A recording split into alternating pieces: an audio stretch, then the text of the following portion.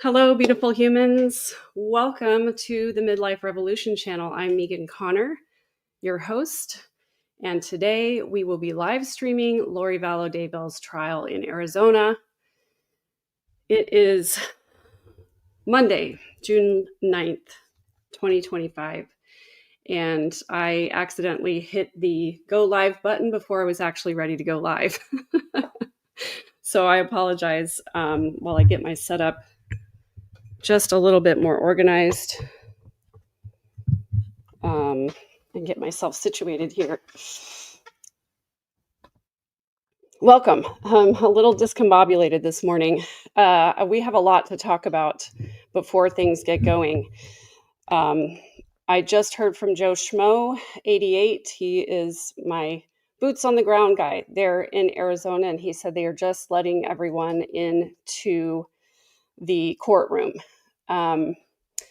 If I could just get a confirmation from somebody that you can hear me okay. I didn't have a chance to test my sound before I hit the live button, and I'm just making sure that you guys can hear me okay. So the first thing I want to mention this morning, okay, good. I'm glad you guys can hear me. Welcome, especially if you're here for the first time. If you're just joining me, and you've never seen me before, my name is Megan Connor. I'm Lori Vallow Daybell's first cousin. We grew up together and we used to be close. And I have been commenting on the case and the trial, covering the trial in an effort to help people understand how Lori got to be the way that she is now. Okay, I'm glad you can hear me okay. I first of all want to mention that today is the day 5 years ago that the children's remains were found on Chad Daybell's property. It is a day I will never forget. Of course, it was one of the hardest days that I've ever had. Thank you so much. I'm always going to announce Fabulous Bad Bitch Hawkins. Thank you for the super chat. I appreciate it. So it is a rough day. Just remembering all of the circumstances surrounding the case and how that all felt on that day 5 years ago. So we are here for justice for JJ, Tylee, Tammy, Charles, and Brandon, and in my opinion, Joe as well. So it's a rough day. The emotions are already pretty high, and my stress level is already pretty high.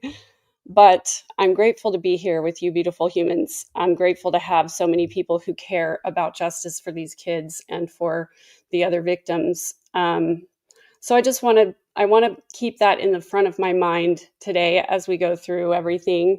Definitely a little more emotional than usual. So we have a lot to talk about. Actually, a lot happened over the weekend, and there's a lot happening already today. First of all, I'm hearing that there may be another issue with Lori and some kind of an illness. So I am keeping up with all the different resources, the reporters that are there in the courtroom, and we're going to make sure that we get all of the up-to-date information this morning. So I just hope that we can keep Tylee and JJ in the front of our minds this morning. So over the weekend, the documents came out that Lori filed an appeal in her Idaho case. And somebody mentioned Profiling Evil, Mike King's channel, that he did a video about this appeal. It's very concise. He goes through it, and it looks like there may be some legal merit to the appeal that they have that they've put in. So I don't know how likely it is, but definitely appeals are always going to be expected in cases like this. So I'll definitely be watching to see what the response to that is. Michelle's Mixed Media Madness. It's been a while since I've seen you. Good to see you here, and welcome to everybody. Welcome to all of you in the chat. Thank you for being here. Please take a second to like if you don't mind. We don't know for sure if Lori is sick again, but there is a rumor that there might be some kind of an issue like that. So I'll keep everybody posted as I get updates from court. They just let all of the media people in to the courtroom this morning, so I haven't heard anything farther than that yet. So just regarding the appeal, I actually listened to, I always like to have a Lori-free weekend when these things are going on. And so I didn't really intend to look up anything about her or the case, but I opened my own YouTube account and there was a notification that somebody was going live and that they were talking about the appeal. And so I went over to this channel. It's a channel that's new to me, but I was happy to see so many of you beautiful humans over there. And the channel is called The Docket, and Eric runs that channel as you know, in the law community, and was going over the appeal. So I listened to that and I learned two new things that I hadn't known before. And granted, I don't know a lot about the first case as far as all of the details and the timeline and the legality and all of that, because I didn't cover it like I'm covering this one. I really unplugged from everything from June 9th of 2020 all the way until, you know, the first part of her trial. And so I learned from the docket that apparently two things. One, Lori apparently talked to an attorney from the Curtin McConkie law firm prior to retaining counsel. And Curtin McConkie is the law firm that represents the Church of Jesus Christ of Latter-day Saints. And I think that they reached out to her, or she reached out to them, I can't remember which, because I guess they wanted her to have competent counsel. And I think I didn't get the entire story, but from what I understand, you know, Lori had chosen Mark Means as an attorney who's also going to represent Chad Daybell. And I guess the church attorneys wanted to offer her some different options. I didn't know that before. So that's a really interesting angle that I want to dig into a little bit as we consider this appeal for her Idaho case. And then the other thing that I didn't know, and I have yet to confirm this, but you know, the timing around the exhumation of Tammy's body and Alex Cox's death have always been very suspicious to me. And that's why I have said in the past, you're never going to be able to convince me that Alex's death was natural because he died the day after Tammy Daybell's body was exhumed. And Chad and Lori had just given Alex, well, mostly Chad, the patriarchal blessing in which they said, you've done a good job here and you're going to know when it's time for you to cross over to the other side. I personally think that it's possible that Zulema had something to do with it, or that Alex took care of it himself. That's always been my suspicion. Now, listening to what was said on the docket, he said that the date of Tammy's exhumation, it's all kind of jumbled up in my mind from all that's been going on around this weekend.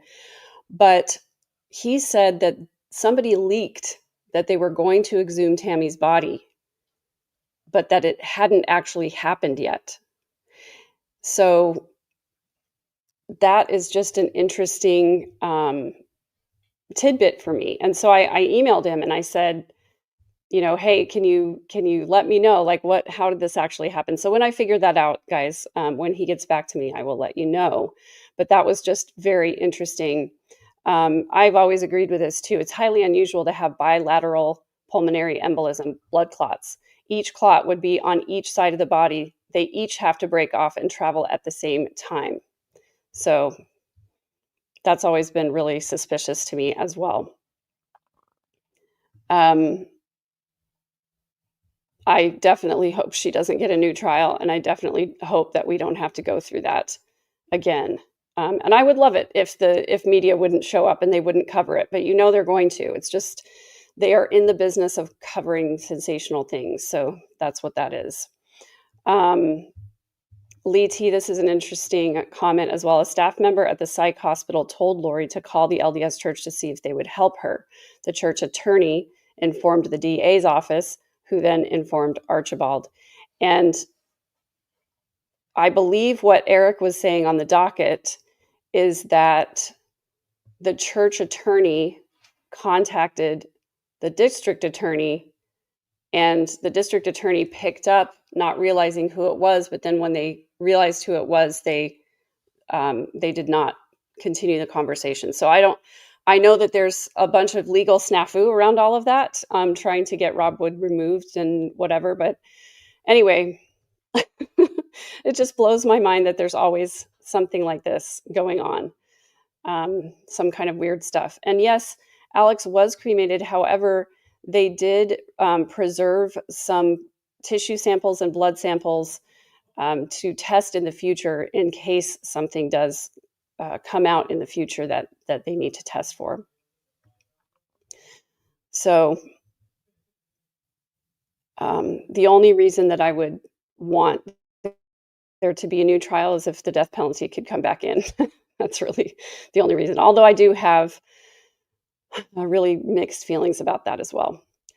You know, case 10, this is an interesting question. Would the church actually protect Lori? I don't know the answer to that question.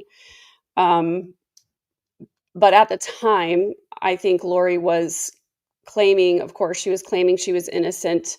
She was claiming that the kids were safe and happy. And she had just been deemed incompetent, and she was in the state mental hospital for over a year. So I don't think that they would actually publicly protect Lori, but they most likely wanted to talk to her to make sure that the church's reputation was going to be protected in all of this. So that could have been a part of it. I would be really interested to know. Well, Thelma, you know, it's only a slim possibility. People who are convicted and they have a life sentence are always going to appeal. That doesn't mean that her appeal will be granted. So they have to, I believe the grand jury has to review the appeal and make a decision about it. So I don't think that it's a big possibility.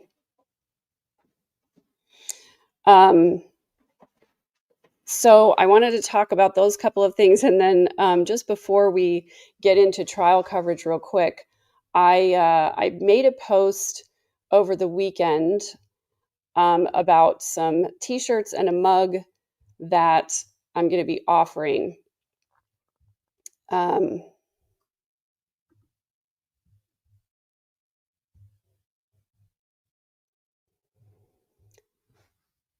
Sorry, guys. I was just checking a message here about court. Nothing new yet about a possible Lori illness. So I made a post about those two shirts and a mug. And there's something about merchandise surrounding this case that has always bothered me. And I've never really wanted to do it, but I thought, okay, if I do it, I'm going to donate the proceeds to something that's going to benefit the kids. And so I decided to check into getting my nonprofit organization re-registered with the state of Texas and getting more, getting another bank account, because I closed the bank account that had to do with it, and basically applying for my 501c3 status. So all of that is in process. The other thing I want to say is that there was something that bothered me. People were asking about getting a shirt that said nonchalant. I always had a problem with that, but I was like, okay, people are asking for it. Let me just see if I can set this up and get it done. Over the weekend, somebody made a comment that they wanted one that said chalant, as in the opposite of nonchalant. And I was like, there it is. Exactly. If I do anything related to merchandise regarding the case, I want it to be everything is the opposite of Lori. I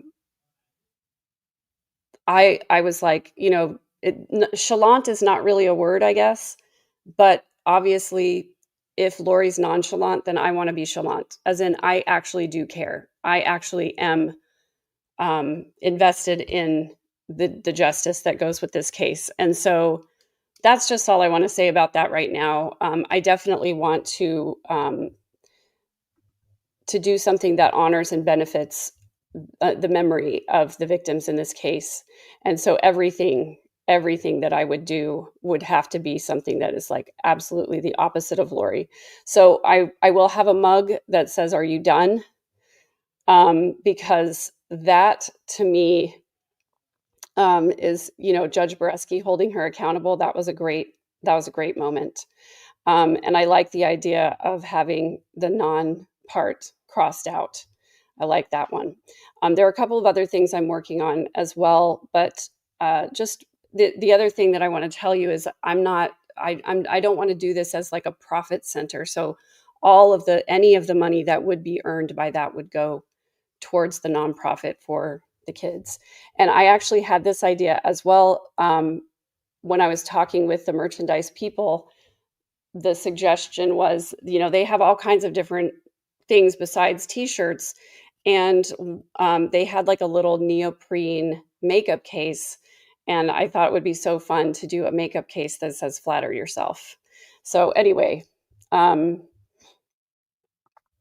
nonprofit organization was called the Beauty for Ashes Fund, and it raised money to help people pay for therapy services who could not afford it. And so I think that, reopening that nonprofit would be something that I would do in honor of the kids. And so anyway, I just wanted to put that out there for you guys.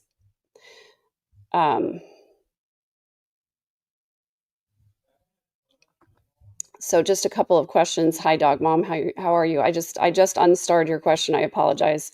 Do you know if Lori's parents and sister are really sending her food and clothing? I don't know that for sure. I really don't know that for sure. So that's it's just speculation on my part that's a possibility, but I don't know for sure. And then your other question, I accidentally just unstarred. Oh, here it is. Okay. Did the church really stand behind Lori through all of this? From what I hear, they were willing to help her through all of this. How can they live with themselves? I don't know. I don't have any proof or evidence that the church tried to help Lori. I really don't know. I did hear that her bishop was visiting her when she was in jail in Rexburg. I don't necessarily have a problem with that because, I think it's important for her to have her religious consideration if she wanted to be visited by the bishop. But I definitely don't, I would hate to hear that the church was supporting her in any way. So they are in court now. And as for those of you who are asking for the bracelets, yeah, and Krista, thank you so much. I have such a hard time with this because being raised Mormon and being in the church for such a long time, in the Church of Jesus Christ of Latter-day Saints, it's hard for me to break the habit of referring to the LDS Church as the church. But I'm doing my best to try and break myself of that habit. And for those of you who are asking for the bracelets, I know that Kresha, who is Kay and Larry's daughter, JJ's aunt, she has a lot of these bracelets with the justice it says justice for Tylee, JJ, Charles, and Tammy. And then I wrote Brandon's name on here and it's in Sharpie and it came off. So she has those. I just don't really know what the best way is to get them to people. And I would be happy to email them, I would be happy to mail them out. If people want to email me with your address, I'd be happy to mail one to you or have Kresha mail one to you. But I don't know how else to get them to people. They were being handed out at the memorial for the kids. So I don't know why the church hasn't excommunicated Lori. They may have, and we just don't have proof of it. The only reason we know that they excommunicated Chad is because we have somebody leaked the letter. So, hey, Dr. Vonda K., it's been a while. I've been meaning to ask, was Barry an educated lawyer and failed the bar, or did he pass and then lose his law license? I don't know the answer to this. I don't know if he ever graduated from BYU. He claims to have gone to Citrus Belt Law School. Just making a note. And I wasn't able to find any proof that he actually graduated or passed the bar or was ever licensed as an attorney. He was not licensed ever in the state of Arizona. We know that for sure because of the cease and desist that he received, but I don't know the answer to your question, unfortunately. Yeah, so I don't know, Ruth, if you would even want to have your email address out there, but if you want to email me, then I can send people's addresses to you and you can mail them out. That would be awesome. I don't think anybody is going to charge for these. They were given to us by a sweet lady who lives in Rexburg, and she had them made and was passing them out. So I also want to mention there is Traveler, this is not somebody I'm related to, so I don't know any details about that. I also wanted to mention that WordWise did an amazing video over the weekend, I believe, and I watched it in its entirety. It was absolutely fascinating. WordWise is a channel that does book recaps, and she saw my episode on Barry Cox and she decided to do a book recap on Barry's book. Now, I was going to do that, but I just could not bring myself to read the whole thing. It just absolutely would have gutted me, and she did. She read the entire thing and she added some details, and it just absolutely perfect. So I'm dropping the link to that video right there because Kit from WordWise, absolutely amazing reporting. And I reached out to her and asked her to please, please, please come on my channel and talk about it because she did some amazing work reading that book and breaking down sovereign citizenship and helping us all understand that movement. It was absolutely fantastic. So I definitely recommend it. Dr. Vonda K, thank you so much for the super chat for the flight ticket. I actually am going to be going to Arizona on Wednesday.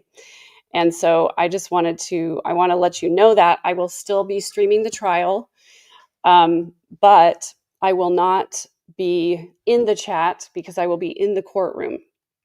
So I will have my moderators help out with chat that day. So you guys can still hang out here together, but I'm going to be in the courtroom. Sam Hughes, thank you so much for gifting memberships. If you guys on your settings turn on accept gifts, then you could be the lucky recipient when people gift memberships. Thank you so much for doing that. I also do have a Patreon, and you can go over there for bonus content as well as free. There's a free Lori Vallow Daybell trial chat and a free just general Megan chat. So you guys can go over there. So now we are back in the courtroom. So I want to share this with you so that you can see what is going on. Detective Pillar is on the stand right now. And as soon as the feed starts, I will definitely be showing the live trial feed as well. But I wanted to start a little bit early to talk about all of that information that I learned over the weekend and to get you up to date here. I did see that report from Nate that people were lining up at 5:30 this morning to see what was going on there in the courtroom.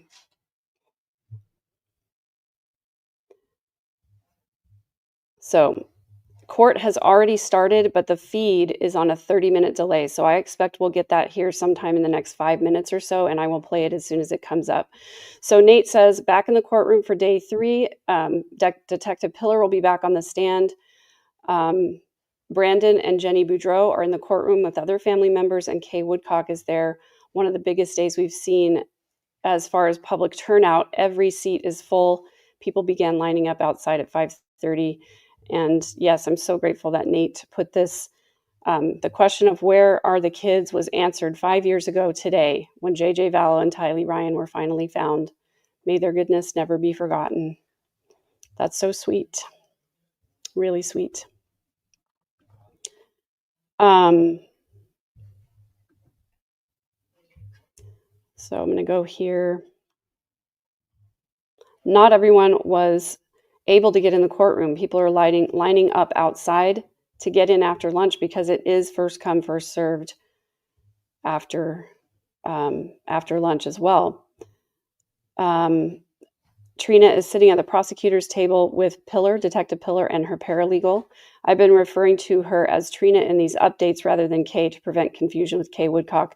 And when I chat about her in my chat, I always just put her initials TK, just to save time and energy when chatting. And if you can hear noise in the background, my kiddos are here. It is summer break, and they are doing their kid things in the household. So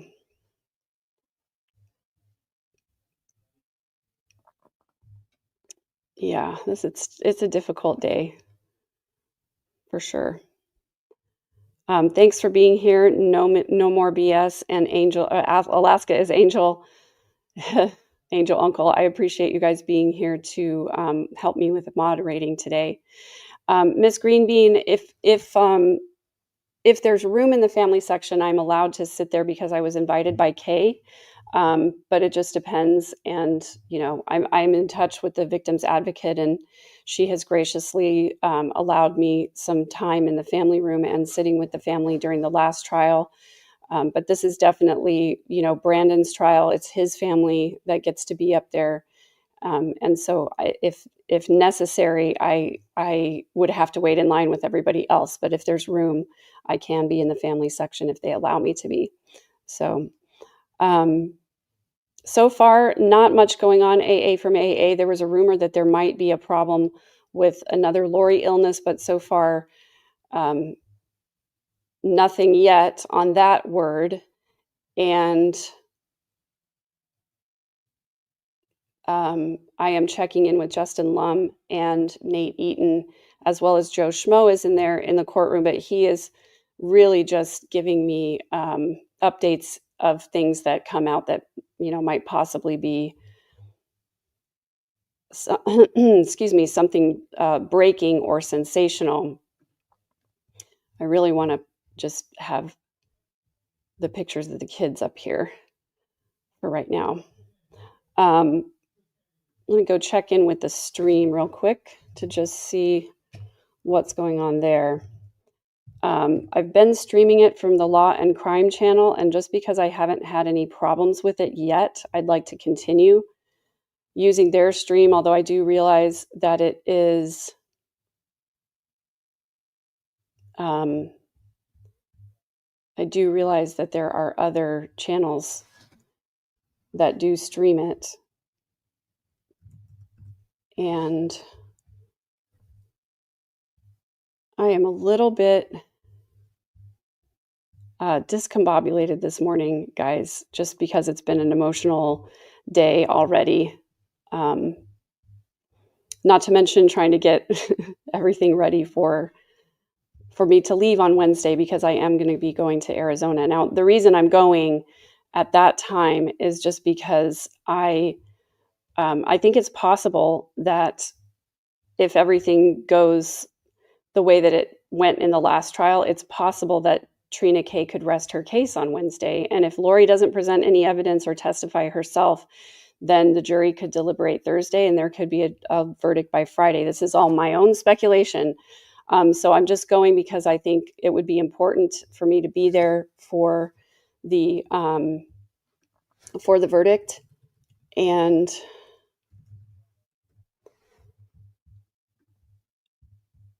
I know that court is supposed to be out of session the following week. And so I just figured I would roll the dice and see if I could the verdict on that day. So Court TV's feed is not scheduled to start until 1 p.m.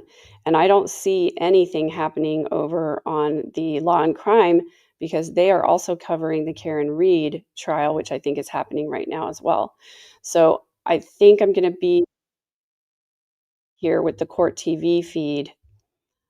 And that's what I'm going to go with. So let me refresh Nate's feed and see what other news we can get from them.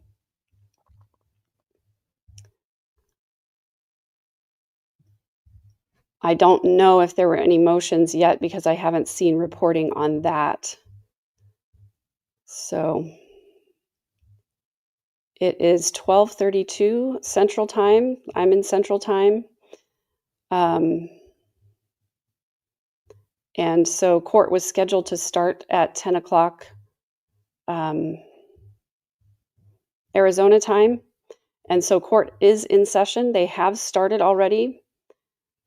And so I'm just reading the reports from the reporters who are in the courtroom until we actually get the video feed.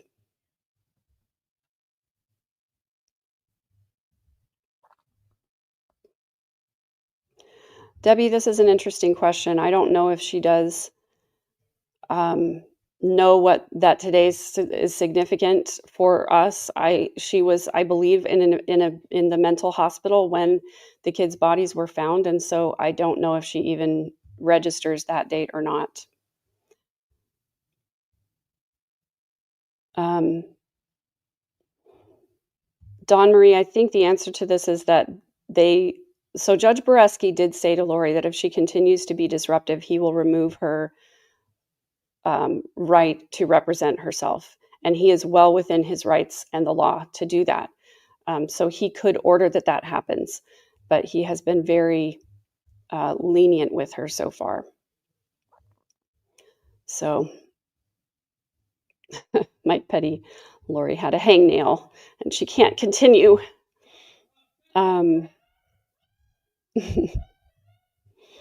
I just love that my kids are enjoying themselves. They're not little. They're the ones that still live with me are 19 and 15. But it's fun to have them here. And my 19-year-old may be moving out pretty soon. So I'm trying to enjoy having him here for as long as I can. It feels really weird for my kids to be out, in the world, not living in the house after having all 6 of them here for a long time. As the house gets emptier, it gets stranger and stranger for me. It took me a long time to adjust my cooking to just a smaller amount of people in the house. So thanks everyone for being here. Over 1,600 people in chat. I love that we have this beautiful community with each other to go through this together and to be here for each other. I really appreciate it. So I start a couple of questions. Lee T. Megan Justin said, Lori's not as sick as last week from his studio. He glossed over it quickly now talking about the Jeep. I'm watching his closed captions. Okay, thank you. I appreciate that report. So maybe there was not an illness issue and maybe it was something else that got taken care of quickly. So yeah, never get used to, I will never get used to being an empty nester. Guy Jamnik, I don't have any proof that Barry was diagnosed. This was an allegation that his oldest daughter, Stacy, made, and I don't know if that is the case or not.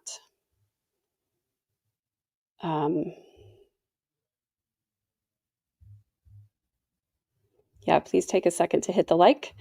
And I'm going to go back over here to Nate Eaton. He usually does very thorough reporting from the courtroom, and Justin Lum does a great job as well. I just have found Nate to be a little more detailed for this case. So he says, Lori's in the courtroom with her advisory attorneys. The judge is on the bench. He asked for a sidebar with the parties. They approach and white noise is played. The judge has asked everyone to clear the courtroom. So here we go. So the courtroom, the participants are headed outside into the lobby area, and likely we're not going to know what is going on. That was 1 minute ago. And so that would be 10:30-ish Arizona time, meaning that they were planning to start right at 10:30, or sorry, yeah, right at 10:30 Arizona time. And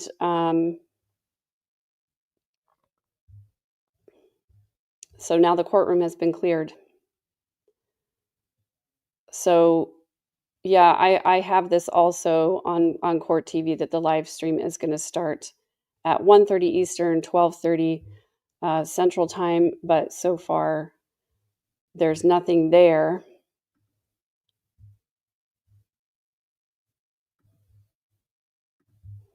And I'm going to go back and look at Law and Crime and see if they have anything up. They've been so reliable in the past. And also, I don't have to worry that I'm going to get some kind of a copyright strike by streaming their stream. And so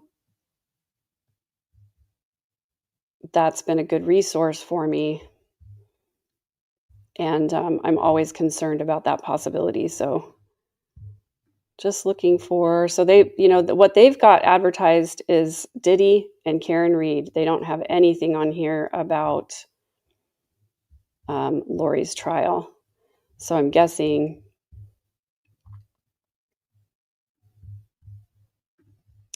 that they won't be streaming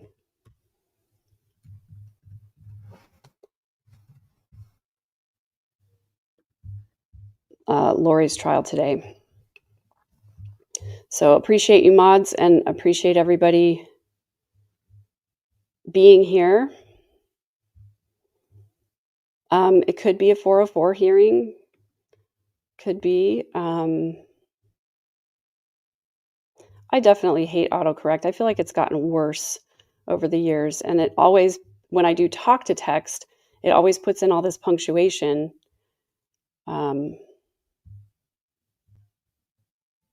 And I don't have any more updates from Nate yet. I very much doubt that she's taken a plea. That would be very out of character for her. I would be very surprised if that was the case.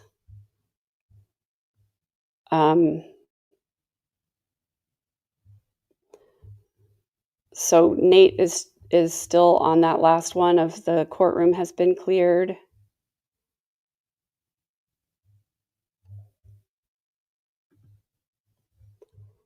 And Justin says, apparently not, as after sidebar ends, we get a look at the state seal via the pool cam. Nate News Now says everyone is asked to clear the courtroom. So maybe I'll go over to Fox 10 Phoenix. I don't believe Trina K offered her a plea. So I don't think that was even on the table for this case. And, who knows what's going to happen to her Idaho case as well.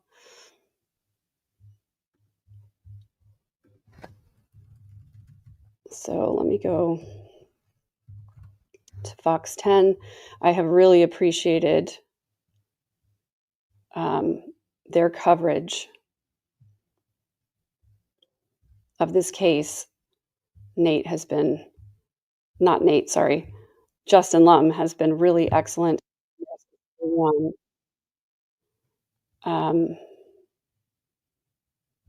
So I'm just going to,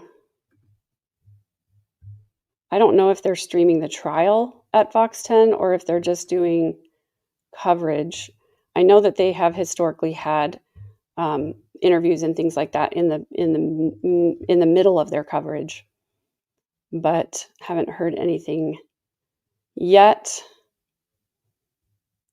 And then I also wanted to point out, Krusha did a great show over on her channel, Difficult Research, with Joe Schmo, where they went over Lori's appeal, and Joe Schmo had an excellent map of the neighborhood. And I want to show that so that people can see exactly what the neighborhood looked like and the movements of the Jeep and everything. So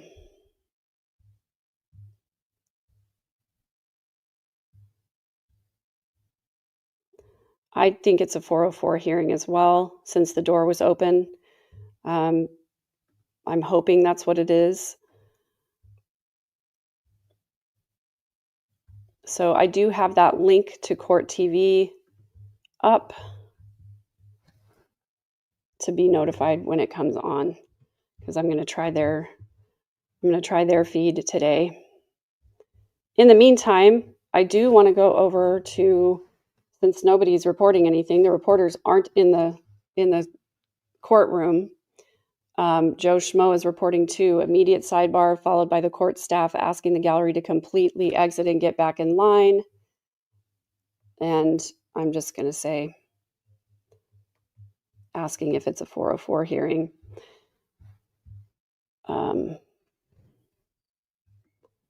So I'm here waiting for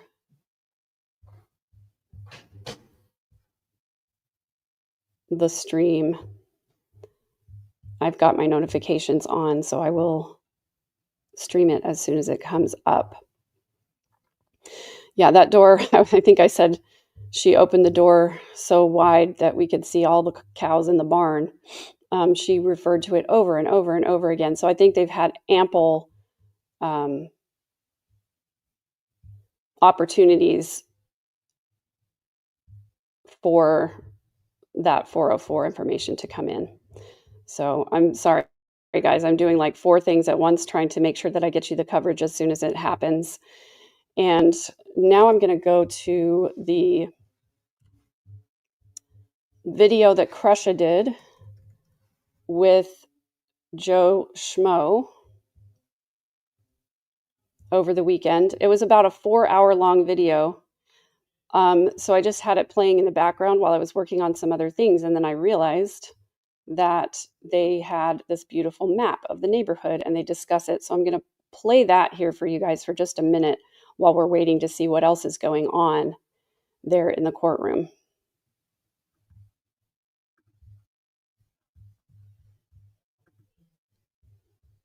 Wild, y'all. I wish I had better words, adjectives, something. It's you heavy. do have it up. I'm sorry. It is. You're good.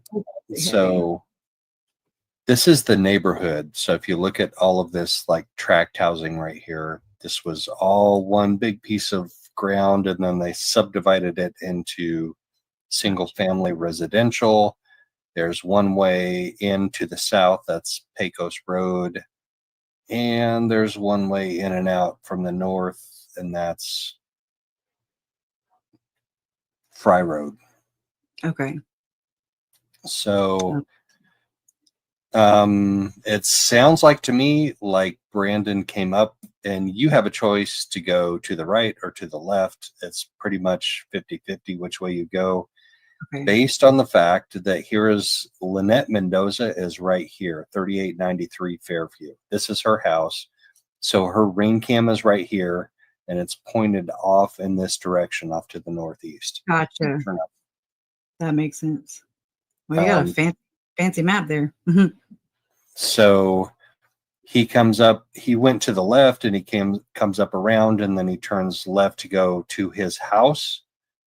And then a few seconds later, we hear the shot, but that's her ring cam right there that we saw. So he comes up this way on Fisher and then turns left on Phelps, and here's his house right here. So it's not very far from where her ring cam picked him up right here to where he turns left. And we can even see kind of at the edge of her property, you could kind of see down his road, right? She could probably see that white van that was parked there. No, she couldn't see that. No. Okay. No, because she's where's she at? She's right there in the corner house. She's right here across from the basketball court. So her her point of view is, so here's the ring cam, and there's her point of view right there. Can you see that? Okay. No, yeah, I'm not talking about, I'm just saying from the edge of her property, she could. It would have been tough because we have these houses here. Yeah, no, she probably couldn't have seen that. No. So where's Brandon's house? Over there. Okay, I see. 3875 right there. Yeah. And you can even see the white van right there. Yep. See that white whenever van? The police go and create the crime scene, you can see the van there. The van's there. Right. It's there on Google Earth. So that means that the Jeep was parked right here in this area. Well, just me wanted to know. That's what I was going to ask, if the subdivision was a flat terrain. That's what just me wants to In know. Arizona, yeah, I would guess so. We're pretty flat here too. Yeah. So there's the Jeep, more or less, when he comes around. Oh no, what did I do? Oh my gosh, you're fired. That. Carolina says Melanie and Ian Pulowski said that Brandon and Kay were both, quote, threatening Lori's life in their interviews with Nate. She believed that Brandon staged his attempted murder. They sure did. They sure did. Yep. And so did Summer. Summer was like blaming my mom. Mm-hmm. I'm trying to remember. She said some not so nice things about Brandon. So point to point from where the shot was fired to where the ring cam is this yellow line right here. That's about 300 feet. That's so crazy. That sound, y'all. It was so like it was again. And we know that from previous trials, we found out that, and I'm not, let's see, I've hunted before, but very limited in my gun knowledge. But Alex was making baffles, like homemade baffles and stuff. So is that a silencer? Is that Jason's probably cussing me in the other room? Like, girl, no, it's this or whatever. But I don't know. Is a baffle? What is a baffle for in a gun? That would be to suppress sound. Wow. Okay. Thank you. 300 feet, but it's 300 feet straight line distance, but you have this house that blocks the sound, you have all of these trees, you have this house that blocks the sound, and you have these trees and these trees that block the sound. So you have sound dampening in between. Yeah, it's just like when you have a vacant home and you walk in, it's echoey, but then when you put furniture into it, it takes that away. Same after the hurricane. The hurricane thinned out a lot of our trees around here, and the sound, it took me a hot minute to get used to the sun. Like, whoa, this is so different. It's so bright. And the sound travels a lot further. I can hear the highway traffic now. Right. So it does make yeah, it does. It makes a huge difference, and it was still loud and startling. So he was right here when he was shot at, and then he came up here to the end of Phelps Street, and then he came up, and that's when he called 911. Okay, yeah. Yep. Then he came up here by the swimming pool, and then he said he saw the Jeep come around behind him and then turn right on Waite. So he did a U-E. So it's not that Alex was that quick. If you really think about it, it's just in real time, your fight or flight, your adrenaline is pumping and you're trying to figure out what just happened. And I mean, he testified to that too, and right. And he's got a Tesla, and Teslas will freaking fly. Like when you hit that gas, they will. You don't hit the gas, Joe. You hit the pedal because it's electric. No, I hit the gas. I don't care if it's an electric car. I'm hitting the gas. Man, right. So he does a UE right there in front of the pool. And then he comes back down around, and somewhere in there he says he can see the car across the field, and I'm just, so maybe he it's said there like was this one vantage point where you could just kind of see. Right. Like probably right here to here, like across Waite. Like he sees the Jeep like get really far east on East Waite, and then he's like, okay, I'm good to go. And the 911 operator says, go back to your house. So the other direction, if you think about it. So what did the Jeep do? Did the Jeep turn around, or am I mixing this all up? Because no, so Alex he was nose to nose, so he would have been facing to my right, to the right of this map. If his butt end was facing, oh wait, okay. Show me where the house is again. Right. Okay, so here's the house. But that way. Okay. So the Jeep is right here. Hold on. The back. Do this. Okay. Bloop. Bloop. Bloop. Bloop. Bloop. There's the Jeep right there. Is it 66 inches tall? I'm joking. And it's facing the, oh gosh darn it. Anyway, it's facing the white van right there. It's nose to nose. So the back Yeah. end is right here. Okay. Facing, So you would think that he would go that way. Did yes. he back in and then go like, I'm just trying to figure So out he probably had to, if he is like right up against that white van, he probably has to back up a little bit. So here we go. Let's do path of travel. Okay. So he's right here, and then he probably has to back up a little bit, and then he has to go here. And then he follows Brandon's path of travel. He goes, which is alarming, here, and then he gets to here, and he sees Brandon's car right up in front of him. And he's like, oh shit, I can't go that way. So Brandon is right here in front of the pool. So he went right instead and then made the loop again? Oh, Lord. No. So he went this way, around, and then he went down Fisher. And then he either went left or right, probably, I don't know which way, probably this way, all the way down to Pecos. So he exited Pecos instead of going up to Fry. Okay. His plan probably was to go to Fry originally because that's the closest exit. But when he saw Brandon's car, he's like, oh shit, I can't do that. I got to go this way. If he did, or was he hunting him and maybe he saw, like, was he in an open place and he's just like, forget about it. It just, yeah, I think his adrenaline was probably going too, just a little. Exactly. Bit.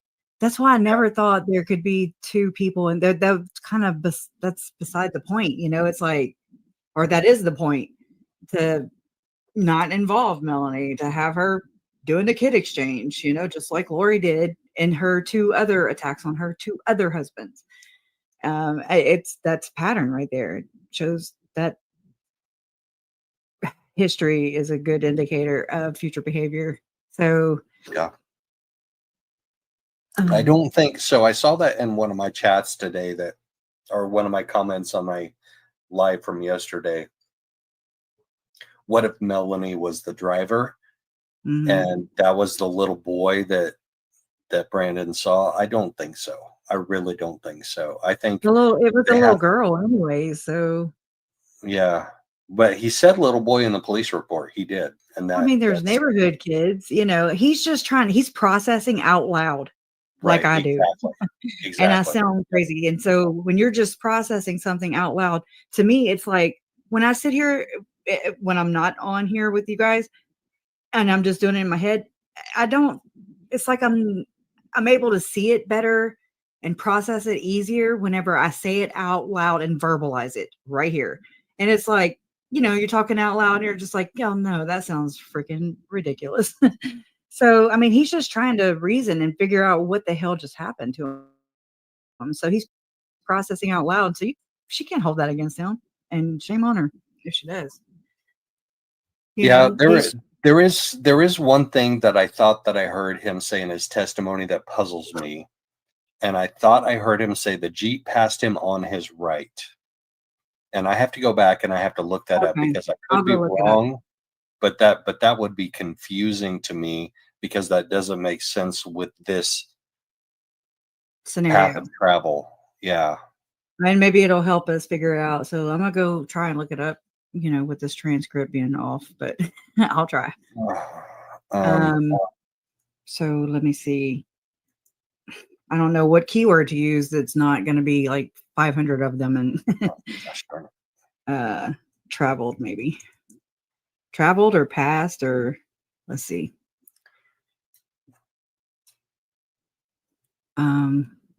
Maybe right, maybe off to the right, because I'm 99% sure I heard him say the Jeep passed him on the right.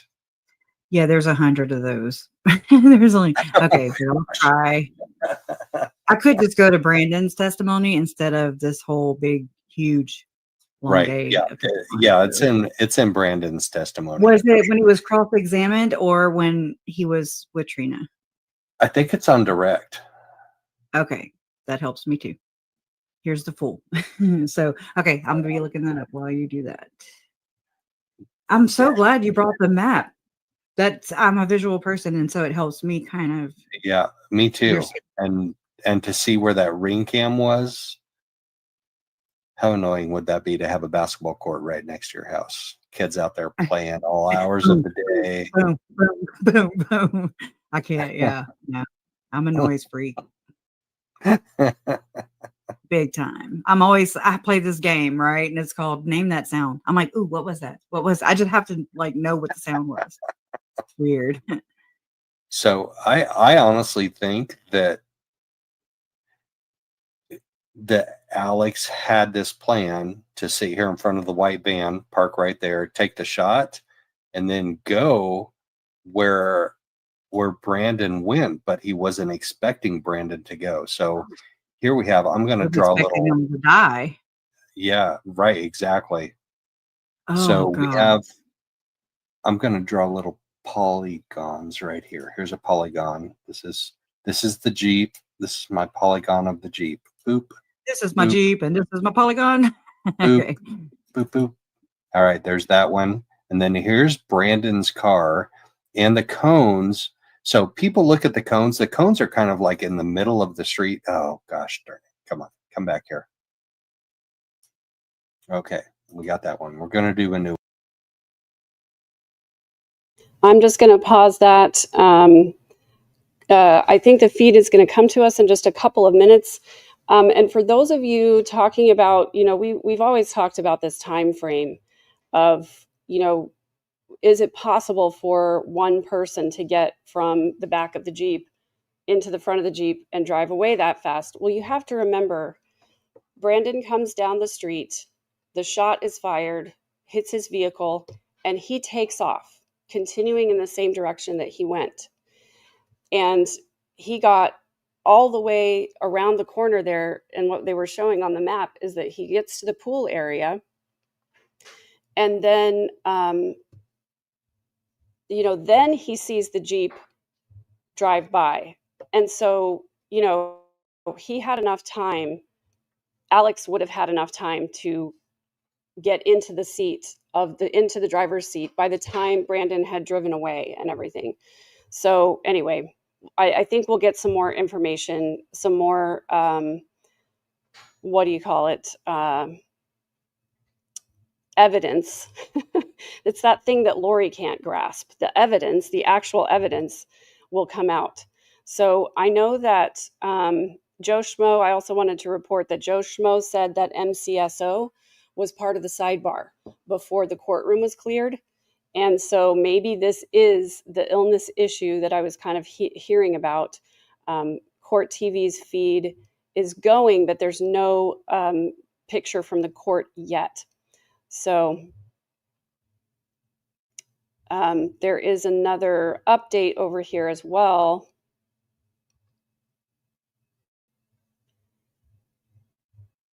That says, oh, sorry, I need to share it.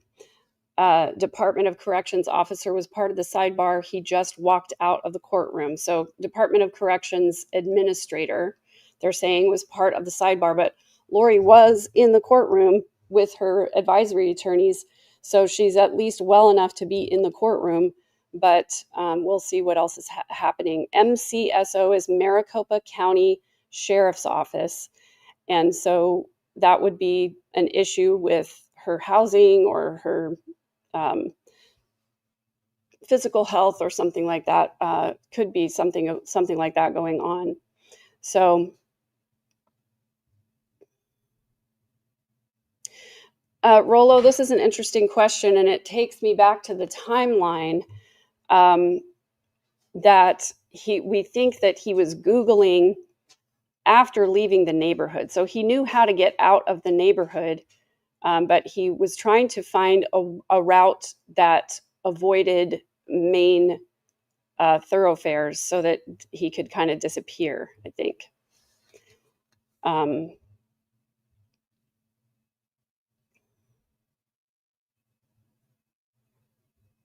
Yeah, we're delayed and we're not really sure why yet. We're waiting to find out. And I think that the feed from Court TV is showing the door at this time. So I'm going to go all the way to make sure that we're here. And I'm going to go ahead and share this so that we can just keep an eye on it. But as of this moment, we do not yet know what is going on.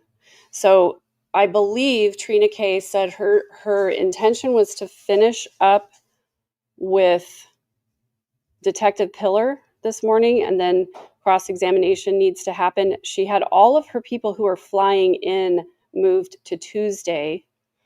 And remember, at the end of court on Friday, she refused to share exactly who she was going to be putting on the stand.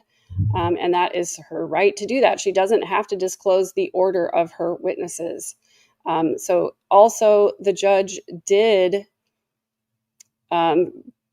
give her permission to have medication with her. They call it KOP, or keep on person.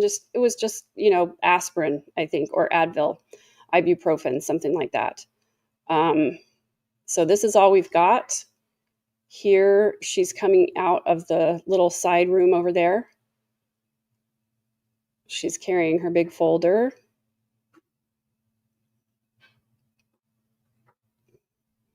Talking with her advisory council there behind her. She's carrying a mask in her left hand. And I'm guessing that might be all we're going to see at the moment. And there is no sound coming from that stream, just so that you know. Tom Evans, good to see you. Tom Evans says Detective Hermosillo is there. Did you know that Hermosillo means beautiful?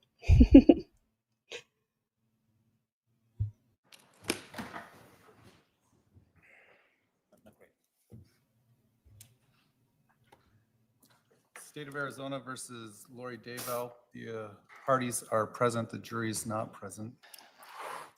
And there's nothing I can do about the sound, you guys. I have it turned up as loud as I can.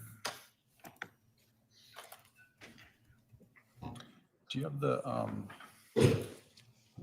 thing up where you can seal the lock? All right, we're gonna do a sidecar and then I'll have it locked. All right. I think because of the number of people I need to talk with, I'm going to do a sidebar up here. Come on up. So here goes the sidebar. Lori is looking like she's walking okay. You can see the rack belt sort of sticking out behind her jacket there. And we've got, so let me show you all the people that are up here. This is her advisory council, also advisory council. This is Trina K, the prosecutor. This is the MCSO administrator. This is Detective Pillar down here. And then, of course, court staff over here. So judge just gave the motion to have the courtroom cleared. But we still don't have any sound. And there's Brandon Boudreaux right there at the bottom of the screen, his wife Jenny to the right of him. And I'm not sure who else right there, but they are clearing the courtroom.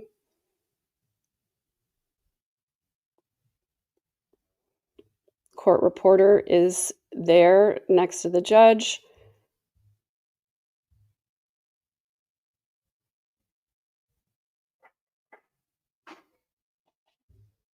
And again, there's no sound on here, so no chance of catching a hot mic or anything else. And Lori's looking over at prosecution like she doesn't really know what's going on. So I am going to speculate that it very well could be a 404B.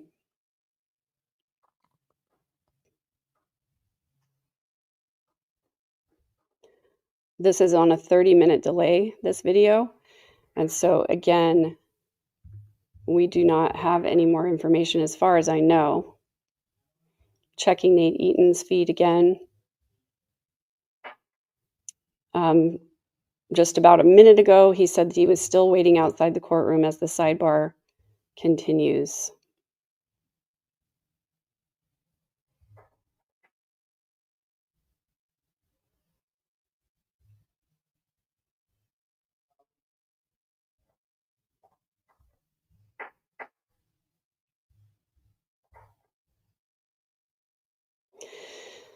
So there's that, and everyone else who is just joining us. The only thing that you have missed so far is that Judge Boreski has cleared the courtroom. We don't know why.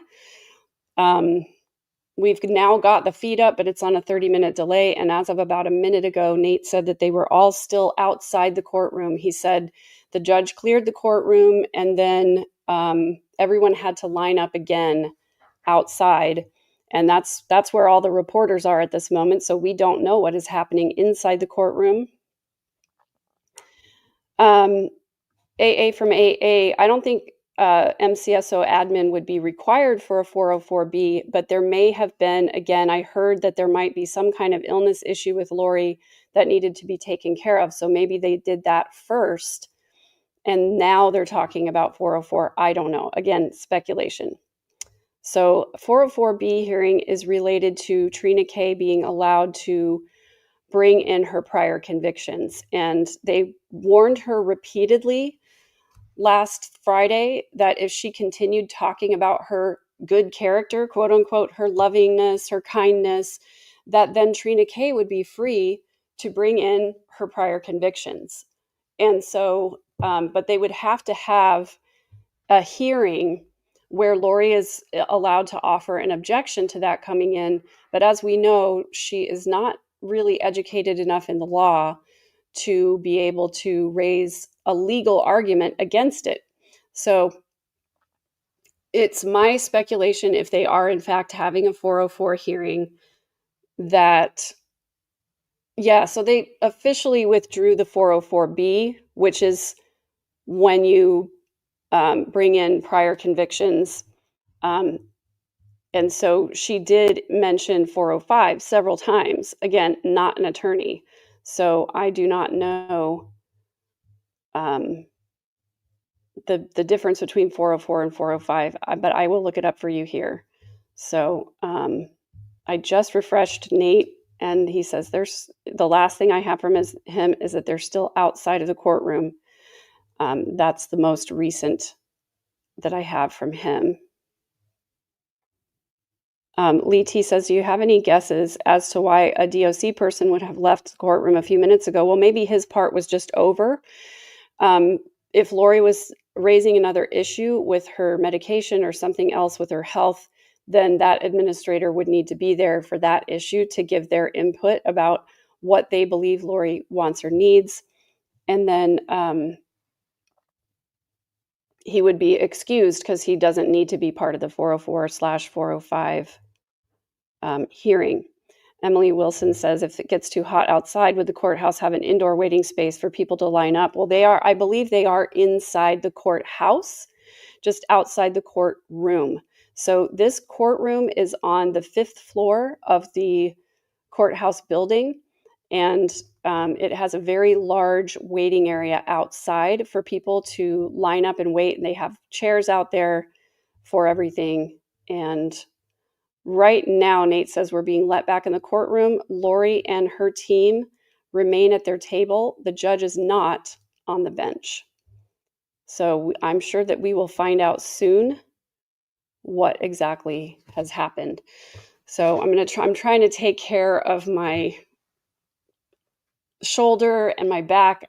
All that sitting on Friday sort of made my shoulder freeze up a little bit, and I've got my computer in front of me here, but I'm reaching out to work on my trackpad, and so I'm trying to do this with my left hand, so I give my right hand my right shoulder a little break. So yeah, I wish there was a way for Kresha and I to merge our live streams. I guess I could invite her. I think we tried to do this one more time.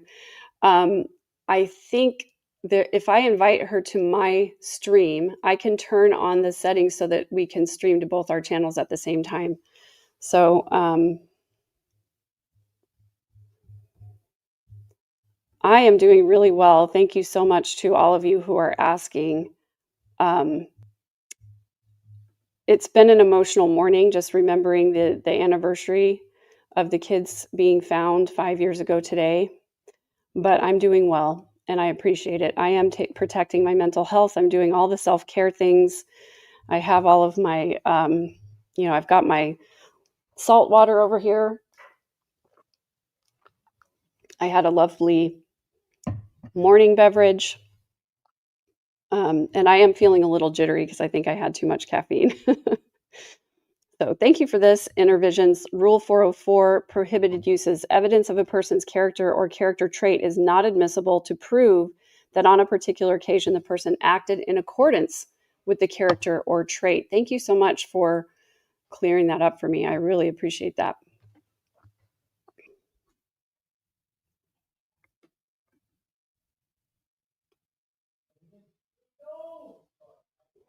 I'm just going to check with Crusher real quick and see if she wants to try and merge. I've definitely done lots of dual streams before. I just don't know if she or I would lose the audience if we switched over. That's what we were kind of trying to figure out. So Jennifer Lawton and all of you who are just joining us this morning, what happened is that everyone was let into the courtroom. There was immediately a sidebar, and then Judge Boreski cleared the courtroom. Everybody waited outside for about 30 minutes, and so we're waiting to find out what that was about, if we are going to find out. Boreski is on the bench. He asks for the jury to be brought in and tells Trina K to get her next witness. So maybe we are not going to hear what that was about. If it was, in fact, a 404 or 405 hearing, then I'm guessing that Trina K will bring in this evidence, whatever character evidence, her prior convictions. She will bring that out during the testimony at some point today.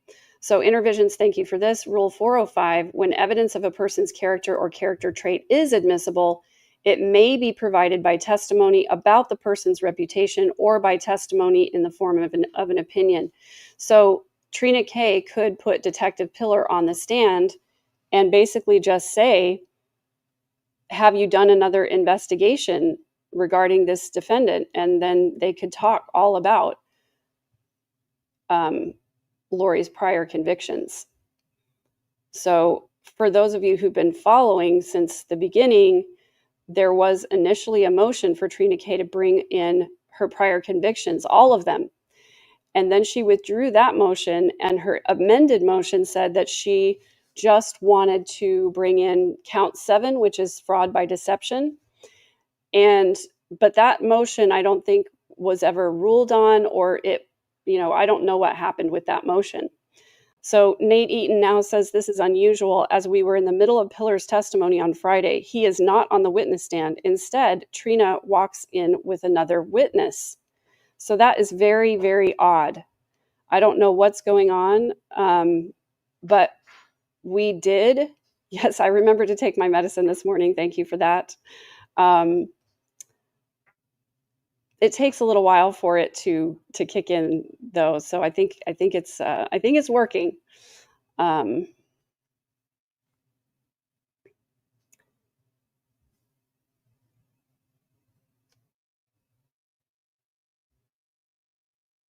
So if you remember, Detective Pillar was on the stand, and we know that Trina K was not finished with that witness because he had just talked about collecting gunshot residue, DNA, and fingerprints from inside the Jeep. So I'm fairly certain Trina K was not finished with that witness, and definitely Lori hasn't cross-examined yet.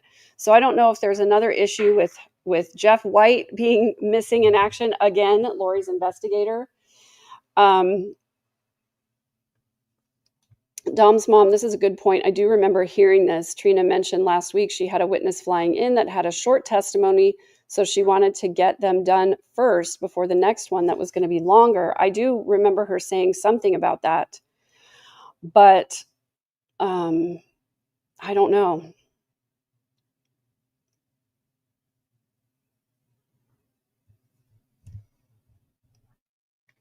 So Nate Eaton, who is there in the courtroom, is reporting and has said that the judge thanks the jury for their patience. He says an issue came up and not to speculate about what happened. He says we're moving on to another witness. His name is Daniel Moss. Moss owns a window tinting shop in Rexburg, Idaho. He's owned the shop since 2008. So yes, this is a person that would have had to fly in from Idaho. And I'm assuming that he's going to testify as to having Alex Cox bring the Jeep in for tinting. I believe Alex was at the tinting shop on the 25th of September. That is the same day that Melanie Boudreaux Pulowski flew from Arizona to Idaho. And then she came back a few days later, which was just a couple of days before the shooting occurred. And I agree with you, AA from AA. If I were on the jury, I would speculate. I'd be like, okay, what was that about? But I guess what the intent is, don't let any kind of speculation like that sway your opinion one way or another about the case. So, and history underfoot, I agree with this. Small business owners can't take extensive time off to wait around for Lori Noreen, which I think I like calling her calling her that much better than Lori Vallow Daybell. Lori Noreen. The windows were already tinted, and Alex took them in to have them tinted even darker to get the darkest possible tint, even though in a lot of places the darkest tint is illegal. But you can get a tint shop to do it for you, but you could get pulled over and you could get a ticket for that until you have your tint removed. So yeah, the jury can't speculate, as it might be unrelated, but I'm just saying it's human nature to speculate. And I certainly would be speculating. I would just try not to let it influence my opinion. So I'm sorry you're not feeling well, SP Mama 444. I hope you get better soon.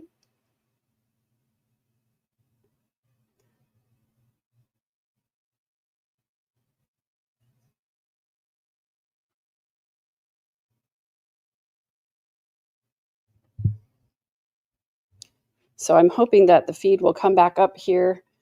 In the meantime, I always check in with both Justin and Nate's X feed because they do a good job of reporting from the courtroom.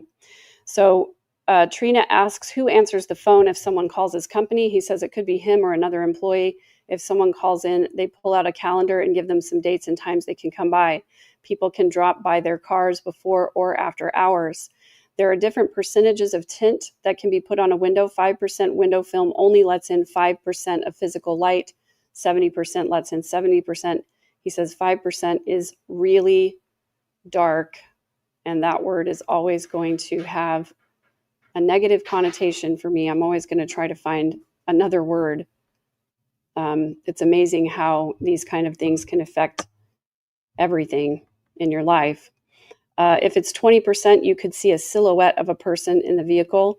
Trina asks about some business he did on September 23rd and September 25th, 2019. She moves to admit an exhibit, which I'm going to speculate could be the receipt from the window tinting. Thanks for being here, everybody. I really appreciate it. Thanks for all of your likes and sharing of the channel. I know there's lots of new people here, and I just want to welcome you. I am Megan Connor. Lori Vallow Daybell is my cousin. I spent a lot of time around the Cox family and have insights about how Lori got the way that she is and the family dynamics that created Lori and Alex. Although I have a lot less insight into Alex because he's somewhat of an enigma, having the inability to form attachments with people and really, I think, lacking empathy, but he was always the jokester And he was trying to be a stand-up comedian, but he had lots and lots of jobs. He would go from job to job. And we always joked around a little bit about Alex's different jobs that he had. And I interviewed a man named Randy Watts on my channel a few weeks ago, who knew Alex well and worked with him when they were both working for a company that cleaned porta potties. And we endlessly made fun of Alex for that. If you ask me, I don't really think Alex was that funny either, Mike Petty. And the one stand-up routine that is kind of out there where he discusses tasing Joe Ryan is racist and in poor taste, if you ask me. So I did also do a video on Barry Cox, and I'm very proud of the work that I did on that. I spent about a month researching it. Lots of documents, and a lot of background also into Melanie Boudreaux-Pulowski, because she is the daughter of Barry and Janice's oldest daughter, Stacy. And in Stacy's divorce from Steve, there's a lot of information about Melanie and her growing up years. And I think that lends itself to have us understand this case a little better and why Lori was so important in Melanie's life. Because Melanie lost her mom at a young age. Melanie was only, I believe, 9 years old when her mom, Stacy, died. And Steve, who is her dad, did a lot to keep her away from the Cox family. But then she ended up locating Adam, since he's a radio DJ and he was, publicly available. It was easy to find him. She ended up contacting Adam, getting back in touch with the family. And from that point on, Lori really was a mother figure to Melanie. So I want to let you guys know as well that when this case is over, I will still be digging into true crime, because I think there is an excellent intersection of true crime, narcissism, and high demand religion. And I was raised around narcissists. I've been around narcissistic people my whole life, and I have done a lot of reading and research into personality disorders and how to heal from the abuse that you suffer when someone like that is in your life. And so I will be having, at a very minimum, every Tuesday, I will have a live True Crime Tuesday around this same time, maybe a little bit earlier in the day, where I'll be keeping up with cases like this and people like Lori. We are still waiting for trial to start. What happened is they came in this morning, and then Judge Bresky cleared the courtroom for a sidebar. And we have yet to find out what the sidebar was about, because now all we know is that Detective Pillar does not finish his testimony. And right now there's another witness on the stand who is the window tinting business owner from Idaho. Nate reports now, he's saying that we see the exhibit. It shows a lot of phone numbers that called the store. One of the numbers is from a 480 Arizona number. The person asked about getting a tint on their Jeep. Moss says he scheduled that appointment and tint was put on the Jeep. A few days after the original inquiry, Moss sent a text to the number to set up an appointment. He told the person to drop the Jeep off at 9 a.m. to have the work done. Trina now shows a photo of the Jeep in the shop. Moss is cleaning some windows before putting a film on the glass. And that was just a minute ago. So we don't know what the sidebar was about. We don't know why they cleared the courtroom. All I can tell you is that there's another witness on the stand, and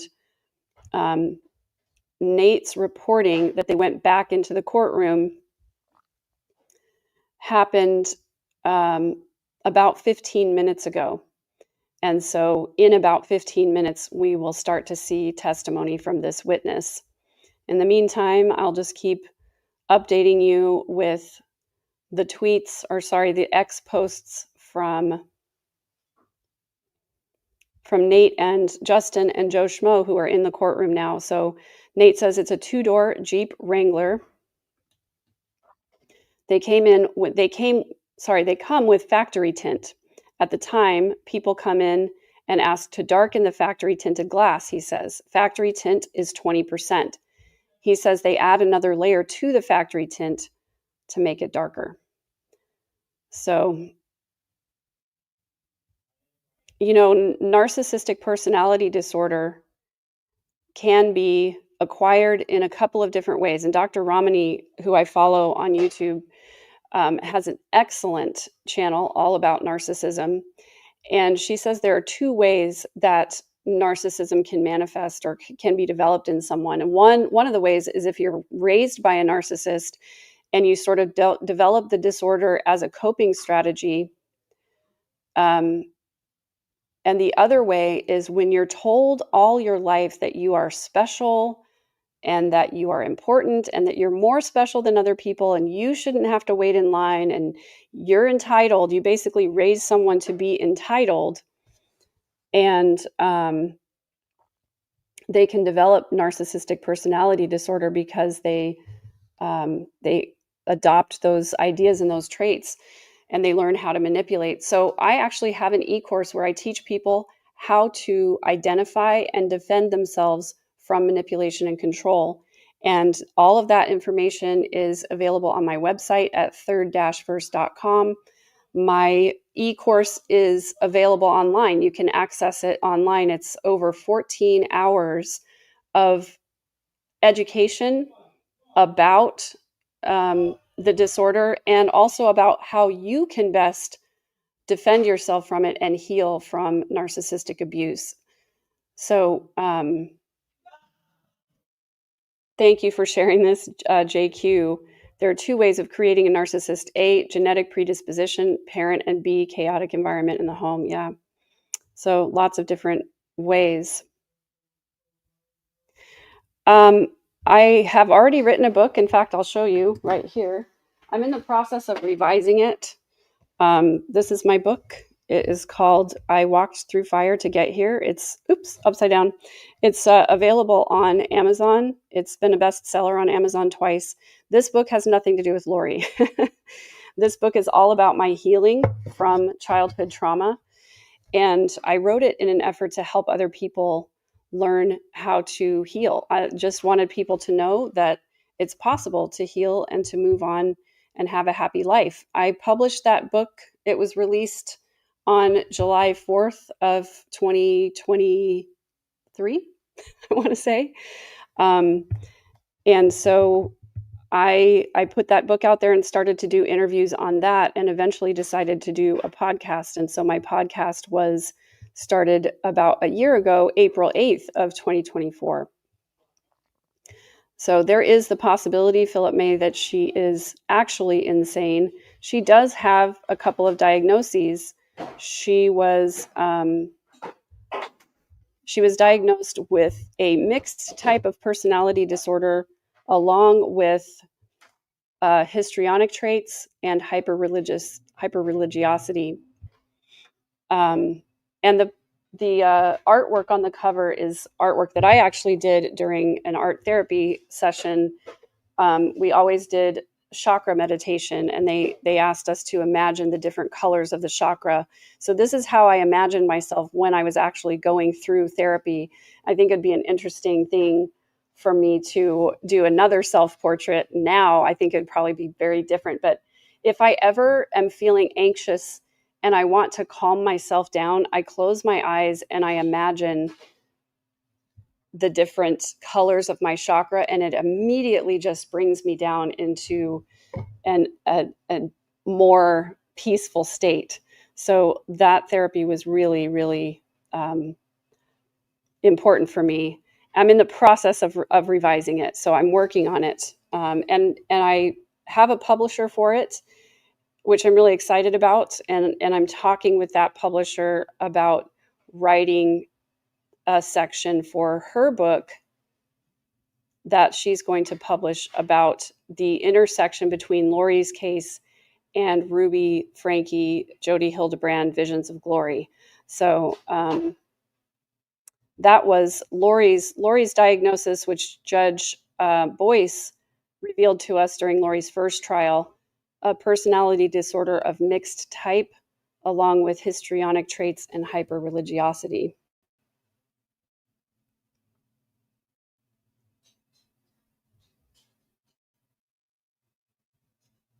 So that's tomorrow. Okay. Thank you for this, Tom Evans. It's an important book for everyone. We all need to understand the abuse and the people who have suffered it. And hopefully just so that people, when I was going through what I was going through, I didn't really have a lot of hope that I was going to get any better. And so I wrote the book so that people would know it was possible to heal.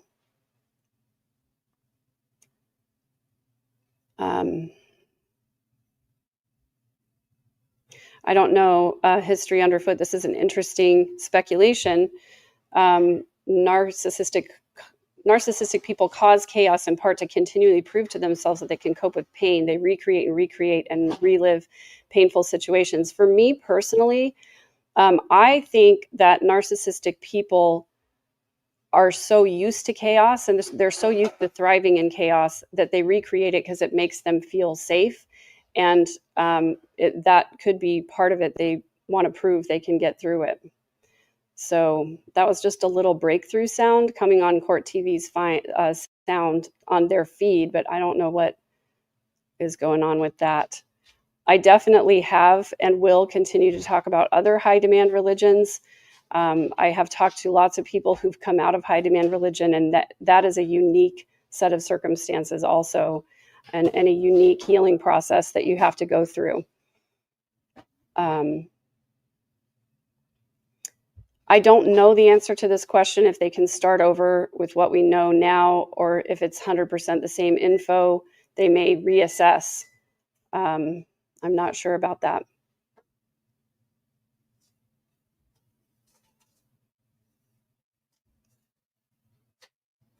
Thanks, guys. Thank you so much for the kindness and the support. I really appreciate it. It's good to be here with people who care so much about justice for all of the victims in this case. And I think that makes you beautiful people. Yes, Ruby Frankie's daughter also wrote a book called The House of My Mother, and that was a really insightful book. It was incredibly well written. I highly recommend it. I did an episode on Mormon stories with Lauren Matthias of Hidden True Crime and our friend Mindy Caldwell, where we dug into that book, and it was really, really eye-opening. We also did an episode where we looked at the documentary that came out, and that was really important as well. Give me just 1 second, guys.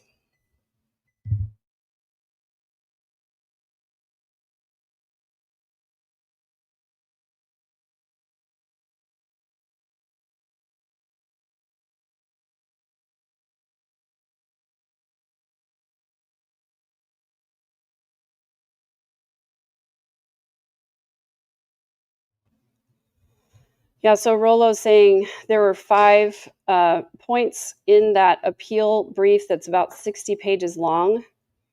And one of the issues has to do with her not getting to choose her own attorney. Another one is speedy trial. I don't remember exactly the other ones, but it is going to be some of the things. I will go through that. I just don't have the bandwidth for it right now. So, hey there, C. Cheadle. Good to see you as well. Yeah, and there definitely are predators and predators in every religion. And, I've talked a lot too about cult dynamics. Any group of people, and even a relationship between two people, can be cult-like. And Dr. Stephen Hassan does a lot of wonderful work on cults.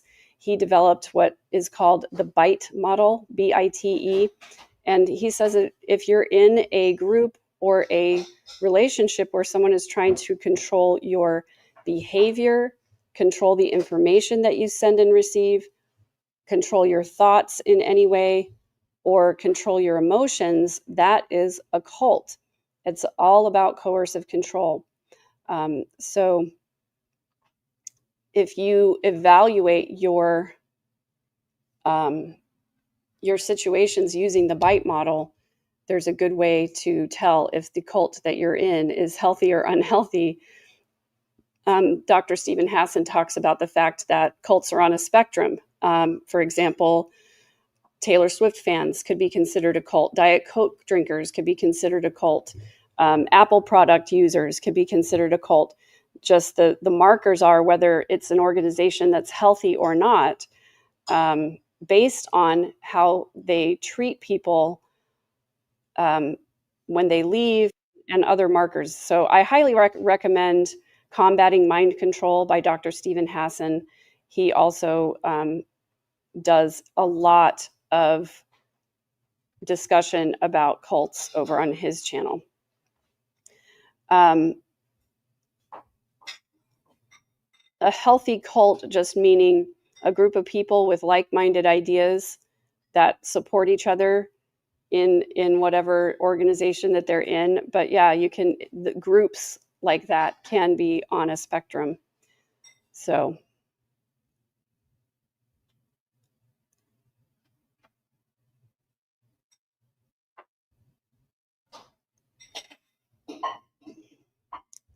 okay, so I am going back to Nate's reporting here just so that we can have something new to talk about.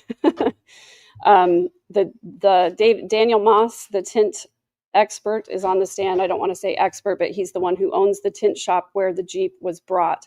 So the last we left off, he was educating us about the fact that they put a second layer of film to the factory tint to make it darker.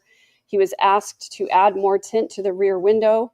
If someone was laying or sitting in the back of this Jeep and you wanted to look in there, you wouldn't be able to see them, Trina asks. Lori objects based on speculation. Judge overrules. Wow, that's actually a decent objection, Lori.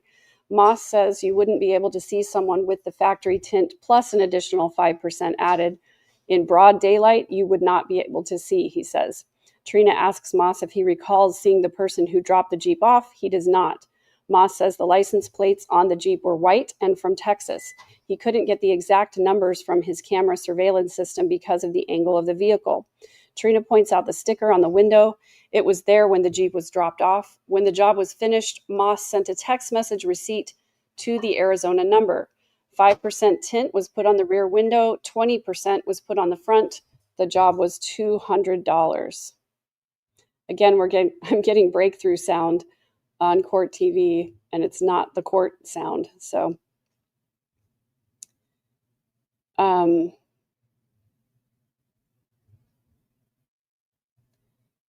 job took about an hour on September 25th, 2019. Moss does not recall seeing the person who picked it up.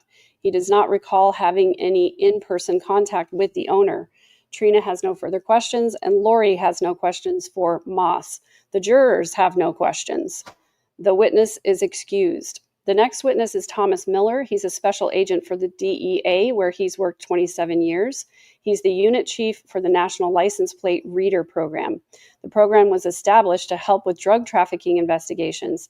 Trina asks what a license plate reader is. Miller says it's a camera normally positioned on routes utilized by drug traffickers. The camera focuses on license plates and creates images while creating an XML text type file. Trina asks about a system used to access the information saved from the LPR or license plate reader cameras. The headquarters for the program are in El Paso. Go figure. Law enforcement can gain access to the platform. Diesel is the name of the program. Trina asks what information the cameras capture. It depends on the camera, software, etc. Sometimes it will just be the back plate. Sometimes it's the front plate. Sometimes it's both, and sometimes it's the entire vehicle. The reader in Holbrook, Arizona, captures the back license plate. Trina moves to admit an exhibit. Well, that's disappointing because I was hoping that the camera would have caught a picture of Alex driving the vehicle and if there potentially was anybody else inside.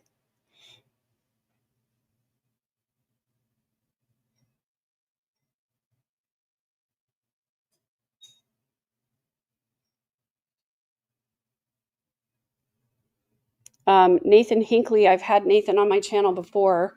He and his daughter on an episode of Mormon Stories today, supposed to be very emotional. I like Mormon stories. I love John DeLynn is a good friend of mine. No more BS. I identify with this. I kept seeing Nissan Rogues over the weekend after seeing that picture where we saw the Jeep in the garage at the Chandler house. The Nissan Rogue was right next to it, and then Alex's truck was in the driveway. And then this weekend, I kept seeing Nissan Rogues everywhere going, oh.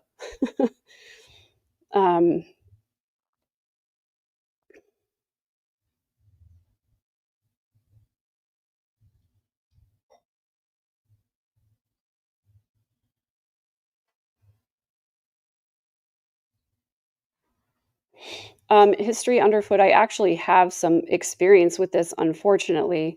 I'm going to switch over to the court stream just so we make sure. There is a personality disorder called obsessive compulsive personality disorder. And there is a lot of overlap between the traits on those two personality disorders, narcissism and OCPD. And a lot of those are that black and white thinking and an inability to, a certain rigidity and inability to be flexible in thinking and things like that. So yeah, that's my opinion. I'm not a licensed clinician or anything, but I have a lot of experience dealing with people with these disorders. And in an effort to understand them, my family, and the people that I've been around, I've done a lot of research about it and basically how to manage those people. From what I understand, people with personality disorders do not get better because they frequently or the majority of the time they don't seek treatment. And when they do seek treatment because they've been ordered to in some way, they don't generally get better because they don't do the work outside of therapy that needs to be done to actually change your perceptions of yourself and other people. Another marker of people with personality disorders is that they don't think there's anything wrong with them or the way that they relate to other people. And so they don't see any reason to go seek treatment for that. So this is interesting. Person in my life who I thought was a narcissist, I think might be OCPD. Learned a new term today. It's made me gentler in response. And that's for me too. Really understanding the limitations of people with personality disorders has helped me to have a lot of empathy for them, and also to change my expectations for my relationship with them. And that has saved me so much stress and angst to just know, oh, they're not capable of this. Basically, they have the emotional bandwidth of a teenager. And so expecting them to act and react in healthy ways is an exercise in frustration. And that's why I love I sort of reframed this as, this is a trip to the zoo. We're going to go to the monkey cage. We know what to expect when we look at the monkey cage. There's going to be a lot of flinging poo going around. And so I'm not surprised by it. It's just what happens when you go to see the monkey cage. So it has really helped me to be less emotionally invested in the way that Lori acts. Thanks for having such a wonderful chat. Fun, brilliant, and refreshing. I appreciate all of you who are here with us today. History underfoot, changing my expectations has been the biggest change. Sometimes I feel like I'm dealing with a toddler who won't ever grow up. And yeah, I think that is definitely an apt way to describe it for sure. So for those of you who are just joining us, we are still waiting for the feed to resume. Everyone is back in the courtroom now. They are interviewing witnesses. We just had the person who owns the tint shop where the Jeep was tinted on the stand. And now we have another witness on the stand telling about license plate readers. But that's the last that we have, or actually just refreshed it here. So give me 1 second. Oh, here we go. Do you want to get your Starting back up. ready? I'm going to go ahead and mute, guys, and I will be here with you in the chat. Thanks for being here with us today.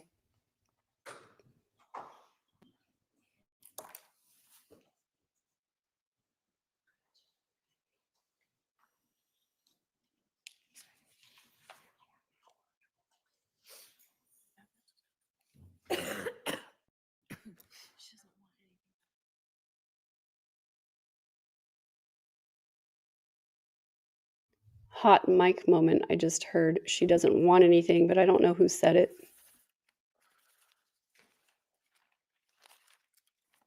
Debbie, this feed is always going to be on a 30-minute delay. That's an order from the judge.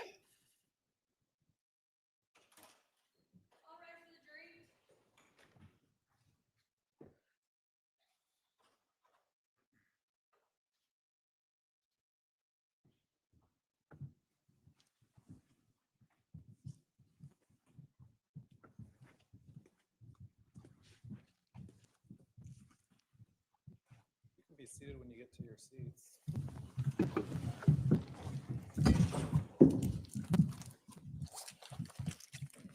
All right, please be seated. The jury is present.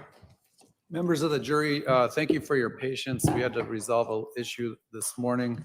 Please don't speculate on that, and it's no one's fault as to why there was a delay getting started this morning. If you'll recall, on Friday afternoon, we started testimony from the case agent who's seated at the prosecutor's table. And we're going to take another witness out of order now, so we'll resume him at a later time. But at this time, the state's going to take a witness out of order. Go ahead and call your next witness. Thank you. The state will call Daniel Moss. All right, so you're going to come stand right here in front of my clerk, and she's going to swear you in. Hello. Can you please state and spell your first and last name?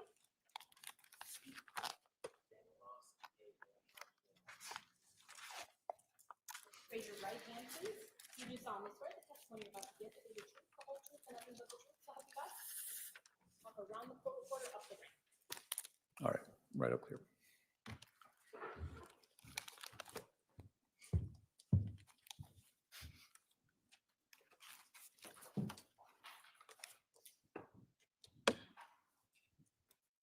And if you can scoot in close to the mic. Thank you. Would you please introduce yourself to the jury? My name's Dan Moss. I own a window tinting shop in Idaho, Rexburg, Idaho. How long have you owned a window tinting shop there in Rexburg, Idaho? Since 2008. And is it just you working there, or do you have others working for you? We have other employees. Okay. Do you have a website for your company? Yes. And how do you get business? Do people come in? Can they call you to get a quote? What happens when someone is interested in getting their car tinted? They can stop by and get a quote. They can email us through the website. There's a phone number on the website. They can call, text. Pretty much, we make it as easy as possible. Okay. If someone calls, who answers? Is there like an office phone or? There's a shop phone, so it could be me or one of the other employees. Okay. And if someone calls in and requests a window tint job, how do you set up sometimes to tell them when an appointment might be available? If somebody calls in, we just pull out a calendar right then and just give them some dates and times that they can come by. They can, if that doesn't work for them, usually they can drop off the car before hours or after hours. Okay. Do you ever send them like a text saying, we have an appointment available at this time? Would that work for you? Every day. Okay.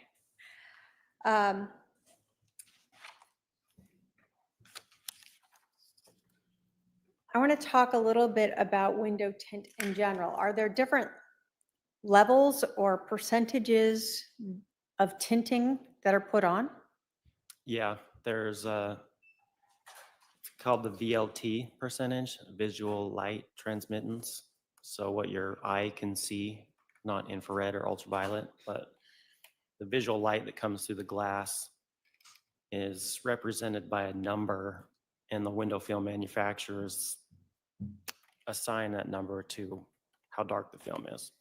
Okay. So 5% window film only lets in 5% of the visible light. 70% lets in 70% of the light, essentially looks clear, where 5% is black, really dark.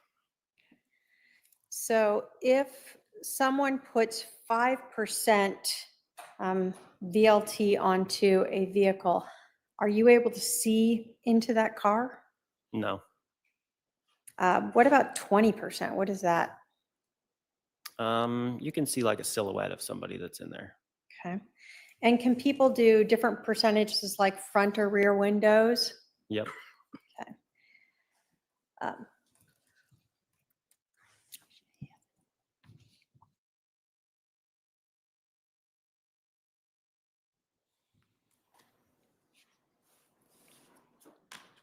Now, I want to talk to you about some business that you did with back on September 23rd and 25th of 2019. I've shown the defendant Exhibit 183. If I can have my paralegal approach with that.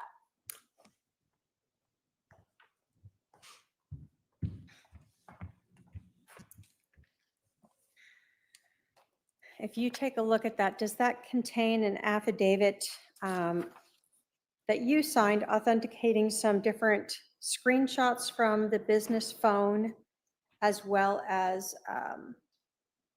screenshots from your camera system in your business? Yes, it does.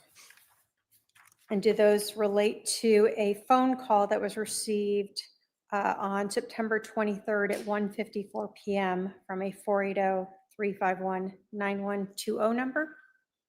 Yes. And then sort of the business of tinting relating to that initial call. Yes. The state will move to admit Exhibit 183. I think that's what I said. 183 is a packet. Yes.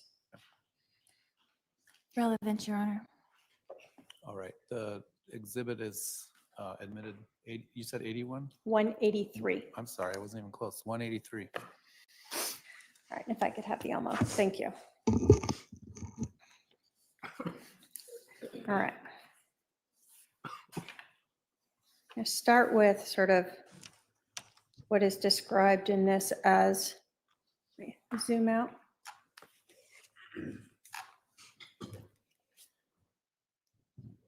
Were you contacted at some point by law enforcement and asked about an individual with that 480-320 number contacting your business to have window tint put on a Jeep? Yes. And did you, in fact, end up scheduling an appointment and, in fact, putting tint on a Jeep? Yes. So did you provide law enforcement, starting with this first page of 183's attachments, a screenshot of your phone showing when you received that first call from the 480-20 number? Yeah. And so this was September 23rd of 2019? Yes. And then that was at the 1:54 p.m. Yes.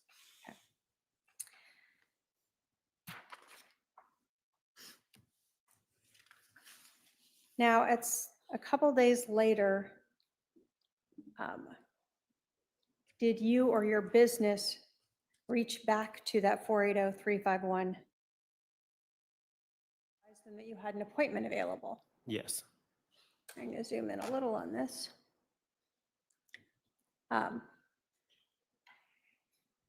Is this, I guess, the message that was sent that was kept as part of your business records regarding setting up a time for this individual to bring in their Jeep? Yes. So on September 25th, they were advised they could drop the Jeep off at 9 to have work done? Yes. Okay. Was this a message that you sent out? Yes. And so when you're sending this in the morning at 7:27 a.m. and you're advising them that they can drop off the car and it will be worked on? Yeah. Okay.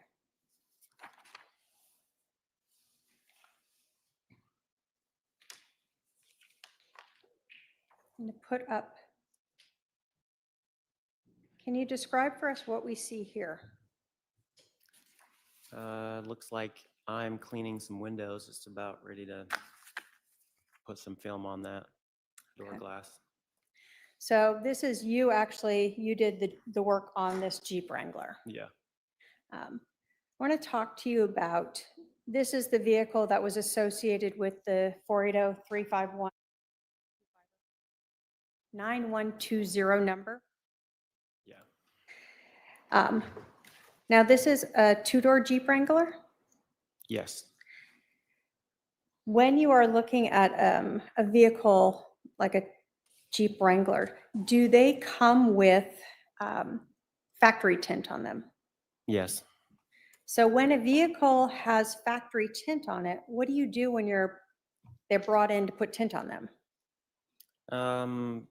All the time people come in and ask to darken the factory tinted glass, because the factory tinted glass is usually like a 20% VLT, and you just layer another dark layer on top of it. Okay. So you don't have to try to take off that other tint. You're just putting another layer on top of it. Yep. So in this case, you said you were cleaning, we can see a spray bottle, you clean the glass before you put the next layer on. Yep. When you are talking about different percentages of tint, in this case, do you recall being asked to put a 5% tint on the rear windows? Yes. So if there's already tint on the car and then you add the 5%, does that make it even darker than what we would expect on a normal 5%? Yeah. If you slide a VLT meter on there, like all officers have usually in their car, it will usually net like 2% or 0% VLT. And so would that mean you can't see anything in the back? Yeah, dark. So if someone was laying or sitting in the back of this Jeep and you tried to walk by and look in there, you wouldn't be able to see it. Objection. Speculation. Overruled. Having worked on these cars and seen what this looks like, are you familiar with whether or not you can see someone inside the vehicle with that dark of tint? Yes, definitely. So from your personal experience, you are telling us that with the 5% and then the additional factory tint, you would not be able to see into the back of that Jeep. Broad daylight, you can't see in. Now, the 20% that's in these front windows on top of the factory, would you still have some ability to see in? Yes. Okay. When you were talking to us earlier, you said that people are able to drop off their vehicles to be worked on. Yes. Do you recall in this case whether or not you saw the person who dropped this off? I do not. Okay. Now, we see that you have some cameras inside your shop for you to work on. Did you attempt to screenshot images to show the rear license plate of this vehicle? Yes. And I'm going to put some of these up, also part of packet 183. Do you recall the colors of the license plate on that Jeep? They were white. Okay. Did it have black lettering? Yes. Okay. So is that an Idaho plate? No. Okay. Did you know what state plate that was? Texas. I would guess. Texas? Could I get you to speak up just a little bit? Thanks. So it was a white plate with black lettering that you recognized to be from Texas, Yes. but you were unable to get the exact lettering of that plate from your surveillance system. Correct. At the distance and angle, it was blurry. Okay.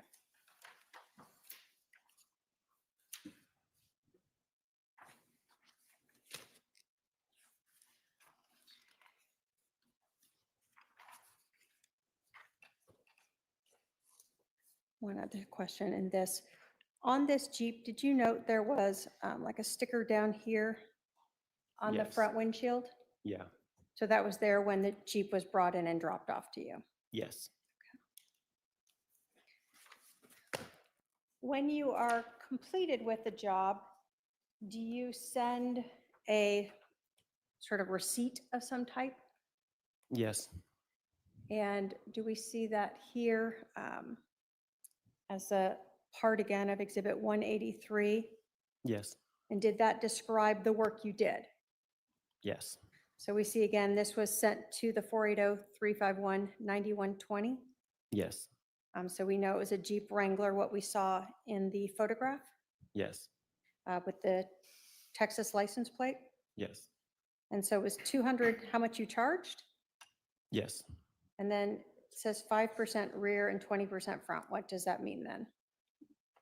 That we put 5% window film on the back 3 windows and 20% on the front doors. And then with our start and end time, does that mean that you completed this work in about an hour on September 25th of 2019? Approximately.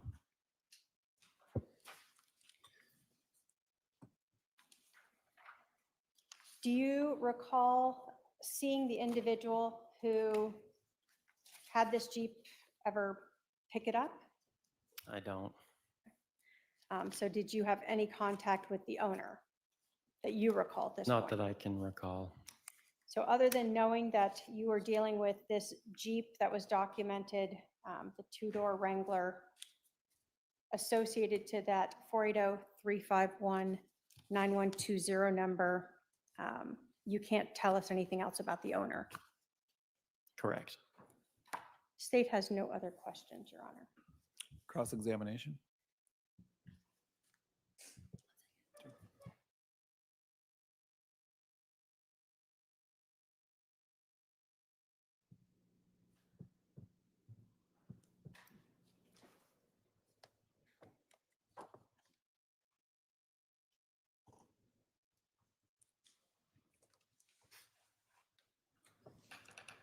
No questions, Your Honor.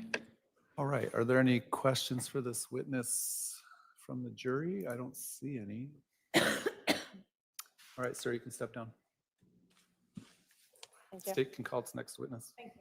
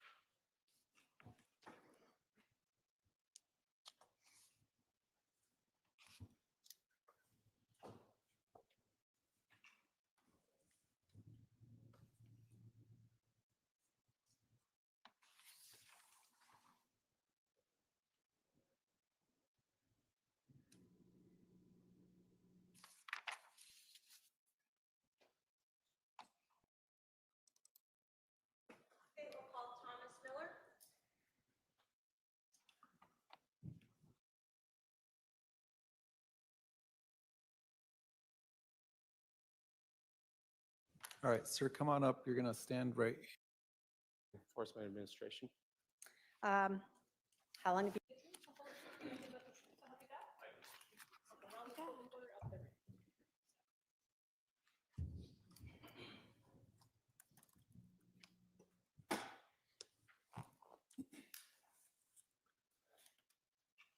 Would you please introduce yourself to the jury? Special Agent Thomas Miller with the Drug Enforcement Administration. How long have you worked for Drug Enforcement Administration? Approximately 27 years. What do you do there? I currently am the unit chief of the National License Plate Reader Program for the DEA. Can you tell us what the National License Plate Reader Program is?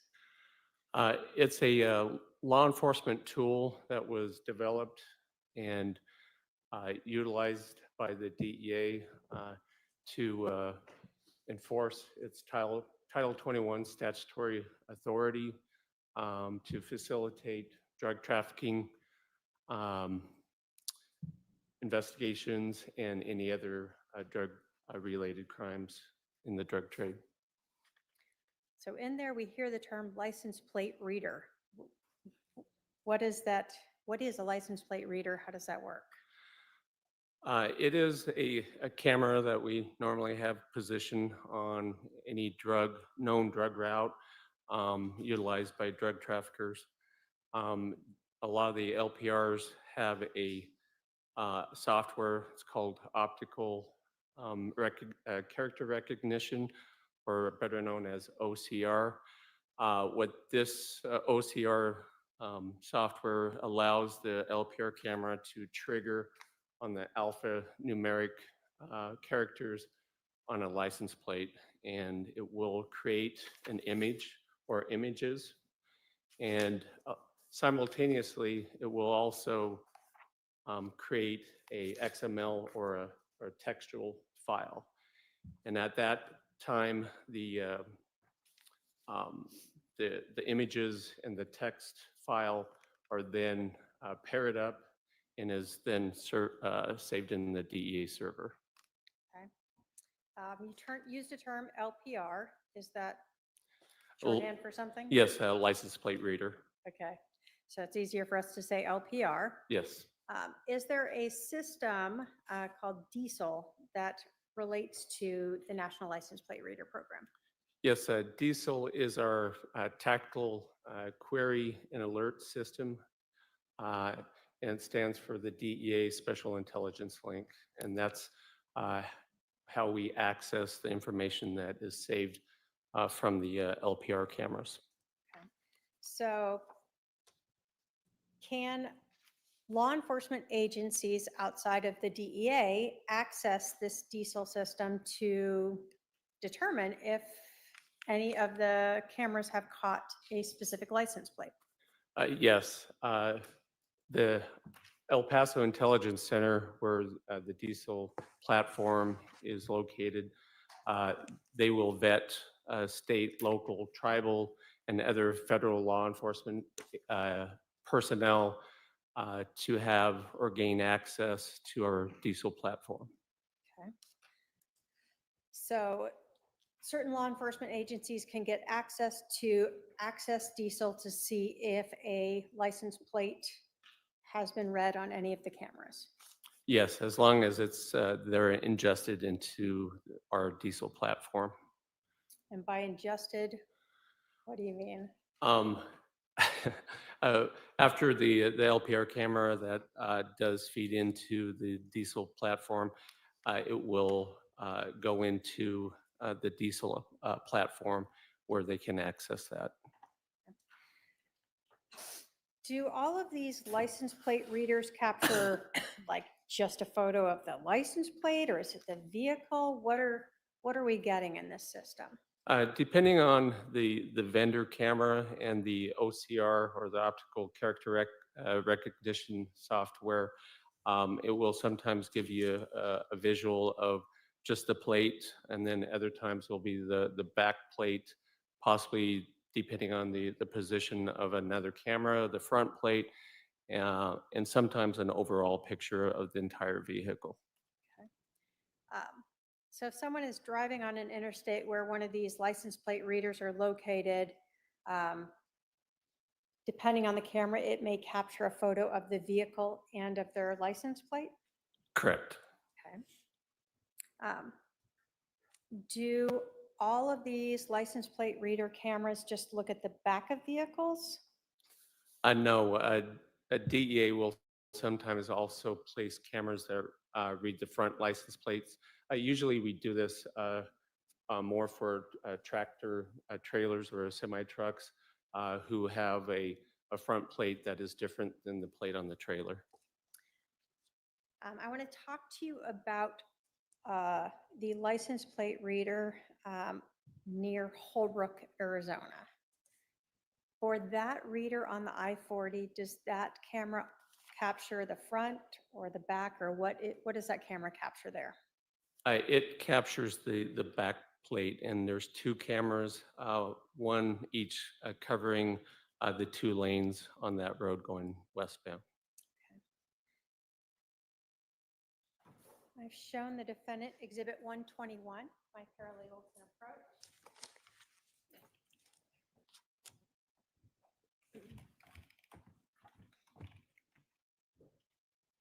So if you can take a look at Exhibit 121, let me know if you recognize the affidavit as well as the documents associated with it.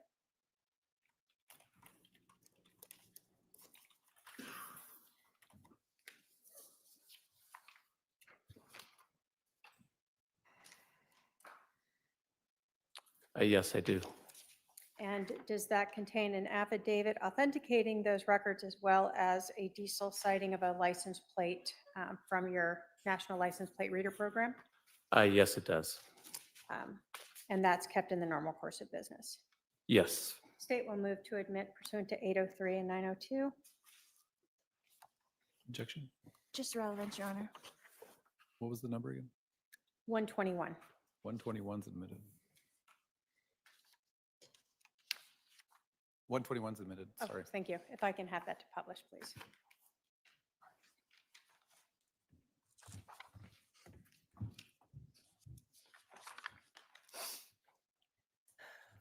All right. Let's start with the first page of this. So is this a document that's part of the National License Plate Reader diesel system? Yes, it is. So in this case, when we're looking at the top here, first we see plate. Is that the plate that's associated with this vehicle that we see here? Yes, it is. So that's LWD 0997. Yes, and I believe that was a Texas license Right. plate. Then the location here, DEA FCU AZ Holbrook. Can you tell us what that means? Depending on who the unit chief was at the time, they will name a camera, specifically if it's owned by DEA, a certain name, and a lot of times it will include at least a city or town that's fairly close to that location. And is this license plate reader on the I-40? Yes, it is. And is this one located a little to the, I guess, west or east of Holbrook on the I-40? Yes. Okay. And then we see a time and a date. So is that October 1st of 2019?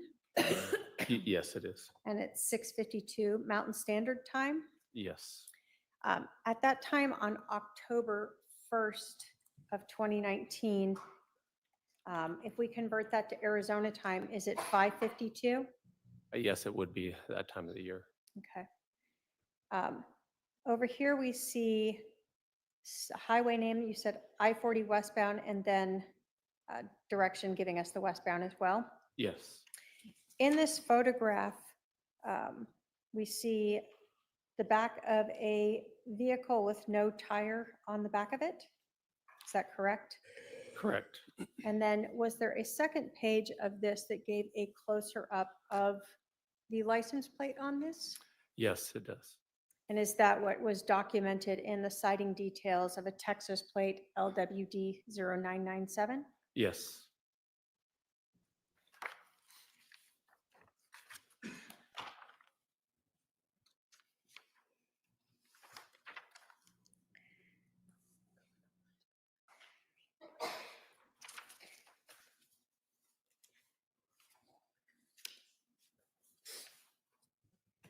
State has no other questions for this witness, Your Honor. All right, cross.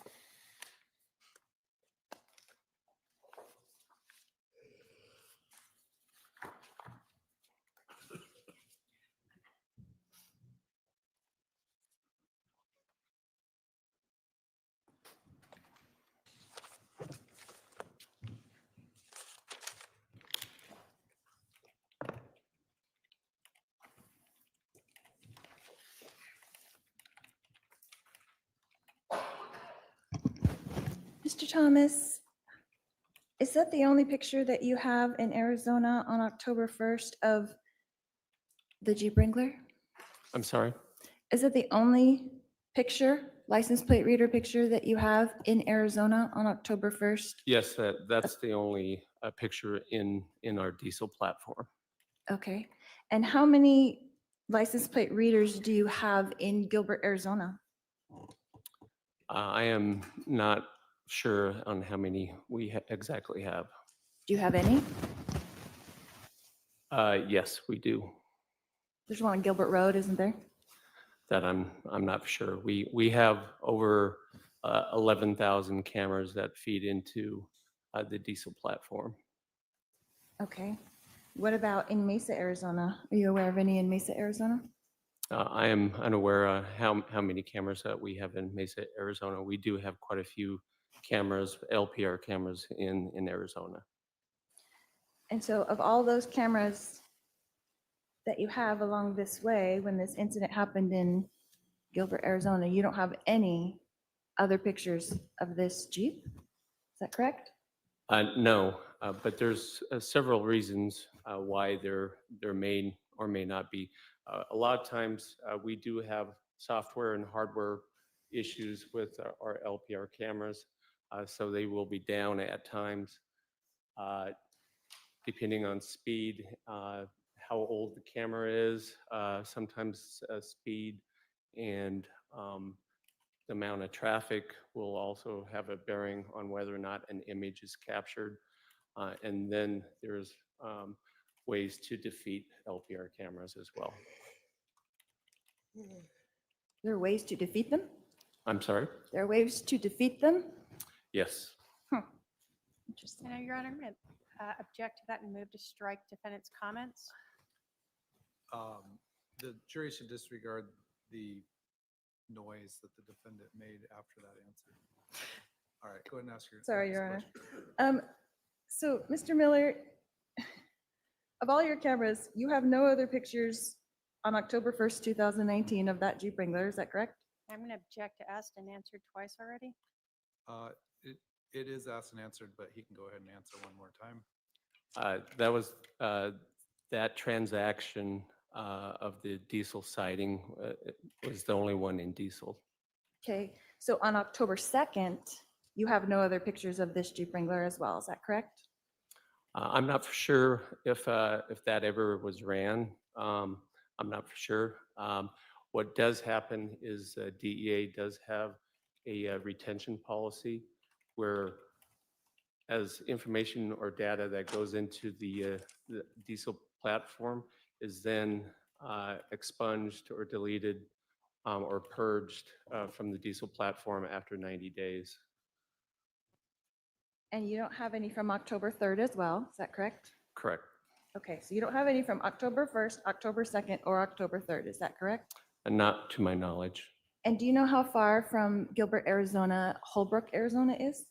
I'm not for sure the exact distance. Would you be surprised if it was 173 miles? I'm going to object to speculation. Witness has can- already indicated he doesn't know. He can answer if he knows.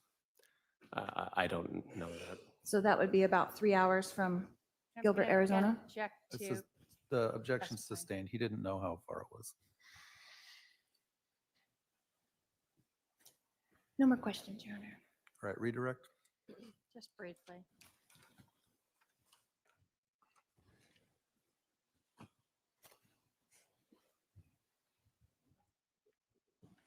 Sir, you told us that the DEA set up this system for drug trafficking. Is that correct? Correct. Does that then have an impact on where cameras are located? Yes, we specifically try to target drug corridors and drug routes that are utilized by drug trafficking organizations. So if you thought there might be some drug corridor going through Gilbert, then you might stick a DEA license plate reader there? Correct, or at least have a law enforcement partner that we will ingest their LPR camera data into diesel. So let me ask this, are all license plate readers that you see across the country associated to diesel?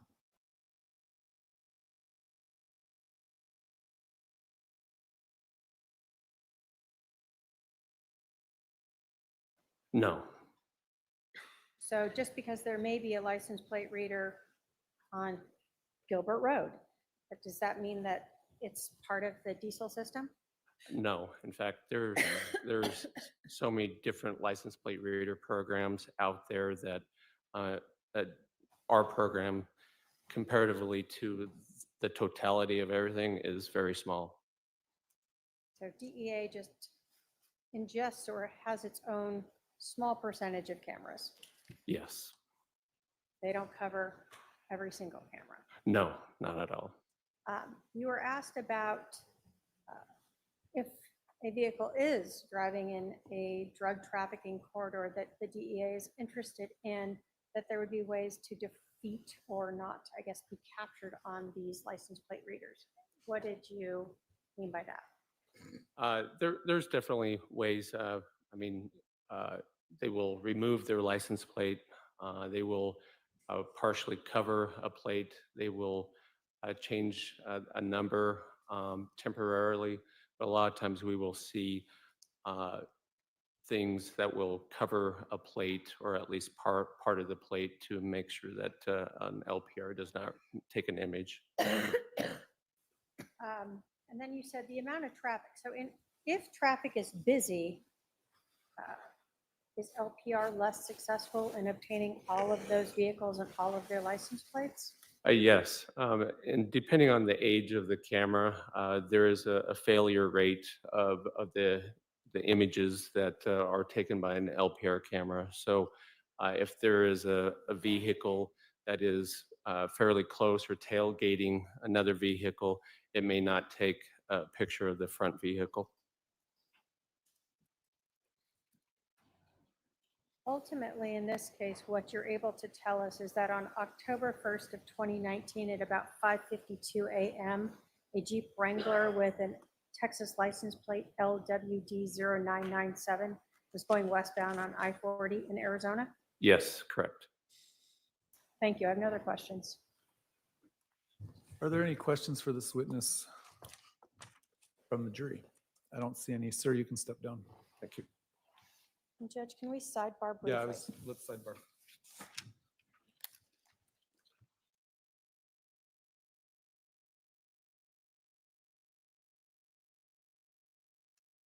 I'm just going to speed up the feed while they're on sidebar. And I believe, if I remember correctly, that we're going to go to lunch after this sidebar is over. And I'm going to leave this feed running and open the whole time, all day long. It's going to be showing whatever Court TV is showing. And then I will do my recap on a different stream, which I will share the link with you here in just a second.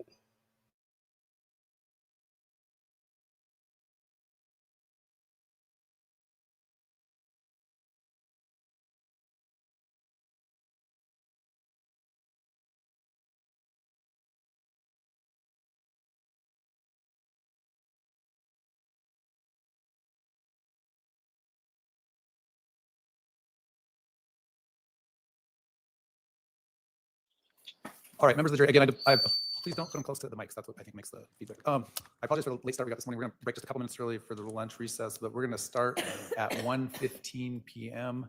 1:15 p.m. Please remember the admonition.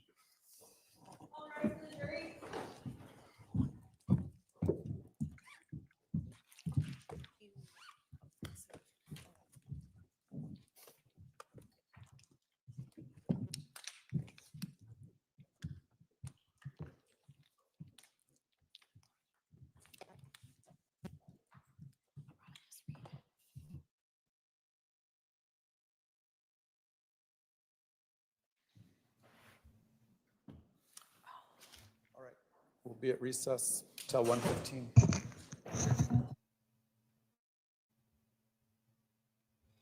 Okay, so as court goes into recess here, I'm going to leave this live stream open. Again, I just put a link in the chat. I'll do it one more time for the link to my midday recap. And we'll be over there for just a little bit. I'm actually going to take a quick break before we do that, and then I will be right over there. I'll see you there, and then we'll be back here at 1:15 Arizona time, which, hang on one second. playing this silly music.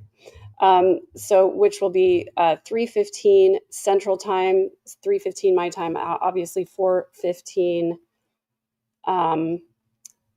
on East Coast time, but we are on a 30-minute delay, so we won't get the feed until I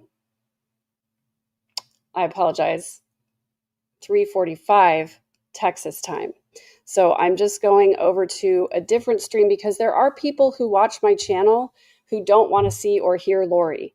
And so I do my recaps over there, but I'm going to leave this link open and we'll come back to this one after my lunch recap. So I'll see you guys over there. Here's the link one more time. And I'll see you guys either over at my recap or back here when court resumes. Thanks for being here.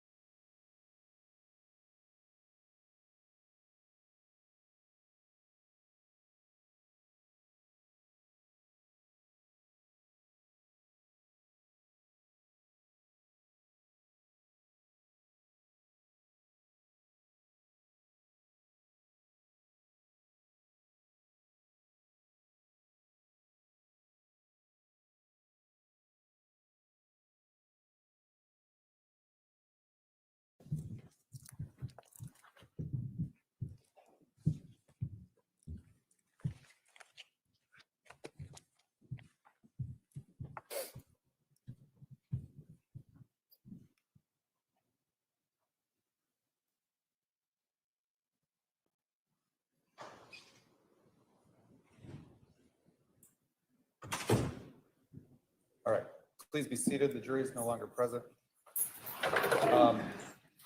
We've concluded that sidebar. A record's been made. I would just caution the defendant again. She needs to be very careful, and she's getting into areas that could open a huge door that I don't think she wants open. I'm going to make another record at 10:24 to 10:25. We held a sidebar that I don't think made it onto the court record. That sidebar again discussed similar issues of if the defendant brings in evidence or testimony that she was a good person and no ill intent and those sorts of things, and specific acts of her being a good person, it could open the door to other things that she may not want the door open to. The state, the defendant, and advisory council were at the bench when we had that short 1 minute sidebar, but I don't know if anyone wants to supplement the record on that. Ms. Kay? Just, Your Honor, that again, the state did raise any issue of character evidence under 404A and 405, that if the defendant opens the door and tries to advise that she's a good person, a peaceful person, a kind person, a loving person, any of those other types of things, that we believe that would allow us under 405 to then bring in specific acts such as the murder of her children, her husband, and her current husband's wife. All right. Which would also be 404B that they withdrew. No, it'd be Yeah, 405. they withdrew it, but if you bring up 404 that you. Then all 404B is in, or do we get a hearing on what 404B can come in? If I open the door, do I get a hearing? We stop trial and I get a hearing on. Stop. We'll have a very short hearing, okay? If you're going to introduce how you have great character and good character, we're going to have a short hearing on what evidence that they can bring in to rebut that character, which could include being convicted of 4 murders. So And would you talk like? to your advisory counsel during the break.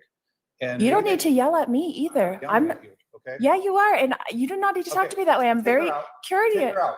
I'm very courteous to you. Take her out. No, you have been nothing near courteous to me during the course of these proceedings. Talk with your advisory council about the rest of your cross. We're going to resume in 15 minutes. All right.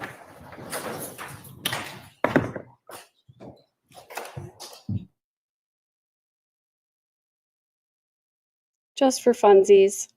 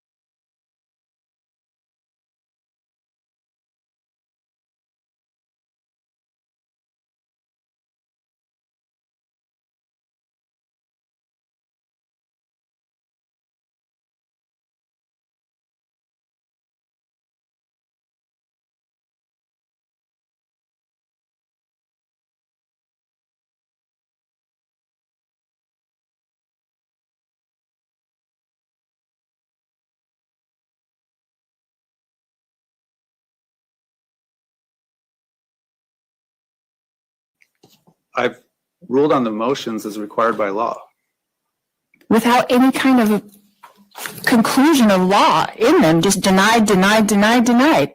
Does that not show a bias and a prejudice against one single person? All right, are you done? Are you not going to recuse yourself? No, I'm denying your motion. Anything else?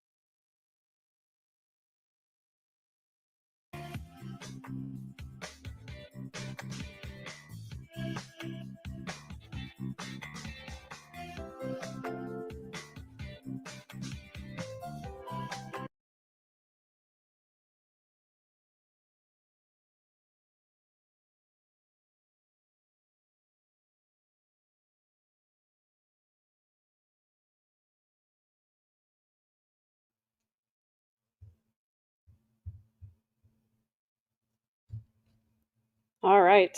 Hello, beautiful humans. Welcome back to the live streaming of Lori Vallow Daybell's trial in Arizona.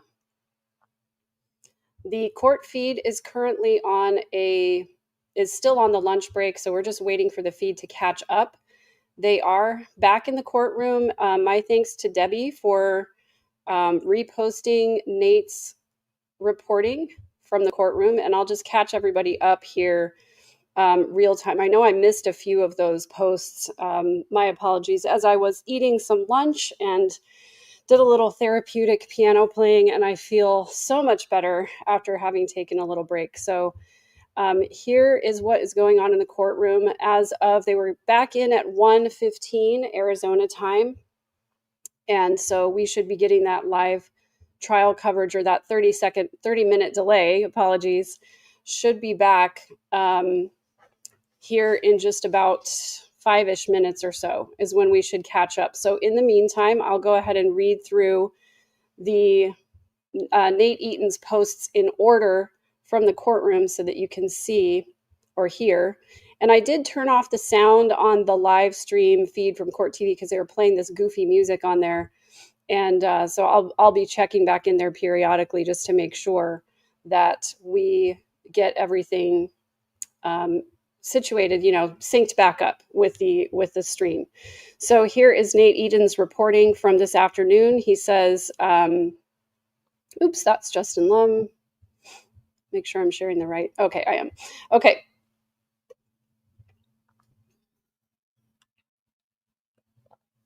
Lori just walked in with her files. That's 24 minutes ago. Her advisory attorneys are at the defense tables. Trina Kay, Detective Pillar, and paralegal are at the prosecution table. Boreski's on the bench and asks who will testify. Next witness is Emmy Lynn Sapinoso, a retired forensic scientist, followed by Lisa Perry from the Mesa Police Department and Marianne Robb from Gilbert Police. Then Detective Pillar will finish. He'll take the stand. So this is just outside of what Nate is saying. Just as a reminder, the state had 22 witnesses on its list. Thomas Miller was number 11. So the tint person, Danny Moss, he was number 10, Thomas Miller 11. And so then we are going to have Sapinoso, Lisa Perry, Marianne Robb. So that'll be 12, 13, 14. So 7 more witnesses after that. I think it's pretty likely that Trina could be finished by Wednesday. And that is what I'm hoping. That's what I'm keeping my fingers crossed for. Thanks so much to the mods, No More BS, and Alaska's Angel Uncle for being here today and helping out so much. It does give my mind a little bit of a break to know that I don't have to meticulously watch the chat.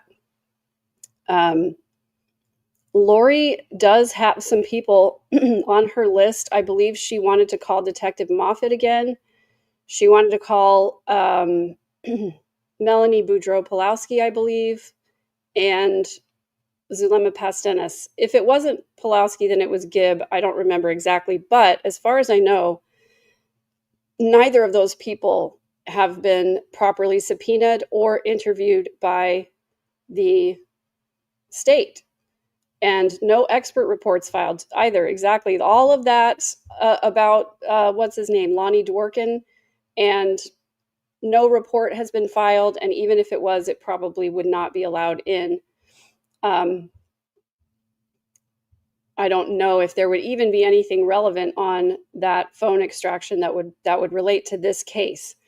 So I don't think she's going to call any witnesses, and I would be really surprised if she testifies, because that puts her in a lot of hot water. It opens a lot of doors for the jury to be really biased against her. But I've always said as well, I think there's a part of her that wants to tell her side of the story. So there's that as well. So continuing with what Nate's reporting is here. Boreski asked Trina what each witness will testify about. Lori asks if the jury will be confused based on the witness order. And someone in the chat said, I think the jury can handle it, Lori. Trina says the trial started 2 days late. She had to juggle her witnesses based on them traveling from out of state.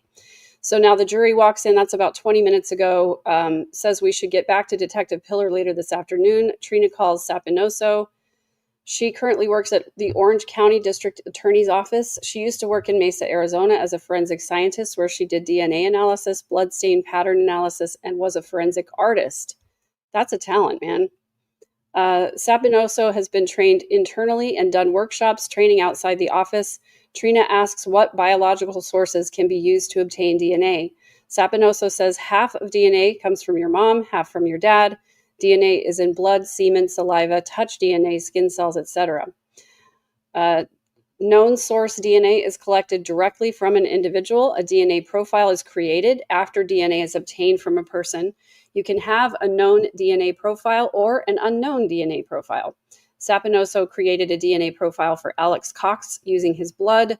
Lab technicians went to the Gilbert Police Department evidence section and brought some evidence back for DNA testing. Alex's blood sample was in a sealed evidence envelope. The blood was collected at the coroner's office. As we know, Alex Cox died on December 12th of 2019. She used the blood to create a profile. Trina has no further questions. Lori has no questions. Jury has no questions. Witness steps down. Next witness is Lisa Perry from Mesa Police. Perry is sworn in. She works for Mesa Police Forensic Services. Sorry guys. Okay, so we're back. The feed is coming back on now. So I'm switching back over. Oh no, sorry, that was day 2. I had a day 2 clip playing. All right, here we go.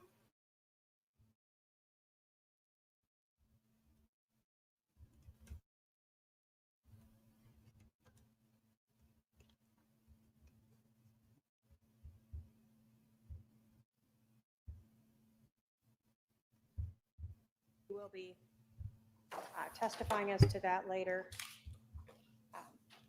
Additionally, assuming we continue going, I also have Lisa Perry, who took the cuttings from the swabs that were obtained from the Jeep up in Rexburg, Idaho. I will not have the DNA analyst here till after Detective Pillar is done testifying. But Lisa Perry, who just basically took the cuttings and stuck them into tubes so that Vanessa could do DNA profiles on them, is also here today. So my hope was to, out of order, call Emilyn Sapinosa, Lisa Perry, and then I have Officer Marianne Robb. Then I would resume with Mr. Pillar. Okay, so from Emilyn Sapinoso, you would be talking about the profile she created. From the blood blot from Alexander Cox. All right, That's but all that's she not a did. piece of evidence that's physically getting admitted. No, it's not Okay. going to be physically admitted, but we have not had testimony of that. So I'm just making a record that I will be presenting testimony of that through Detective Pillar. We just haven't got to it yet. Okay, and then Lisa Perry will testify about cutting pieces of fabric out of the Jeep and impounding them. Swabs were taken from like the steering wheel, door handles, seatbelt buckles, and Detective Pillar will testify that he observed all those being done and being all the safe Okay. techniques that were used. So he will be testifying as to that as well. But again, we haven't got there yet. Are you going to show her the swabs? Are they here? No, because Okay. they would be destroyed if we brought them here, and obviously we save them for any future testing should anyone ever request that Okay. to be done. All right. So we will just discuss the impound numbers Okay. and what the swabs are. All right. Is there any record the defendant wants to make? Sure. Do you want, are they lined up or, okay.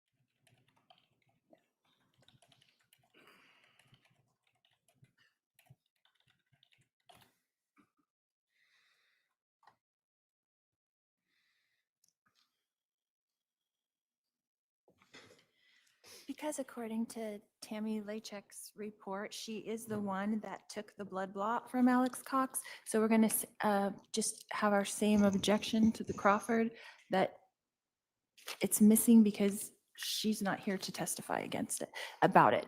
If Detective Pillar did witness that, I understand that, but it's not the same thing as her telling us how she did it, when she did it, why she did it, how that was processed. Okay.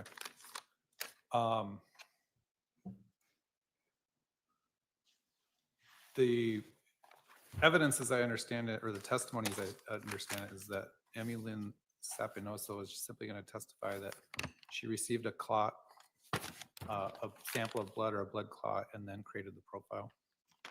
Okay, so not to put the cart before the horse, but that's all she's testifying to at this point. So I understand your objection. I don't think we're to that point because they're not admitting it into evidence yet.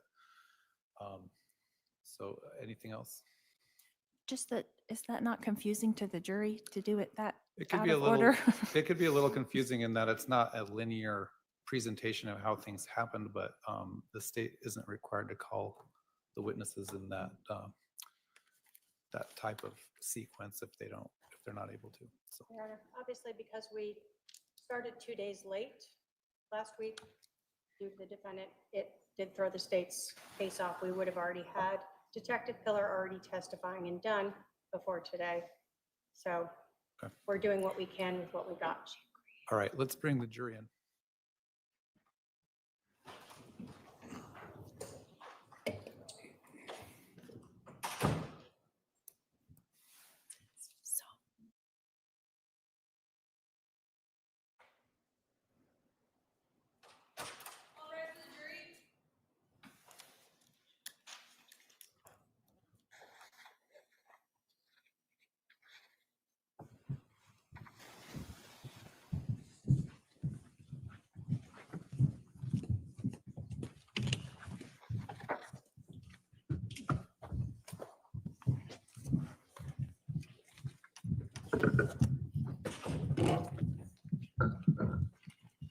All right, please be seated. The jury's back.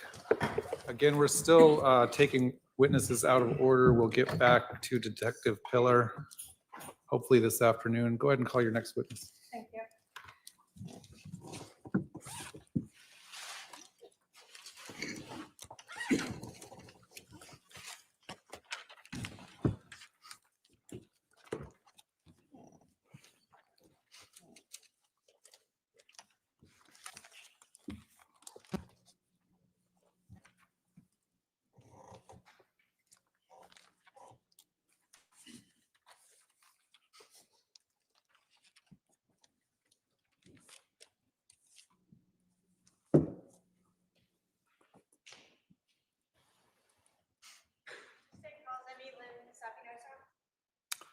All right, you're going to come right up here and my clerk will swear you in.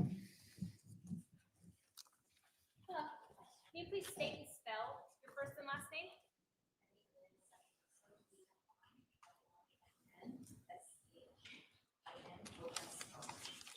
you. Raise your right hand. Do you do solemnly swear the testimony you're about to give will be the truth, the whole truth, and nothing but the truth? So help you God. Up around the court reporter up there.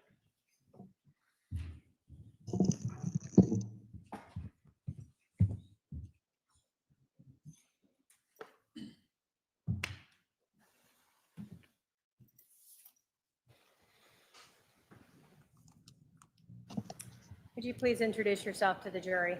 I'm Emmy Lynn Sapinoso. And where do you currently work? I currently work at the Orange County District Attorney's Office in California as a forensic scientist. Where did you work back in 2019? In 2019, so prior to my current job, I was a forensic scientist at Mesa Forensic Services in Mesa, Arizona. What did you do at the Mesa Forensic Services? I was a forensic scientist there where I did serology, DNA analysis. I was the biology technical leader for 7 years, the last 7 years, and I did blood stain pattern analysis at crime scenes, and I was also a forensic artist the last year I was there. Can you tell us your training and education to work as a forensic scientist in the area of DNA? I have a bachelor's degree in biology and a master's degree in forensic science. While working for the Mesa Police Department, did you undergo training to learn how to develop DNA profiles from samples? Yes, I did. So most of my training was done in-house by other forensic scientists in our unit. And aside from that, I've gone to like external trainings, and I'm required to do at least 8 hours continuing education every year. And back when you were working as a forensic services, was that for the Mesa Police Department? Yes, it was. Did you, while you were at the Mesa Police Department Forensic Services, undergo those same types of trainings, ongoing trainings, internal and external? Yes. Now, in the area of DNA, can you talk to us about first sort of DNA and what different, I guess, biological sources can be used to find DNA? So DNA is what makes each person a human being.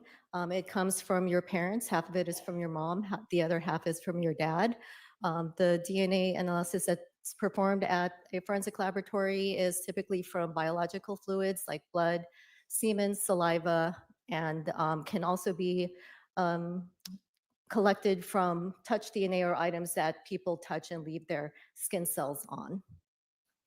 Now, was one part of your job to develop a DNA profile from what we call a known source of DNA? Yes. Can you tell us first what a known source means? A known source of DNA is a sample that's collected directly from an individual. And what do we mean by a DNA profile?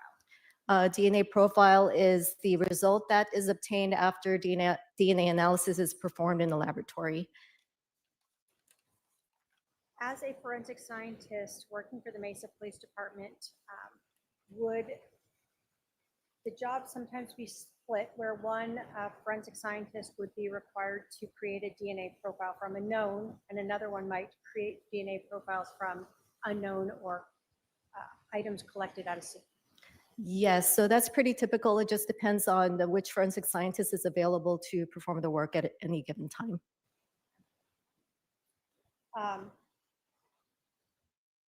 When you were working there back in 2019, did the Mesa Police Department contract to do DNA work for the Gilbert Police Department? Yes. In this case that we're talking about, did you perform the creating a DNA profile for a single known source for Alexander Cox? Yes, I did. Were you provided with a property item 647961 from Alexander Cox? Yes, so the Mesa reports will have a letter G in front of that to identify it as a Gilbert item. Okay. And was that when you receive an item such as a blood blot, can you explain to us how you get that from the Gilbert Police Department? Is it sealed? Is it protected? What do they do to get that to you? Yes, so the Mesa Forensic Services Laboratory has laboratory technicians who go over to the Gilbert Police Department to their evidence section to pick up any evidence that we need to do forensic analysis on. That then our laboratory technician brings the evidence back to the Mesa Forensic Services Laboratory, where it gets stored in the proper location for a forensic scientist to analyze. And any packaging or the way it's sealed is noted in our notes, and we ensure that it's properly sealed with evidence tape or tape that's marked with the person's initials and date who sealed it. So when you received the blood blot, that item 647961, was that in a sealed evidence envelope? Yes, it was. Was it dated and signed to reflect that it was impounded by Gilbert Police Department? Yes. So when you receive a blood blot, can you tell us what that is? Blood blot is typically taken from a coroner's office. They put it on sort of like a round filter paper where they put just spots of blood on there. And then when we get it in the laboratory, we take that filter paper and we take a cutting of the blood that's on that filter paper to forward for DNA analysis. Is that what you did in this case? Yes, I did. And were you able to create a DNA profile from that blood blot from Alexander Cox? Yes. Were you asked to do any other analysis with regards to that DNA profile for Alexander Cox? No, I did not. Was that profile that you created documented in your report in the notes so that it could be reviewed by another analyst in any type of comparisons? Yes. Did that basically end your involvement with regards to this case in Alexander Cox? Yes. The state has no other questions for this witness. Cross.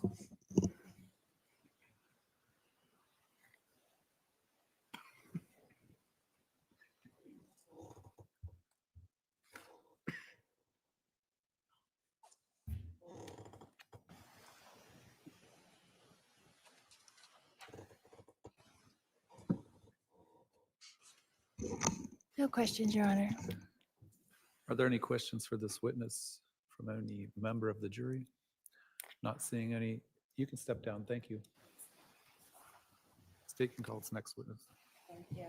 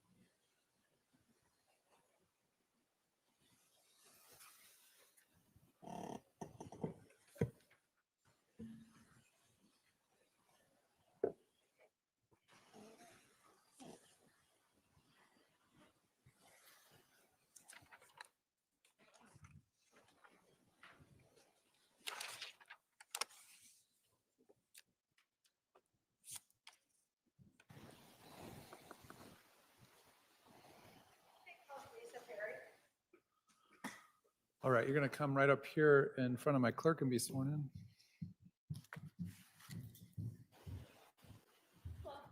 Can you please state and spell your first and last name?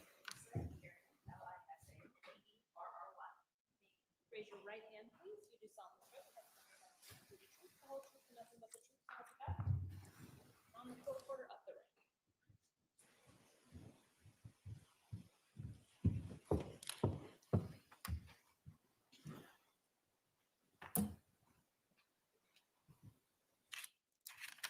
Would you please introduce yourself to the jury? Good afternoon. My name is Lisa Perry. Where do you work? I work for Mesa Police Forensic Services. How long have you worked there? It'll be 23 years next month. And what are your current duties? My current duties are to supervise the evidence processing unit. What were your duties back in 2019 and 2020? I was a forensic scientist assigned to the biology unit, which meant that I analyzed evidence of a crime for the presence of biological materials, substances that would yield a DNA profile, be it skin cells or a body fluid. Can you tell us your education and training to work in that area?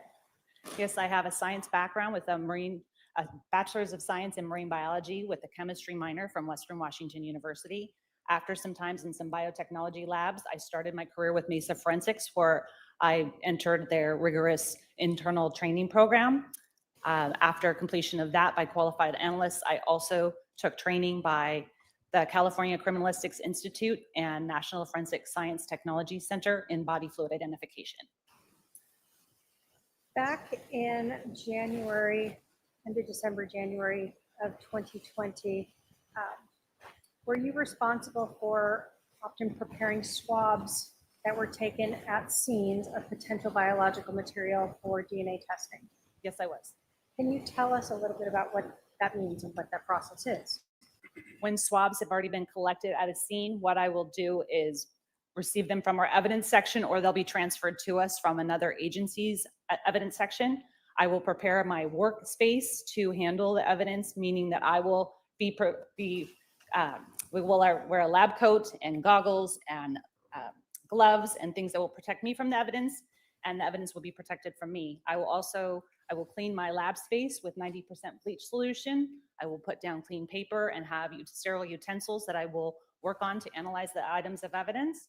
When I look at the item of evidence, I'm going to take detailed notes and then open it up, identify the contents, take copious notes again, and then I'm going to remove swab material from those sticks. They are similar to like a sterile Q-tip. So that is what I'm receiving. I'm going to remove that swab material from those sticks and portion half of it to go forward for DNA analysis, and the other half is going to be retained should further testing ever be required. And then that little tube will go into a sealed envelope in order for a DNA analyst to analyze it. Going back to January, I think 2nd of 2020, were you provided with several swabs from the Gilbert Police Department in relation to this case? Yes, I was. And were those swabs, can you tell us, are they sealed? How do you know that they haven't been tampered with when you received them? Well, I would need to refer to my specific notes, but my notes would indicate whether or not they had been tampered, how they appeared, the packaging appeared, and I make notes that they are properly tape sealed, dated, and initialed with an integrity seal. So you are the one that has to unseal them and open them up? Yes. Would looking at your notes help refresh recollection as to whether or not that occurred here? It would. Do you have a copy of them up there with you? I do. May I look at them? Take a look at them to refresh your recollection and let us know after you're done with that. Go ahead.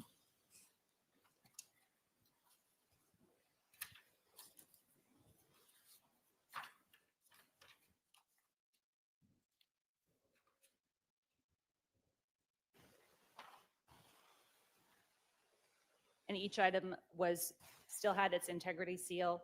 I noted how it was packaged, what it was labeled, and nothing appeared to have been tampered with. Were you provided with a swab 645889 indicated as a swab from a steering wheel? Yes, I was. Were you provided with a swab 6458 swab from the driver's side seatbelt? Yes, I was. Were you provided with a swab 645893 swab from the gear shift? Yes, I was. Were you provided with a swab 64589 from the passenger side interior door handle? Yes, I was. Were you provided with swab 645895 swabs from the lug nuts of a spare tire? Yes, I was. Were you provided with swab 645896, a swab from the driver's side interior handle? Yes, I was. What did you do then specifically in this case with each of those swabs? As I stated previously, I would remove that swab material from each of the swab sticks. I would portion out half of it to go forward in a tube for DNA analysis. It would be labeled with its original parent property ID number that she just listed off, plus an extra set of letters to identify that it came from that parent item. So the number she provided is the parent. And then I basically made what we call babies, little cuttings that came off of that. So it would add an AA that would go forward for DNA analysis, and it would have an AB that was going to be retained in the lab should the future testing ever be necessary. So I put it in a tube. I had that label on that. That label went into a clear envelope that I heat sealed and had my integrity seal, my date and initials on top of that. And then that went into the DNA queue for another analyst. So at the Mesa Police Department at that time, would another analyst come in and take those cuttings that you created to attempt to create DNA profiles from each of those items? That is what would happen, yes. And so in terms of your involvement, were you involved in doing any type of analysis for this case? No, I wasn't, just preparing the samples. And did that sort of end your involvement in this case, creating those cuttings? Yes, it did. Thank you. The state has no further questions for this witness. Cross. No questions, Your Honor. Any questions for this witness from the jury? I don't see any. You can step down. Okay, thank you. Thank you. I'm going to go get my next witness.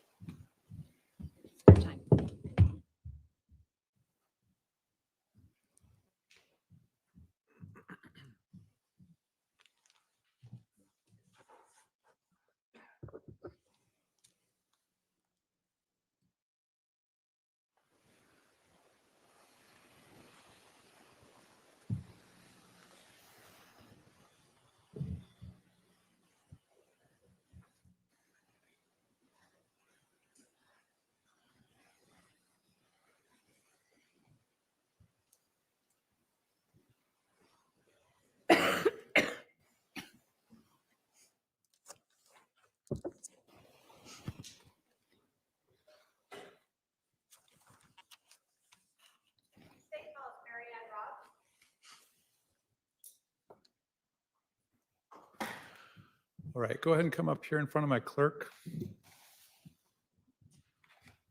Hello. Can you please state and spell your first and last name? My name is Mary Ann Robb, M-A-R-I-A-N-N-E, R-O-B-B. Thank you. Raise your right hand, please. Do you solemnly swear the testimony you're about to give will be the truth, the whole truth, and nothing but the truth, so help you God? Yes, ma'am. Around the clerk, up the ring.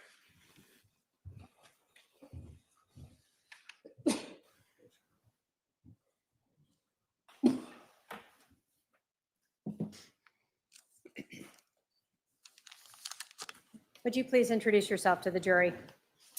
Hi, my name is Mary Ann Robb. I am a retired police officer with the town of Gilbert, Arizona. When did you retire? Retired July 9th, 2021. How long did you work for the Gilbert Police Department? I was with Gilbert 26 years and a law enforcement officer in Arizona for 34 years. Where did you work prior to Gilbert? Started with Mesa Police Department back in 1988, and then I was Pine Top Lakeside Police Department for 6.5 years, and started with Gilbert PD in 1995. Okay. What were your duties at the Gilbert Police Department? Pretty much patrol. Most of my career was patrol. I was also a crime prevention officer for approximately 1.5 years. I was also an arson detective and a property crimes detective for approximately 3 years. Were you on duty on October 2nd of 2019 around 9:15 in the morning? Yes, I was. At that time, did you respond to a 911 call of a shooting at 3875 East Phelps Street in Gilbert, Maricopa County, Arizona? Yes, I was. Can you describe for us what you saw when you arrived at 3875 East Phelps Street?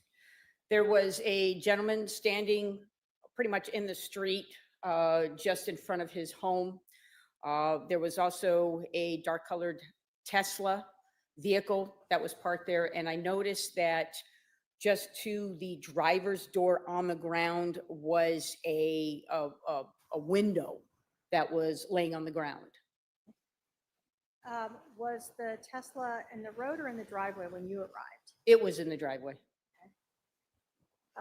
When you first arrived there, did you speak with this individual you saw on the road? Yes, I did. Who was that? He identified himself as Brandon Boudreaux. Okay. After speaking with Brandon Boudreaux for a while, did you go look at the Tesla? Yes, I did. Now, prior to looking at the Tesla, did you have a lot of information about the type of gun or the shooting or anything like that? Just what dispatch gave us while en route to the call. Don't know, did not have what type, an actual specific type of weapon, but we knew it was some type of weapon, possibly a rifle. And that's pretty much all we had. Okay. Were you solo when you arrived? Was there any other officers with you initially? Not initially, it was just myself. Okay. When you went up to the Tesla, can you tell us what you saw and where? The Tesla, the vehicle itself was all closed up. All the doors were shut. And I looked up onto the frame of the actual car. Just above would be where the headrest is, but it's on the outside where the frame is of the car.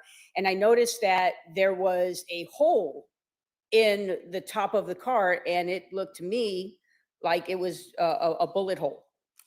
Now, in your 34 years as a police officer, have you seen bullet holes in vehicles before? Yes, I have. As a law enforcement officer, we obviously know you carry a weapon. Do you also have your own guns and shoot, I guess, personally? Yes, I do. Okay. So when you saw this hole in the Tesla, and I'm going to put up Exhibit 26. I'll pull it out a little.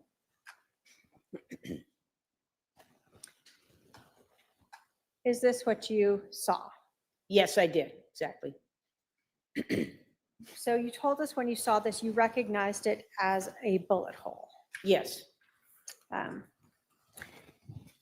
Mr. Boudreaux, when you first contacted him, said anything about a BB gun or something like that?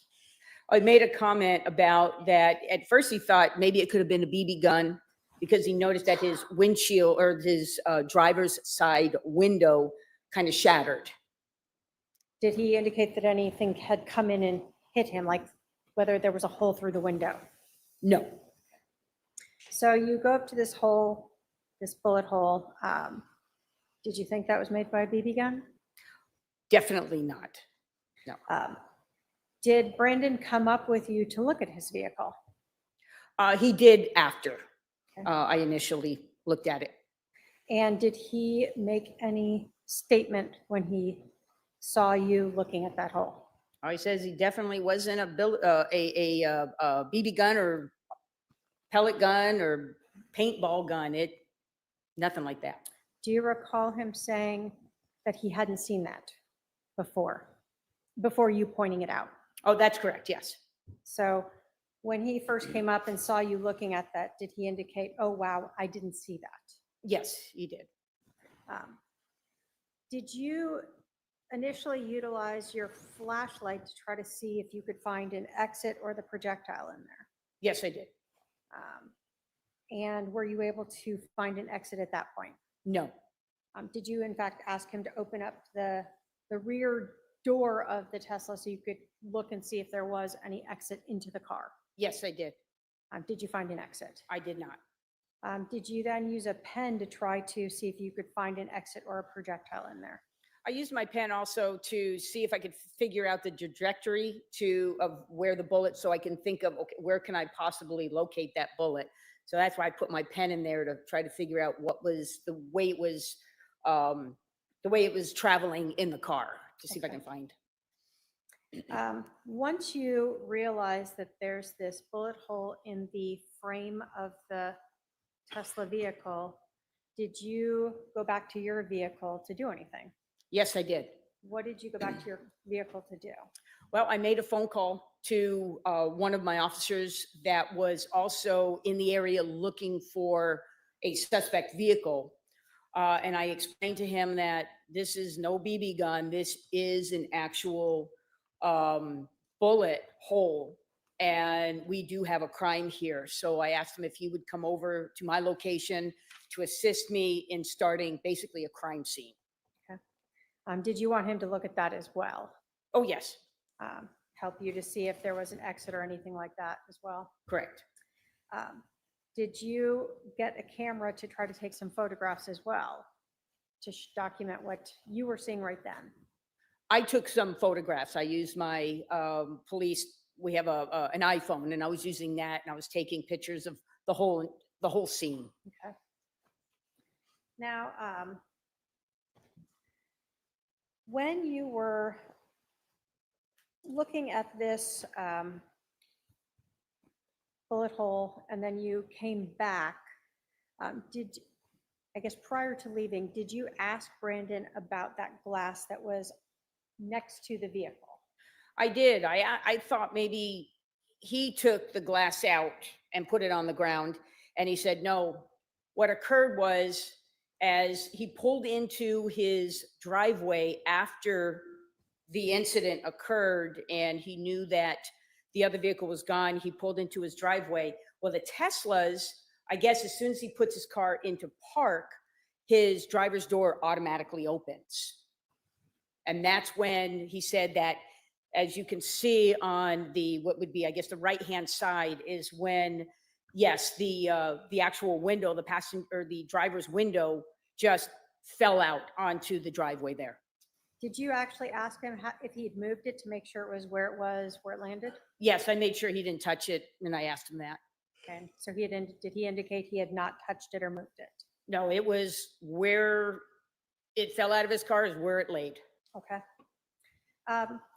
When you first contacted Brandon initially in the street to the time when you showed him the bullet hole and came back, can you tell us his demeanor over that time span from when you first contacted him to after you made that call and came back and had contact with him? He was kind of bewildered. He didn't know what exactly happened. He was very quiet and concerned and didn't know how to react on this because he had no idea what in the world happened. You know, the car, this something, the window falls out of the car when he opens the door, and he's like, he's just kind of bewildered on like what in the world took place just a few minutes ago. When you came back after you had showed him the bullet hole, went and made the call and returned, did you see a change in his demeanor? Yes, I did. What did you note then? Well, I noticed when I showed him the bullet hole and all, he's like, first of all, he said, well, that definitely isn't a BB gun. And I explained, no, it's not. He then says, I need to sit down, because I was asking him some more questions. He goes, I just need a minute. I just need to sit down. I asked him if he wanted a chair. He says, no, I just need a minute. So I just had him sit down right there in the driveway area and just let him gather himself for a few minutes.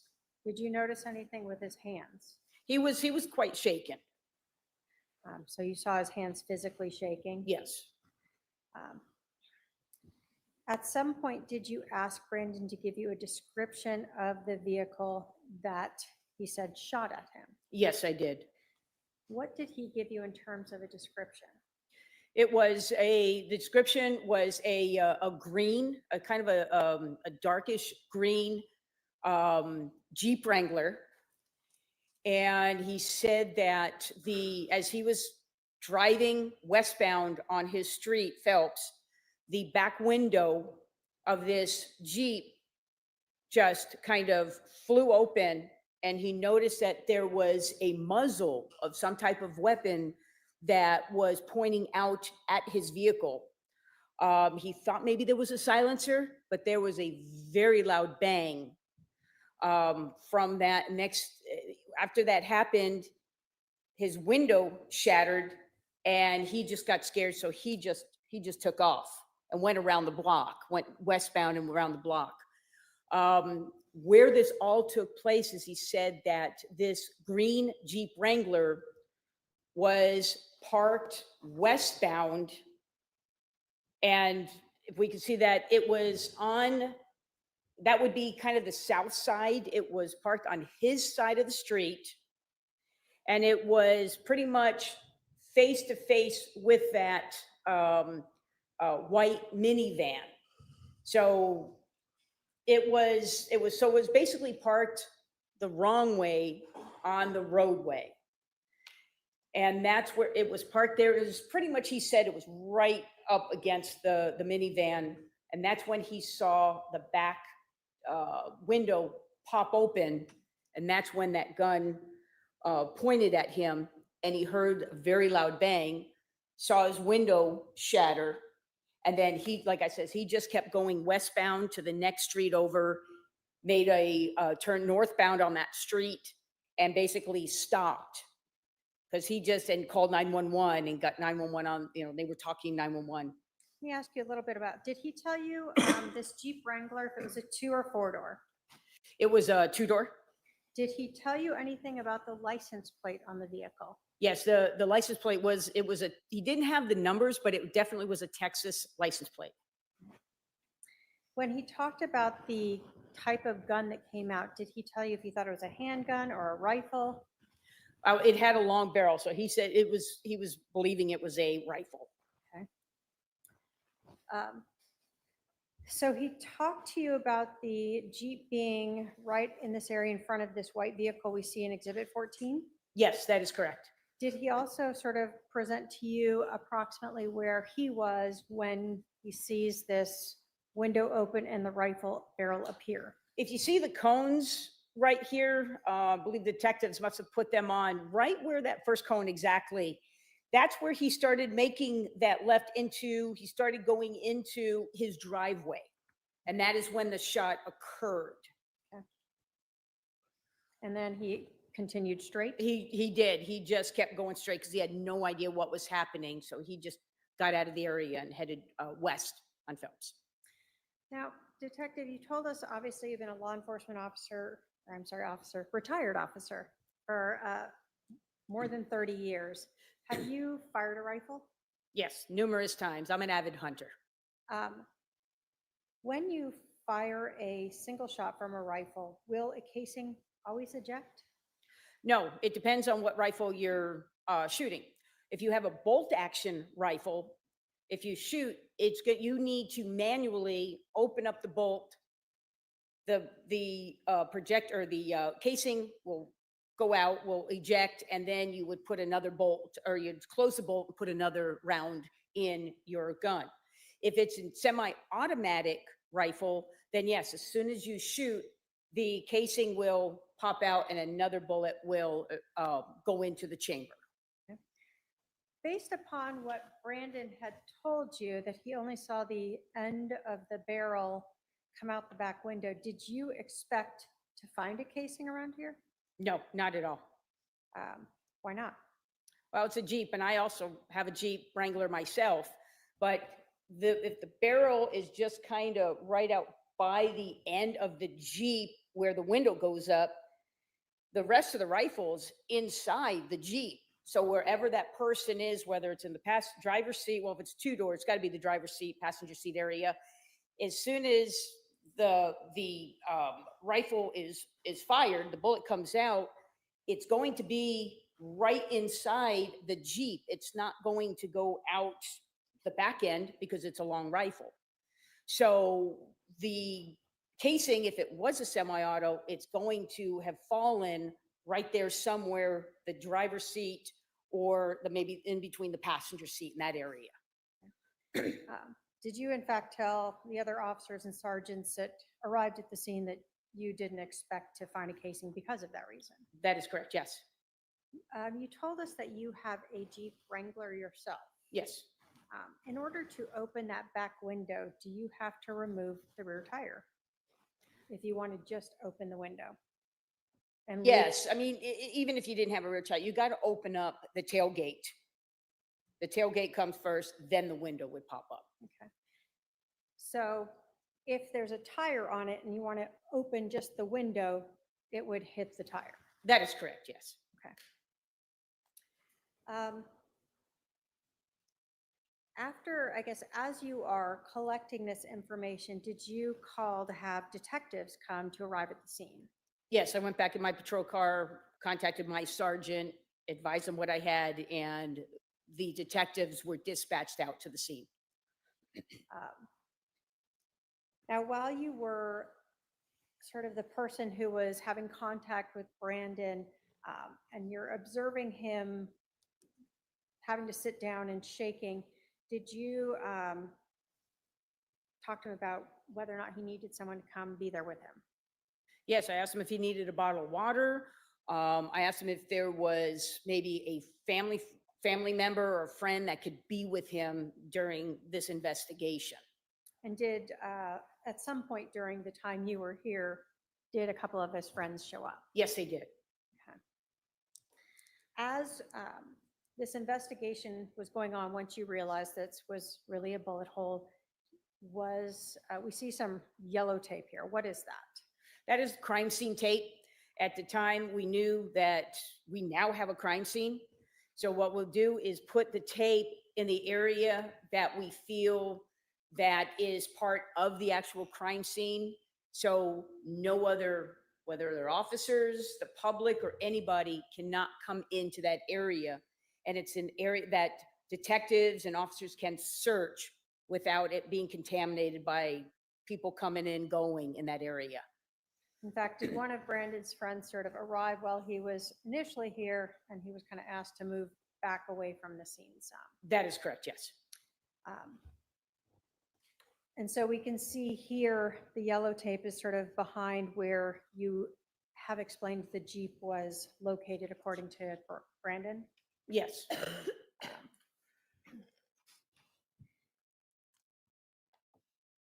Now, did you have a couple different contacts with Brandon as you were gathering information and sort of going back to your car and making some calls?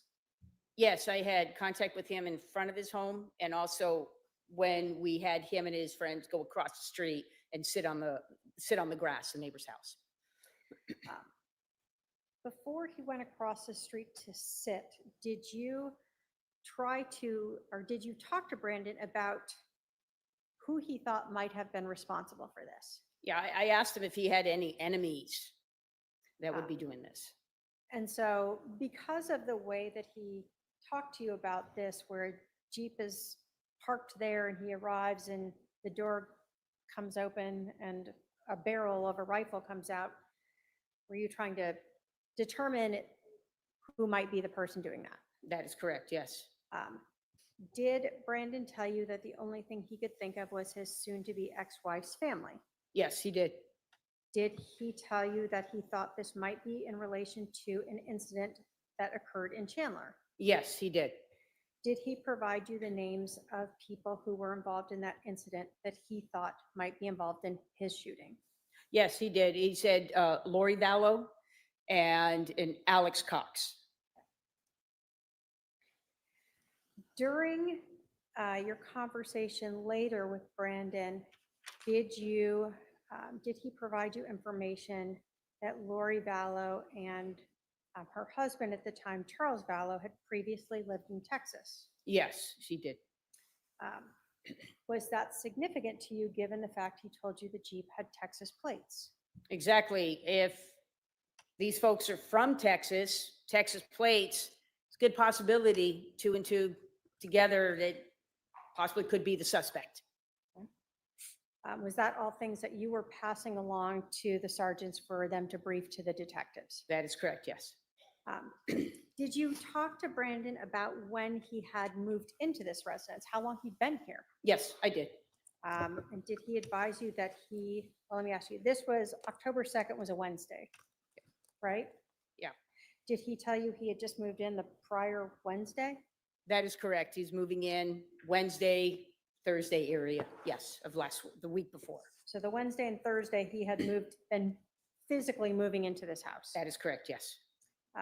Did you go through Brandon's morning routine on that day, October 2nd? Yes, I did. And did he talk to you about his timeline of leaving at 7:25 to take his kids to school? Yes. Did he tell you about dropping off his youngest with his soon-to-be ex-wife? Yes, he did. Now, and did you again relay all of that to the sergeants to be briefed to the detectives? That is correct, yes. Were you taking notes of that as you were speaking with him? Yes, from the minute I started until I left the scene, I was taking notes. Were you also wearing a body cam? Yes, I was. So was that also recording that? Yes. You told us that at some point, Brandon and his friends moved across the street to sort of get out of the scene? Yes, that's correct. And were they sort of sitting under a tree in some shade? Yes. Did you at some point talk to the neighbor whose, I guess, yard y'all were sitting in? Yes, I did. Did you look for and ask for any cameras at her house? Yes. Did you find any? No, there were no cameras. And did you just remain with Brandon Boudreaux and his friends until detectives came to meet and interview with him? Yes, I did. State has no other questions. Cross.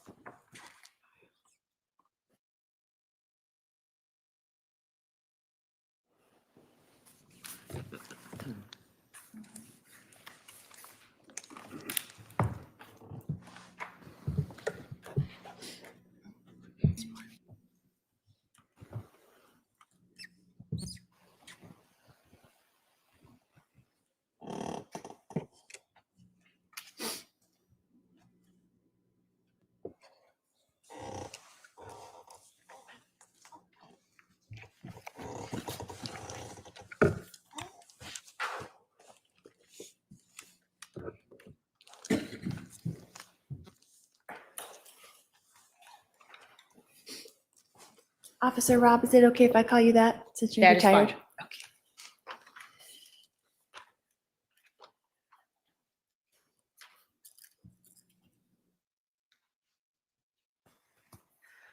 Officer Rob,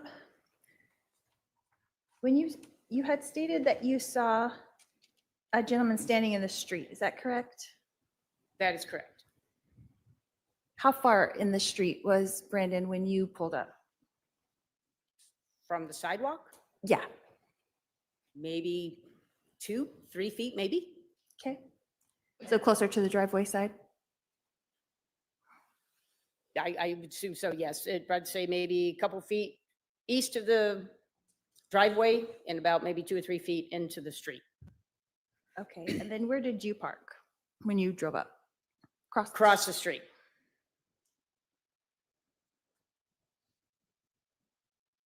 And then did you talk to Brandon in the street? Did you guys go into the driveway? What happened at that point? I started talking to him because he was still on the phone. He was in the street and I had him walk onto the sidewalk, which was a lot safer than being in the street, and tell me what was happening. Okay, so you said he was on the phone when you came up? Yes. So he ended that call and then moved, or he was on the phone still when he moved to the driveway? And when I arrived, I believe he was talking to our 911 dispatch. When I arrived and told him what was happening, he hung up with the dispatch. Okay. And then how long did you talk before you went over to look at the Tesla? I could give you maybe 4 or 5 minutes or so. Okay.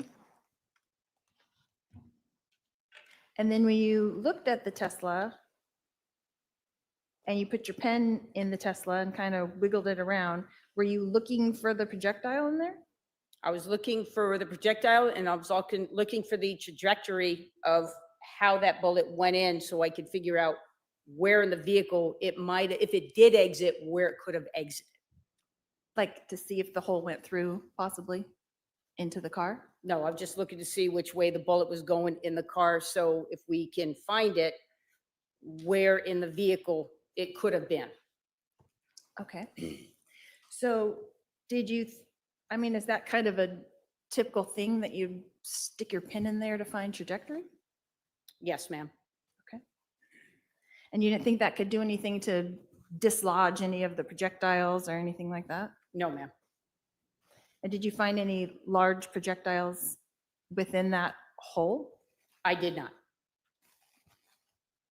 And you didn't find any of the projectiles, is that correct? You didn't extract them out of there? That's correct. No, I did not. Someone did that later? I don't know. Okay. And so did you figure out the trajectory with your pen? I could see which way it went into the vehicle. And which way was that? I believe it went up. I don't have the picture in front of me, so I don't know. It's kind of hard to try to explain. But where the driver would have been and his head would have been right here. The projectile or the bullet hole was approximately maybe 1.5 to 2 inches above where Brandon's head would have been in the driver's seat. And it went up, and it would have been kind of an upward motion into the frame of the car. An upward motion. Kind of going up like this. Okay. And how big was that actual hole that you viewed with your eyes? I did not measure it, but it was definitely a rifle round. Okay. So in your experience with rifles, how big would the rifle bullet be to have to make that size of a hole? Like a typical rifle bullet or something bigger? I don't know much about bullets. If you want me to guess, I would say maybe a 30-06. Okay.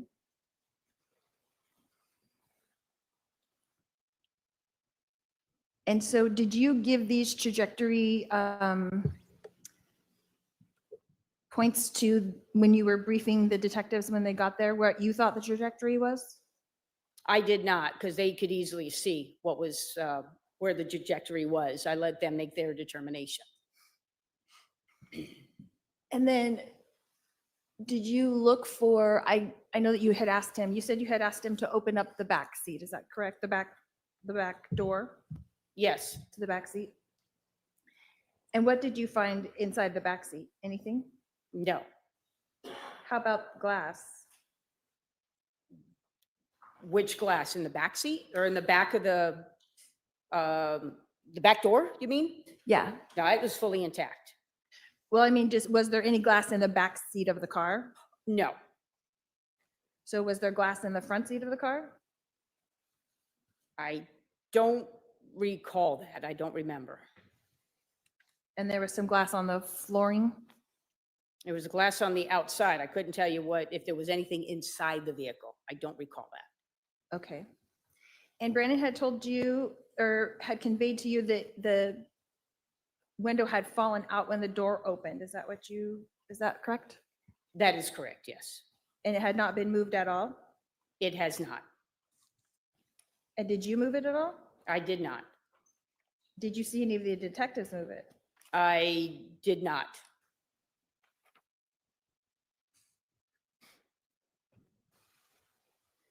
Was it basically intact and just shattered to your view? It looked like it. I didn't see a bunch of little pieces. It looked like it was what would be a a tint, and how it shatters and it just stays in one big piece, and it's just on the ground right up there in the driveway. Okay. And in that glass, did you see a bullet hole at all? I didn't touch the glass. Just looking, did you see a hole where like the bullet had gone through the glass? No, I did not. And you never found any kind of part of the projectile or saw an exit for the projectile anywhere in the vehicle? That is correct. So it looked like it stopped inside the frame. Is that what you were assessing? Possibility, yes. And you had said before that Brandon had thought it might be a BB gun. He'd indicated that to you? He did. And did he indicate to you about seeing the little boy outside? Nothing like that, no. Okay. Or that it was possibly a paintball gun? They made a comment, yes. And then you had stated that you put a flashlight in there to see if there was an exit. Is that correct? I'll see if I saw anything inside a projectile or anything in that hole. I did. And you didn't see any kind of exit hole with the flashlight? That's correct.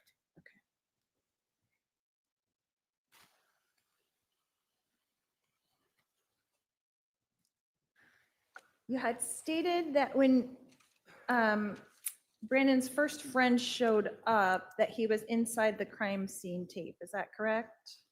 Don't believe the crime scene tape was put up quite yet. Okay, but he was walking right by the vehicle, by the Tesla. Is that correct? That is correct, yes. Okay. And then are you aware that there was one piece of glass found in the street? I could not tell you that. I don't know. So if Brandon and his friends were walking around in that before the crime scene tape was put up, it could possibly have been kicked or moved by a shoe. A possibility. Yeah. Did Brandon go from where the Tesla was to back to the street and back and forth? Or I don't believe so. I think he pretty much stayed on that sidewalk. okay. I remember.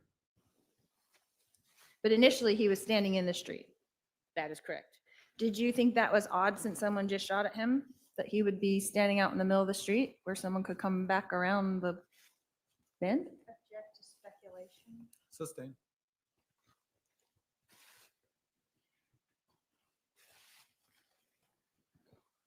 You had stated that Brandon had conveyed to you that he had no idea what had happened. Is that correct?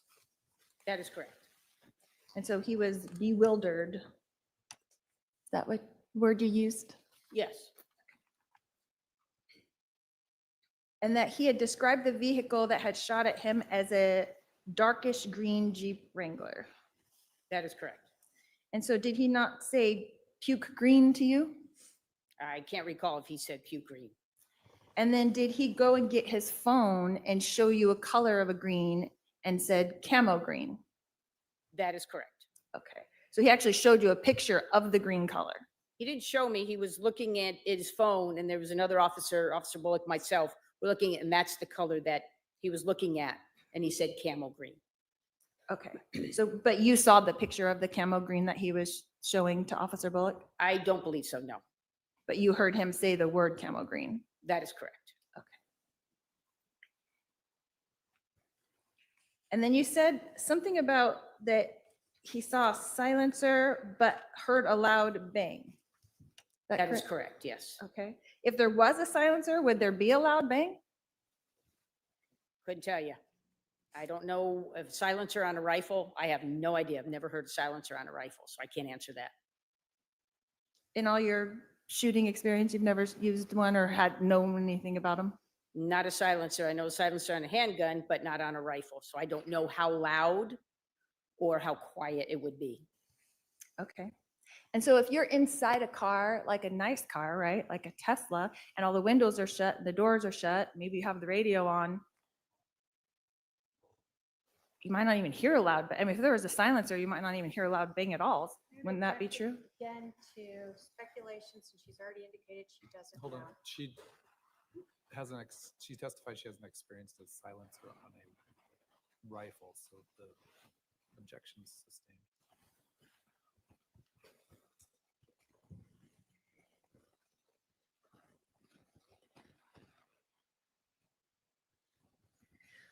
In your estimation of looking at the crime scene, because you were first on the scene, is that correct? Yes. That how far away would the back of the Jeep have been to where the shot occurred when Brandon was turning into the driveway, in your estimation? I did not, and an estimate, maybe 10 feet. Okay. So would it be hard, someone has shot rifles, right? Hard to hit your target at 10 feet away with a rifle? No, I don't think so.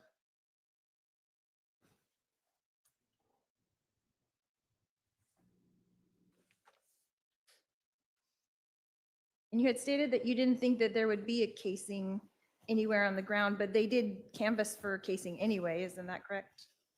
That is correct, yes. And were you part of the side-by-side walking down the road looking for any kind of projectile or casings that went around the block? No. Okay. Those 11 other officers? I don't know how many. There were officers, but I couldn't tell you how many. But you did not participate in that? That is correct. Okay. Were you gone by that point, or you were still there working the scene? I don't know what time they started that, so I couldn't tell you that. Did you see them doing that? I did not in front of the house. No, I did not. So you didn't witness any of those people walking the whole block to search for things? That's correct. I did not. Okay. So it could have been done after possibly you left the scene? Yes. Okay. About how long do you think that you were there at the scene? I couldn't tell you. I'd have to look at my notes. Got to be at least an hour, maybe 2. Okay. And what was your role after you spoke to Brandon, briefed the detectives, then what were you doing? I just stood on the grassy area on the other side of the road where Brandon and his 2 friends were sitting on the grass. And you had mentioned something about, did you talk to some neighbors? Is that correct? There was a neighbor that came out of her door, and she was standing at her front entrance to her house. And you spoke with her? I did.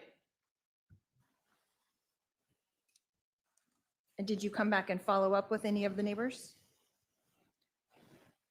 Not with not just her, not with any other neighbors. Did you go follow up with her? No, I did not.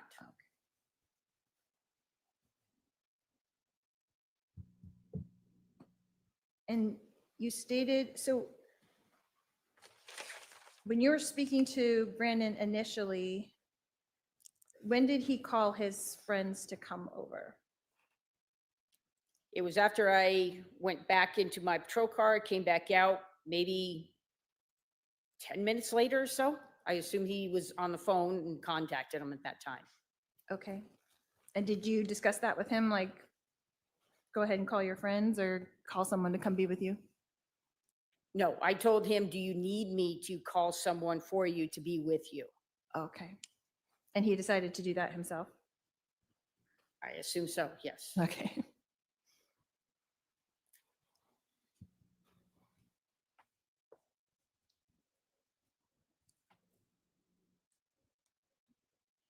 had stated something about that he was at the front of the house. So before he was under the tree, he was sitting at the front of the house? Is that correct? When I initially arrived, No, after you spoke to him for the first few minutes. that is correct, yes. Okay. And did you enter the house at all? I did not. Did you enter the garage at all? No.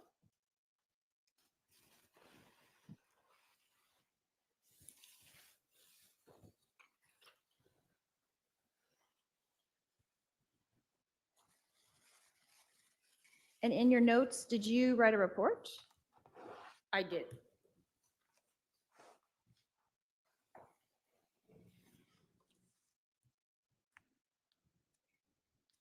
Is the neighbor that you spoke to Samantha Baybach? Can I look at my report to refresh my memory? Because I couldn't tell you right off. Sure.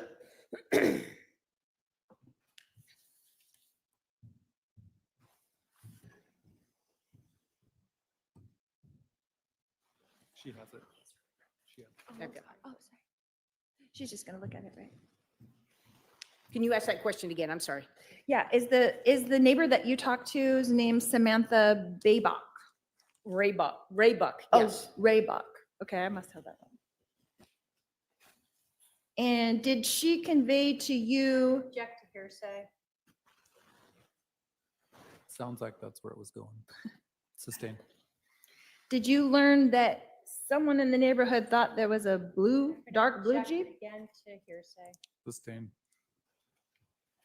Did she give you any relevant information that was used in your investigation? She really didn't give me really any information on that. I'm sorry, I don't understand your question. Did you use any information that you received from Samantha Raybach in your investigation? I gave that information to the detective. And would that be Detective Pillar? I don't remember which, there was a lot of detectives. I don't remember exactly who I spoke with to give that information to. Okay. And Detective Pillar is the case agent, is that correct? That is correct, yes. And so is that kind of who you report to though? If there's anything going on, you kind of go to the case agent? I would, yes. And so have you spoken to Detective Pillar about this case since October 2nd, 2019? No, So he's never asked you any follow-up questions or anything about the case? no. So in your report, you wrote your report and just handed it over and that was that? It submitted it and that was it. Yes, correct. Okay.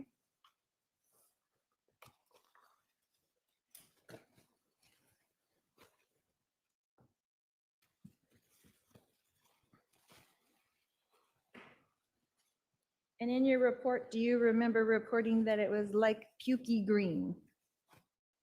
I would have to get a recollection. I'm not sure about that.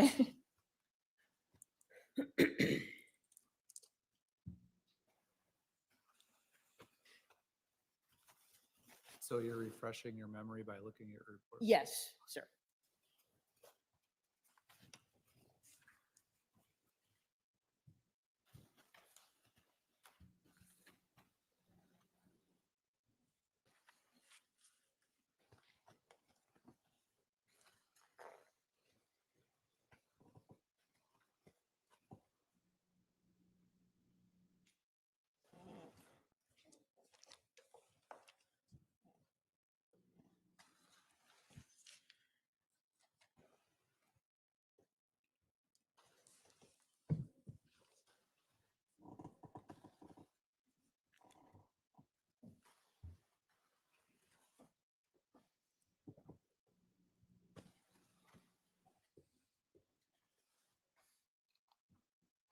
I do see green. I don't believe it's pukey green.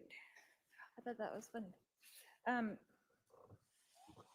Okay, so no one that you spoke to, Officer Rob, other than Brandon, heard a loud bang. Is that correct? I object to hearsay. I'll sustain, you can rephrase that. The only witness you have that heard a loud bang was Brandon. Is that correct? That is correct. And Brandon also stated that he thought there was a silencer on the gun. Is that correct? He did. He said there was something in the front that he believed was a silencer. Okay. No more questions, Your Honor. All right, redirect.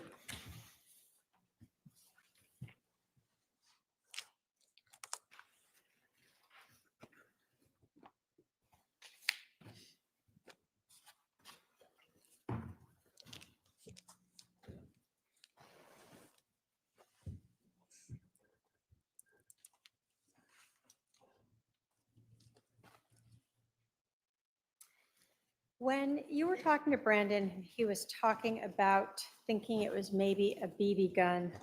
Was he indicating that he thought this because nothing came into his car, like there was no hole through his window into his vehicle? That is correct.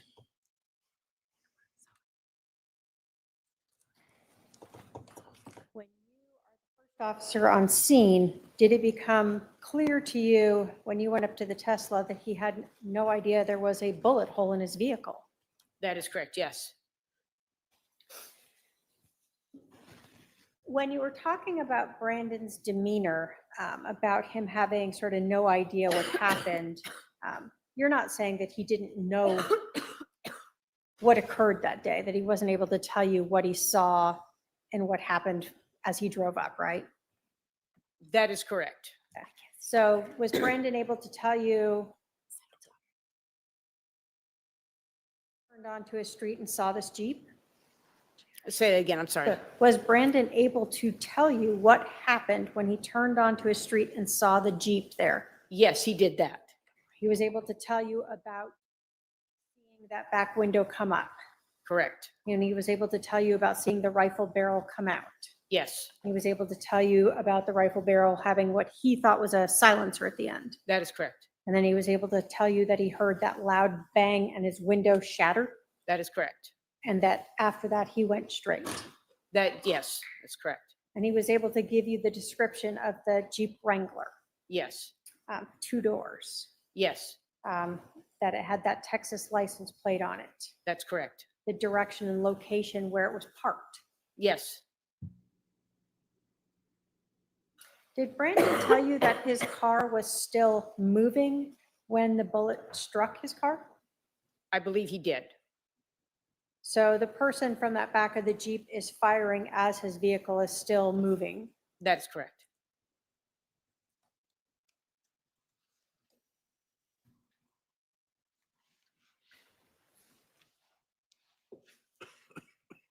When you were there, you were asked by the defendant about anyone or about Brandon or anyone going into the house or the garage. Was it your understanding that the other officers that were there cleared the house? They were going to clear the house, yes. You just didn't participate in that. That's correct. What does it mean to clear the house? It's a possibility they were thinking there could be somebody in the house. So when they clear the house, they're actually searching room to room in the house to make sure there was no one else there. Okay, so did Brandon give him permission to go into his house and do whatever they needed to do? Yes, they did.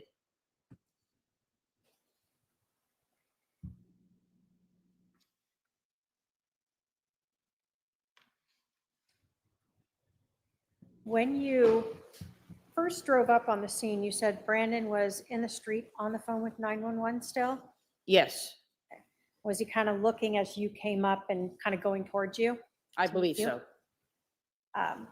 And then as you walked up to him, did you sort of take him back onto the sidewalk? Yes, I started explaining, what's going on. And then, yeah, I had him go up on the sidewalk myself. To kind of just had him follow you up there? Yes, And then you said when you started talking with him, he then hung up with 911? that is correct. Okay. In terms of the distance between the Jeep and the Tesla,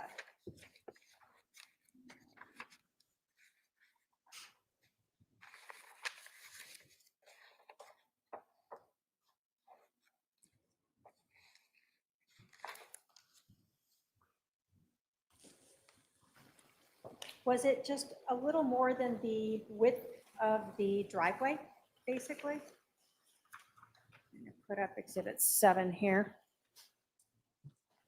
So if we are talking about the Jeep is here, right? That is correct, yes. And this is Brandon's driveway? Yes, So did he explain the end of the Jeep was right on the edge of his driveway? yes, it was. And so the distance between the end of the Jeep and Brandon's car would be sort of where that, from the end of his driveway to where the cone was? That's correct. I didn't do any measurements, but just assumption, just looking at it, I'd say maybe approximately 10 feet. Okay.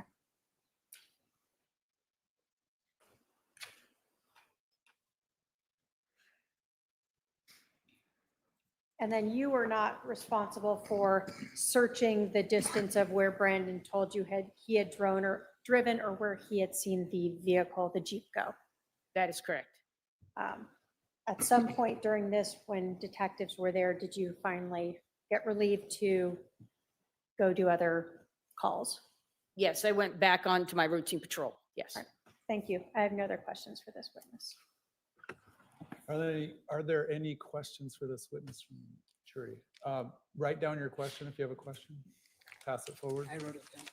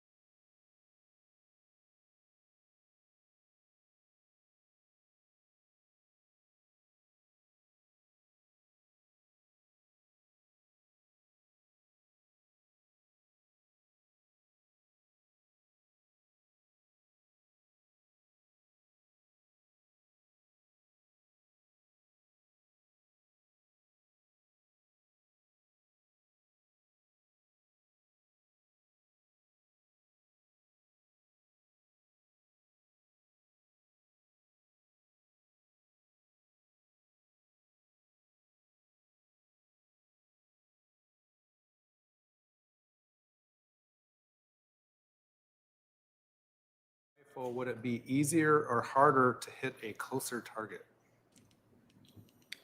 Actually be, if you have a sight, if you're using a scope, it's harder. All right, any follow-up based on that question, first from the defense? No, Your Honor. From the state?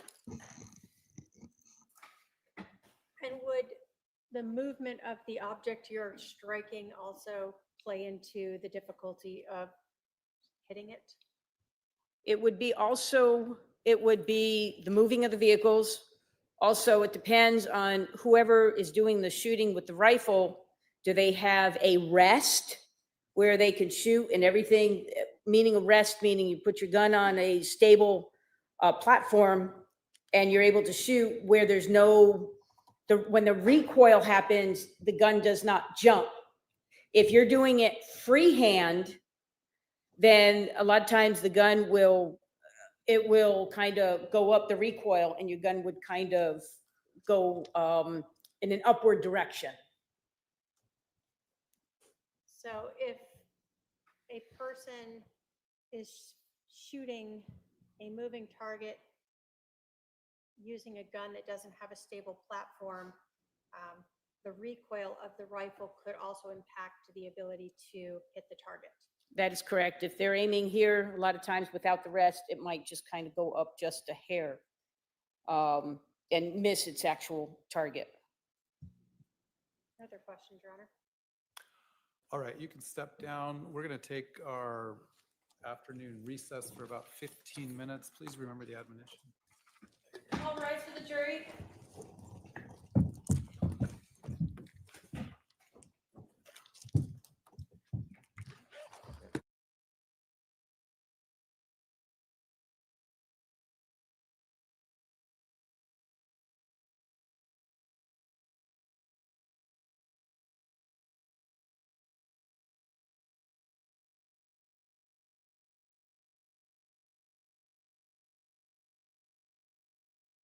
Okay, guys, so while we're on this quick little break, I thought I would take a second and answer a couple of questions that came up. James Smith asked, is there an inventory list of everything found in Lori's storage locker? Looking for a pencil case, maybe. I believe poison was hid in the locker. I honestly don't know if there is an inventory of everything. I'm sure that there is somewhere in the FOIA documents, but for me personally, I was just focused on the fact that it was a lot of personal belongings and photos of the kids, and I think things that would have reminded her of the kids. And I think that's one of the things that led me to believe that they were not still alive. It was that, and Lori giving back JJ's service dog. I was just trying to imagine, JJ trying to function without his service dog and how that would not have gone well, in my opinion. Anyway, this is a lot. It's a lot, obviously, to listen to Lori, and she never really, there's not a point to her questioning, and I wish that, anyway, it's neither here nor there. It's just, it's hard to listen to Lori. I'm glad that Trina K is on the ball, and man, she snapped right back with that objection for hearsay before Lori even finished her question. And I had to laugh at Boreski saying, that sounds like that was where that was going. So anyway, there's the speculation. There was a lot of speculation about Lori's hot mic moment where she said, this is the end. I think somebody pointed out at one point that the line about Melanie benefiting from Brandon's death financially was at the end of that email string. And so I think that could have been it.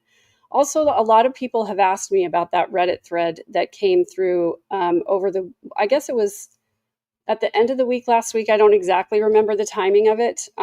But yes, I did read it. It was email exchange between Adam and Summer, I believe, in sometime around March of 2020. So this would have been before the kids were found. And that's what I found interesting was the things that Summer was saying prior to the kids being found. I thought it was pretty, I don't know. It did not make Summer look good. Let's put it that way. So anyway, that's all. I'm going to go take a little break as well.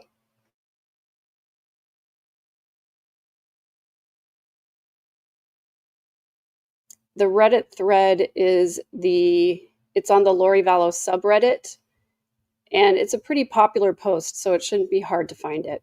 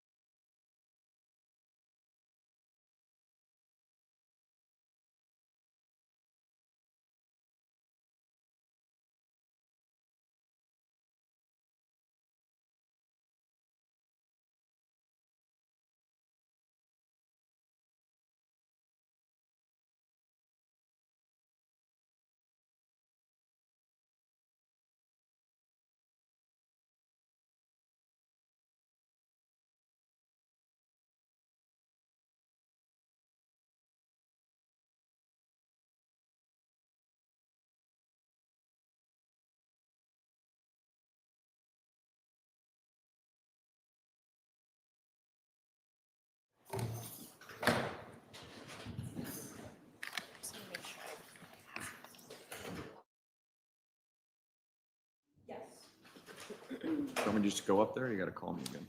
Yeah, why don't you come back up?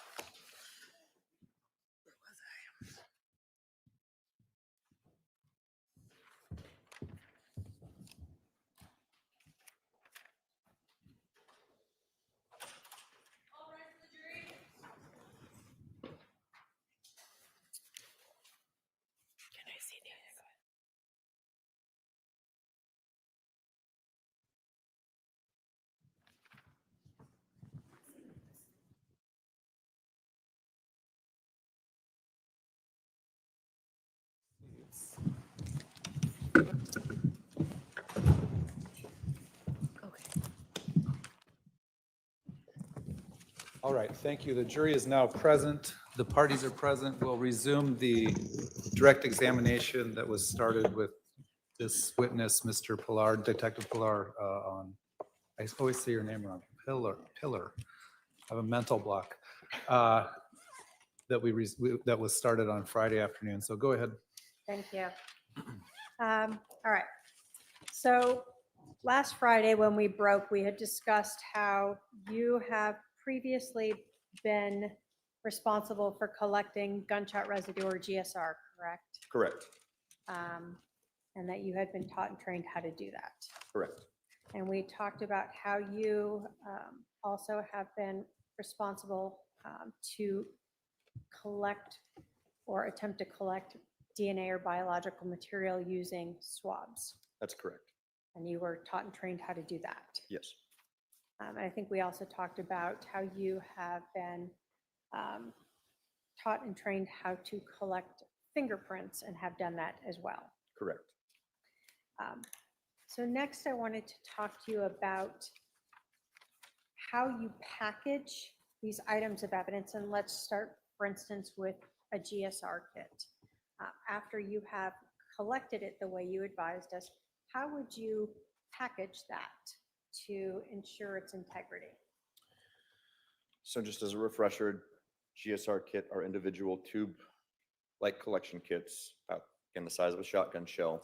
Once you use the adhesive to collect the areas where you believe GSR exists, you put the adhesive side within that tube again, facing inwards, twist it and seal it, and then you would use something called an integrity seal, which is a fancy name for a sticker that you put on there to provide the location, your initials, and the date of collection.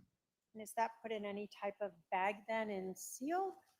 Yes, once the GSR is collected, then it is then sealed in a vacuum sealed type bag. So the package themselves have a sticker around it that tells you where it's collected from. Yes. And then those little vials are put into a plastic bag that itself is also sealed. Correct. So when the person who is performing any analysis on it receives it, that should all be sealed. Correct. And if those seals were broken, they would know that someone else had been in it. Correct. Okay. You had talked to us about the DNA collection, the Q-tips on the longer sticks, so to speak, being put into boxes. Mhm. Can you tell us how those are packaged and sealed to ensure the integrity? So the collection Q-tips, as I'll refer to them as again, they go, the dry collection and the wet collection of the same area that was swabbed get put into a small cardboard box, a very small cardboard box that actually has a breathable hole. That is sealed, but then that collection then gets placed into a paper envelope, which is then also sealed with an integrity seal, and the location, initials, and date are put on that envelope. And let me back up, I apologize. The box that the item is, the Q-tips are placed in, that's also notated with the report number and the location of collection prior to it then going into the envelope, which again has all the additional information and integrity seal. So again, for the DNA swabs, if someone testified that the seals were all intact, then that would indicate no one else had been in there since that was done. Correct. Are those items, so for like the GSR, the tape put around the vial, is that done at the scene right after that is collected? Yes, immediately upon collection, you seal the item that you collected, and then again, then you're going to take off that second pair of gloves that I explained on Friday, and then you put on a fresh pair of gloves before proceeding to the next collection location. Now, in this case, we're talking about collecting this evidence in another state, in Rexburg, Idaho. Were all of these items that were collected as you process the Jeep packaged, for instance, for the GSR, into their vials with the tape on it, and then those vials put into plastic bags and sealed there in Rexburg? The vials were placed into the plastic bags and sealed, as well as the DNA kits, and then those are all collected, but they are not administratively impounded yet because we have not returned to our property and evidence building. So the integrity seals are put on in Rexburg, Idaho, though? Correct. Now, we talked about impounding. For the police department, for the Gilbert Police Department, does each item of evidence have its own unique identification number? Every item that goes into our property evidence building gets its own unique number with the associated report number. Is that something that you guys make up, or is it just automatically created when you are actually impounding the evidence? It is created when you are impounding the evidence through our report management system. So essentially entering the information into the computer, it assigns a number and ultimately an identifying barcode that goes with it.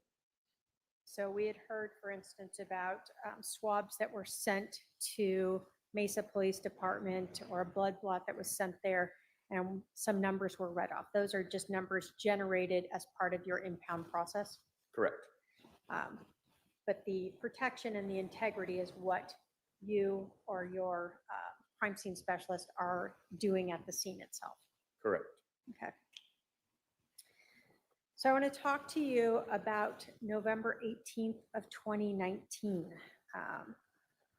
Did you go to Rexburg, Idaho to process a 2018 Jeep Wrangler with license plate, or a Texas license plate, LWD 0997?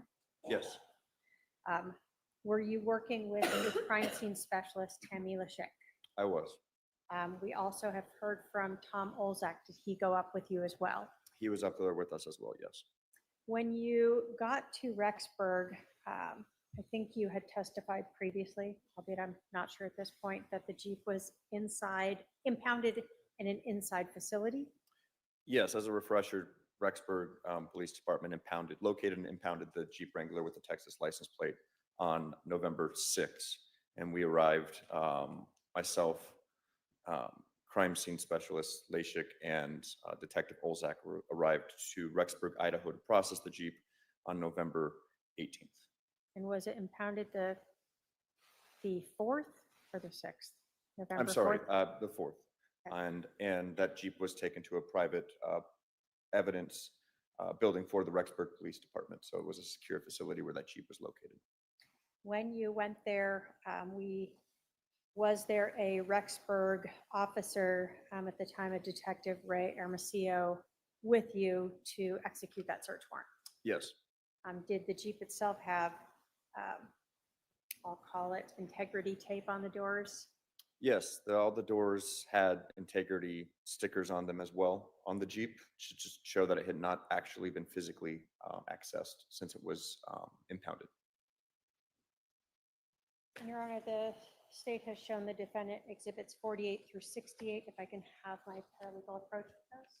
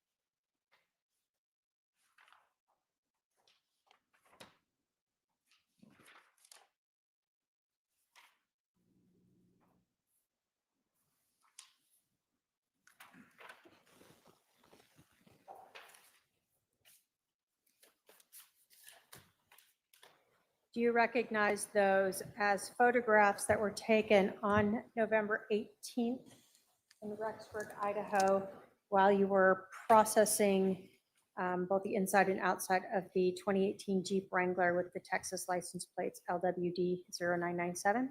Yes, And those are photographs of the Jeep that the Chandler Police Department had also provided you photographs with from July 11th of 2019?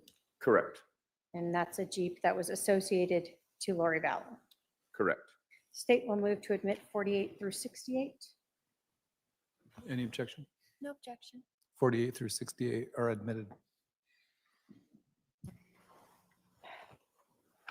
So when we see Exhibit 48, is this sort of a beginning photo to let us know, again, the sort of case number that we would see on the items of evidence that were impounded with this case, as well as to document when this process began? Correct.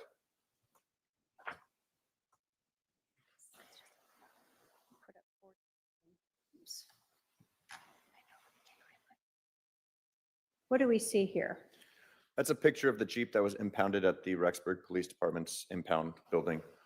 If you notice on the door, around the door frame here, these red stickers, and I believe there's closer up pictures, but those are evidence seals.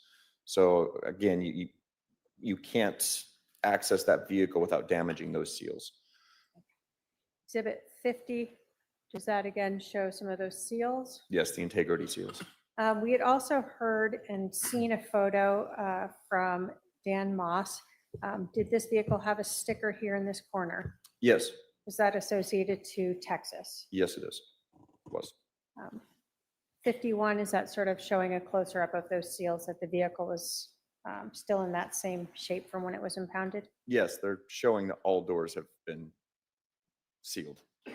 Exhibit 52, can we see on this the tinting on this vehicle? Yes. Were you able to see into the vehicle No, not without actually getting up close with a flashlight. with a flashlight? Yes. Exhibit 53, closer up of the seals and the tinting on that window. Very dark. Now, at the time when this Jeep was impounded, was the rear tire on it? When it was impounded, when it was located by Rexburg Police and then impounded, it was impounded as you see here, and it did have a wheel affixed to the back of the Wrangler. Exhibit 55, showing that rear window, the tire and the seals there. Yes.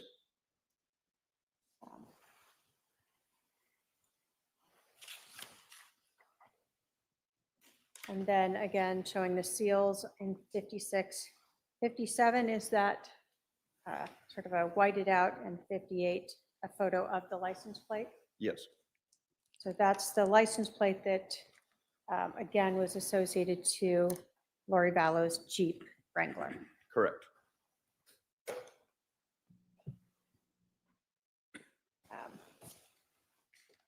Now,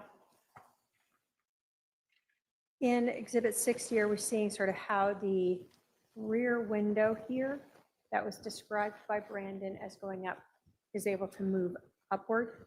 Yes.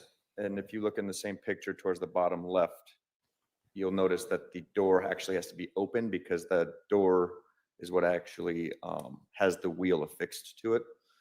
If that wheel is not there, that window can be open without bumping into the wheel. Okay, so in order to open the window, you guys had to actually open up the bottom, I'll call it for lack of a better word, door here. Correct. Tailgate. Yes, correct. Okay. Now, when you were processing this vehicle, did you talk with Ms. Lashik about where you would like to collect the gunshot residue from? Yes. And when you were discussing where to collect it from, was this based upon what Brandon Boudreaux had explained occurred on October 2nd? Yes. So your understanding was the shooter was inside the rear of the vehicle and the rifle was pointing out this back tailgate window area. Correct. That back window opened it partially and was fired from within that cab inside that Jeep Wrangler. So based upon that, where did you want to collect the gunshot residue from? I described to Ms. Lashik what I was looking for, and I wanted to focus primarily for the GSR collection to be in the back cab of that Jeep Wrangler where GSR might be present. So around the back window and the back frame of the interior of that Jeep. Were you looking to both rear and driver's side windows as one Yes. of the locations? Were you looking to both the passenger and driver's side front seats? Yes. Were you looking to the hard top of that Jeep? Yes. And then the rear window, meaning this rear window? Yes. And as I believe I explained on Friday, it's an explosion of gas and particles. So anywhere within that area that was just identified, we were checking all those areas for GSR, gunshot residue. When you were processing this Jeep on November 18th for GSR, at that time, did you know anything about whether or not the rear seat of this vehicle had been removed prior to the shooting? I had no knowledge of the status of the back seat, no. I'm going to put up 63 so we know what we're talking about. When this Jeep was impounded and you guys processed it, was the seat like this at that time? Yes. So when you're processing this Jeep on November 18th, you are unaware that this may have been removed at the time of the October 2nd shooting? Correct. Okay.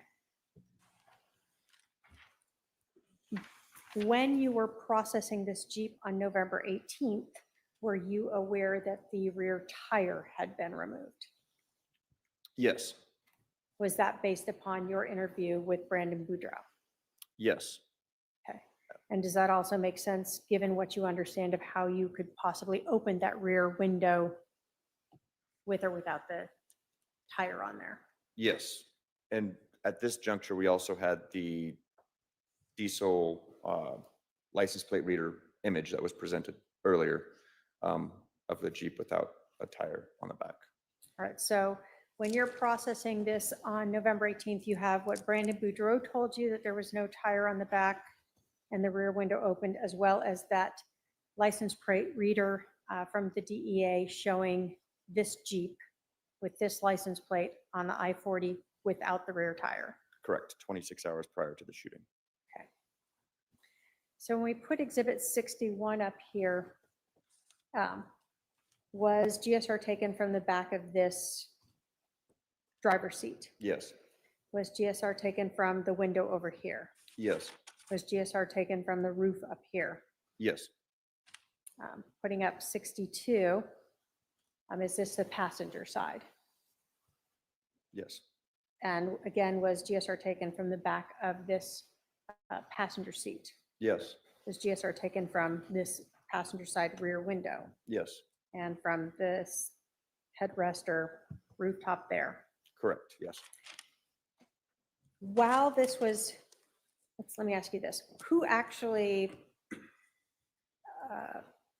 took those little vials with the sticky tabs and pressed it against the rear seat or the window?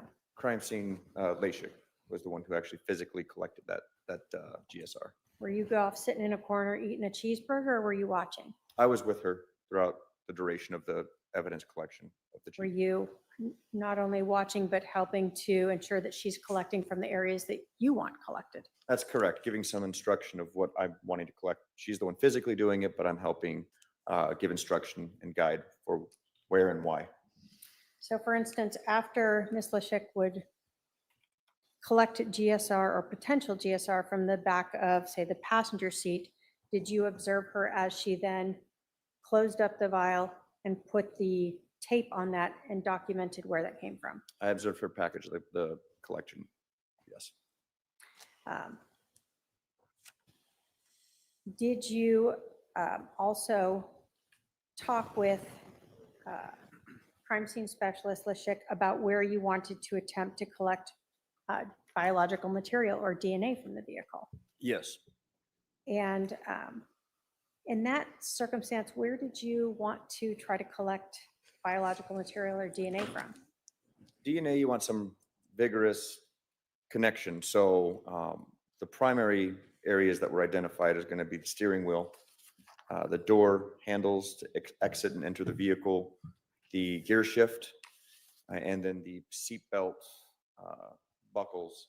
And that was for both the driver's side and passenger side, because at this juncture, again, we don't know how many people we had involved. We had some ideas, but we didn't have a confirmation of how many people.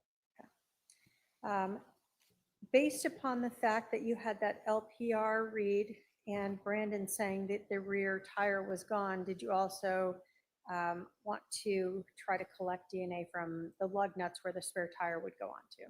Yes, that was an additional location on the exterior of the vehicle, so where the back wheel was located. Did you watch as crime specialist Tammy Lashik swabbed each of these areas that we've discussed? Yes, I watched her swab, take the DNA swabs. Did she follow the same process that you have explained of first putting on the gloves, the second pair? Mm-hmm. Is that a yes? Yes, I'm sorry, yes. She changed her gloves according to our practices. Did you see her put the distilled water onto one of the Q-tips and, for instance, use that on the steering wheel? Yes. Did you see her then take the dry one and swab over the steering wheel with the dry swab? Yes. Did you see her put those into the box? Yes. And did you see her then seal and document each box after that collection? Yes.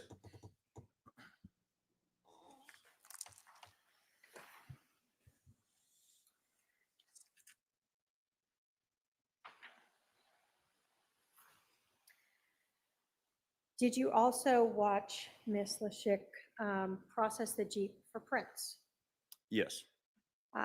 And did she do the same method that you had described last Friday of trying to dust these different areas to look for the presence of any type of latent prints? Yes. Were any prints recovered from the Jeep? No fingerprints, viable fingerprints were located within the Jeep, and that can be dependent on material, the structure of what it is, if it's bumpy, if it's smooth, but there was nothing that was located where we were searching as far as viable fingerprints, but we did have the DNA and GSR at that point. And for the fingerprints, were you looking in the driver's side interior windows? Yes. The vanity mirrors that are on the sunscreen? Yes. The sort of pillar that's along the door frame there? Yes. Rear view mirror? Yes.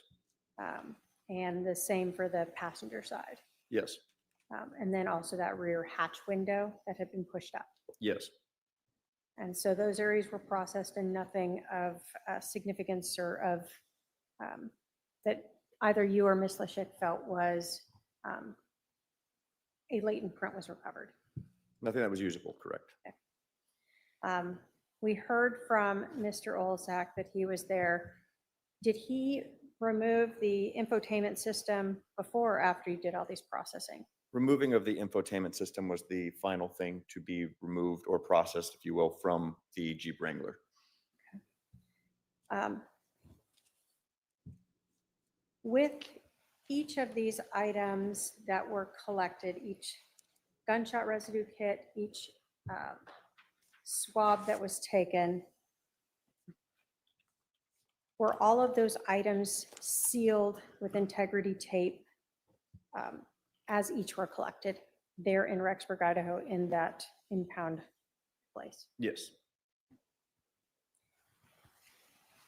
Now, you told us you went to Rexburg that day. Did you also in the vehicle note any documentation indicating inside the vehicle sort of the ownership of the vehicle?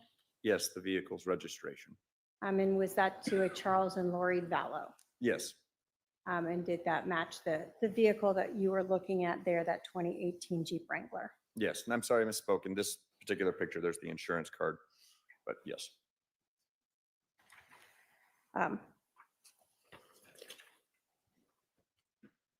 You told us that each item of evidence is sealed with integrity, but then provided a impound number, correct? Yes, And that was done back at Gilbert Police Department? correct.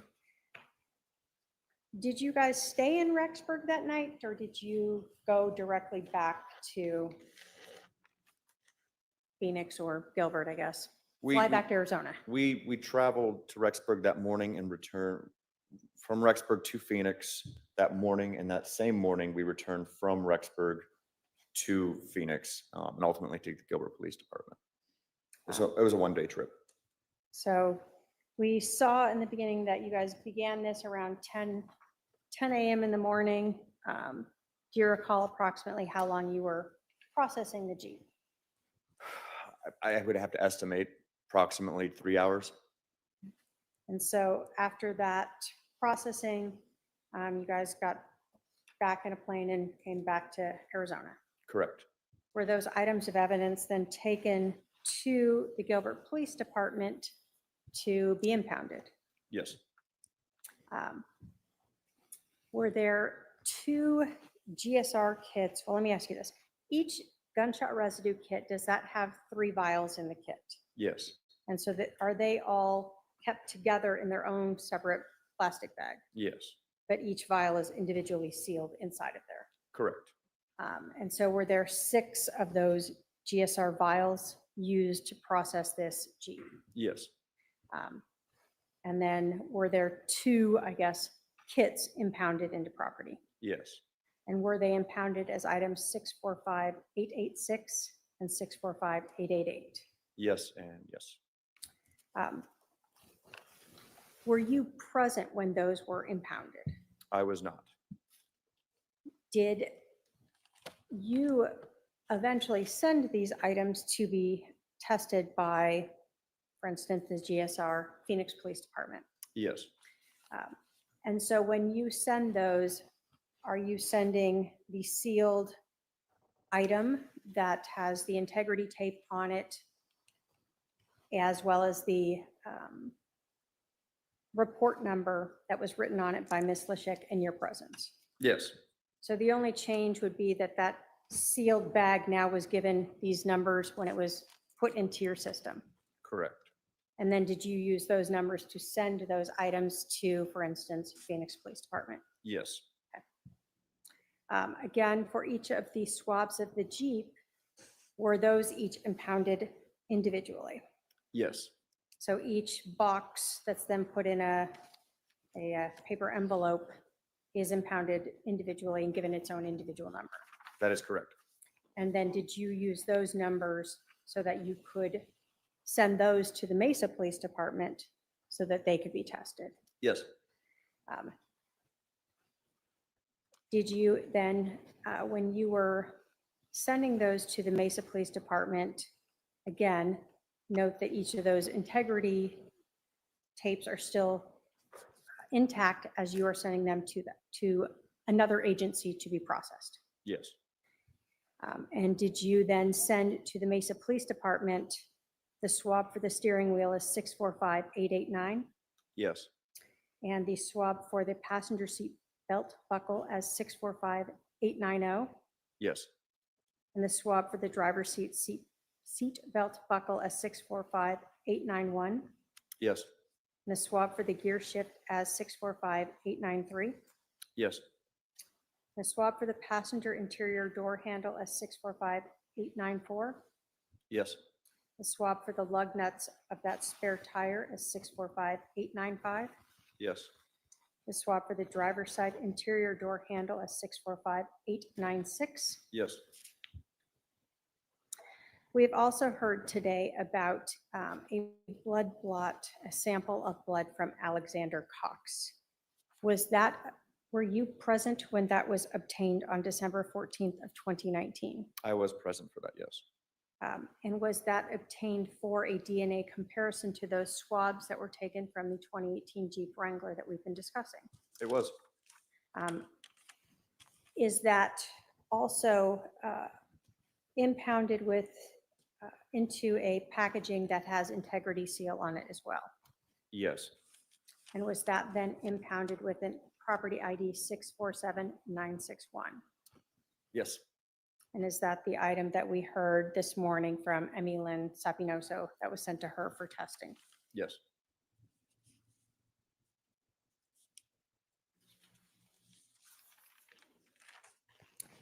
As the case agent for this investigation, you told us that you have sent off those items for testing. That was part of your job, correct? Yes. Were you also responsible for writing search warrants to obtain cell phone records? Yes. When you are writing a search warrant to obtain cell phone records, is this a search warrant sent to a court to basically order these companies to send you records within those certain date ranges and items that they're to send you? Yes, you complete an affidavit explaining your reasoning to request the warrant, send it to Superior Court for a judge to review, and if approved, that warrant will be signed, and then we will then serve, in this example here, to a phone company. On December 4th of 2019, did you write a search warrant to Verizon for cell phone numbers 808 Yes. 480 489 Yes. 480 3 Yes. and 480? Yes. So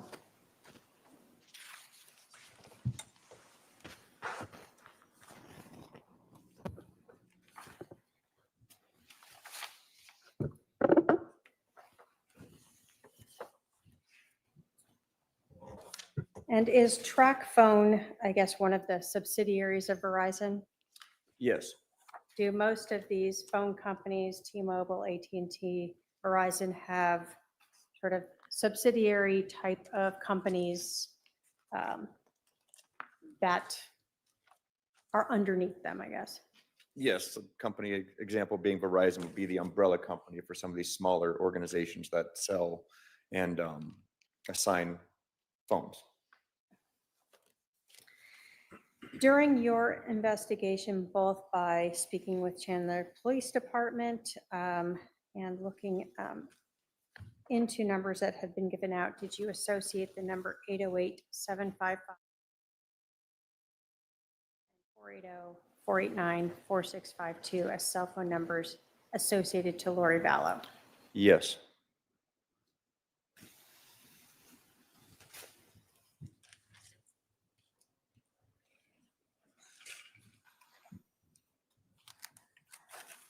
If I can have my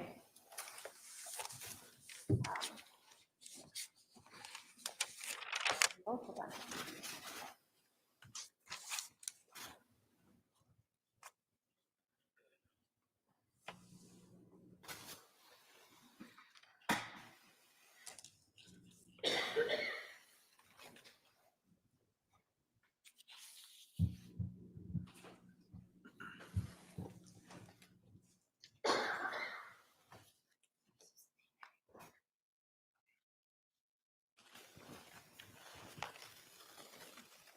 I can have my paralegal approach with 177 and 176.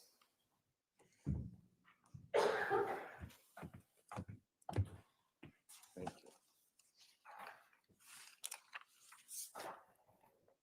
Do you recognize those two exhibits as the cell phone records, affidavits authenticating them, thumb drive of all the records, subscriber information for those two phone numbers, the 808-755-5452 and the 480-489-4652 associated to Lori Vallow? Yes. Yes. The state will move to admit 177 and 176. No objection. 179, 176. 176 and 177. Oh, I'm sorry, 176, 177 are admitted.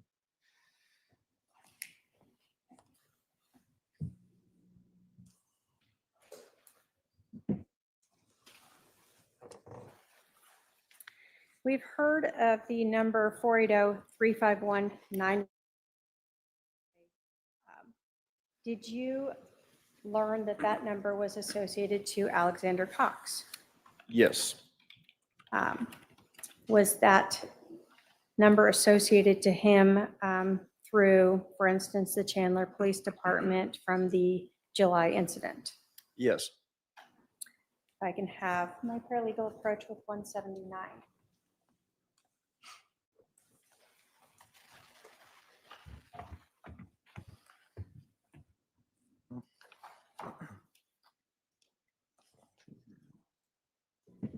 Yes. Does that contain an affidavit authenticating them, a thumb drive of the records, a print off showing the subscriber for that phone, as well as a print off of the call detail records for September 27th through October 10th? Yes. Let me just want to double check one thing.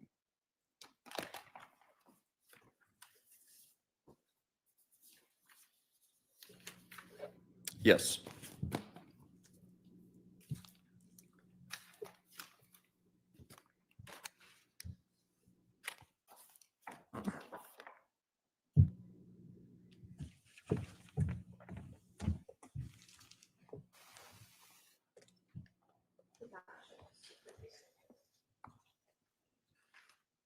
Is that 480-351-9120 number the number that we heard was making the appointment and responsible for scheduling the tinting with Dan's window tinting in Rexburg, Idaho? Yes.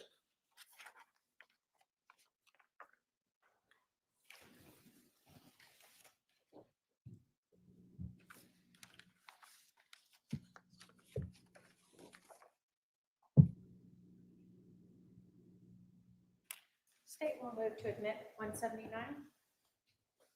Any objection? The same foundational objection of Crawford, Your Honor. 179 is admitted.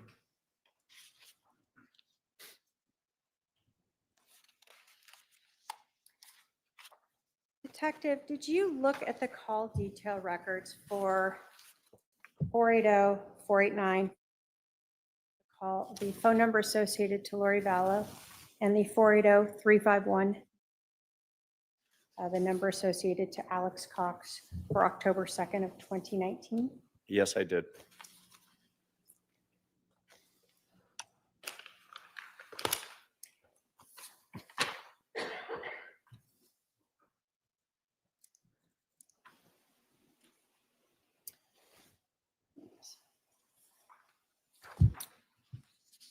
This is Exhibit 179. On these records, 179 being the records associated to Alex Cox, did you note phone call to the called number 480-489-4652? Yes, And that's the number associated with Lori Vallow? that is her number. Yes.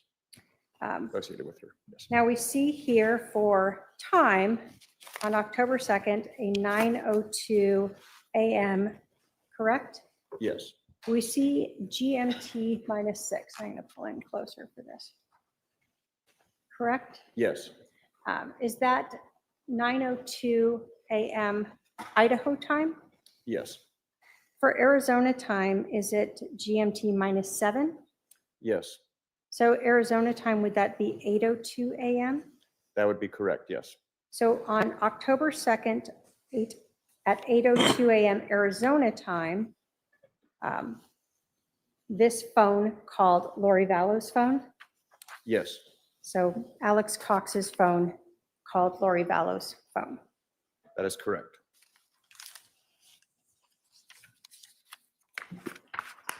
Do the call detail records for Lori Vallow's phone show that same interaction between the two cell phones? Yes, it does. And so those were also contained in that exhibit. Yes. So this would have been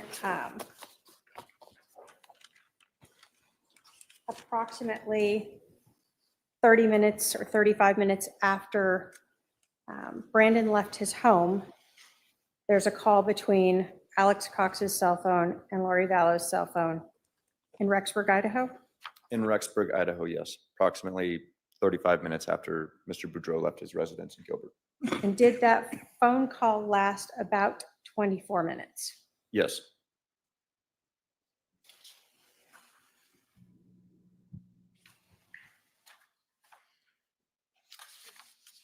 In that search warrant, did you also obtain phone records for a 480-321-9866, a phone number associated to Melanie Boudreaux? Yes. And was that associated via Brandon Boudreaux had provided that? Yes, that was her known number. Is that also the number you had seen when you extracted Brandon's cell phone number as a contact for Melanie? Yes. While you were conducting this investigation, did you also obtain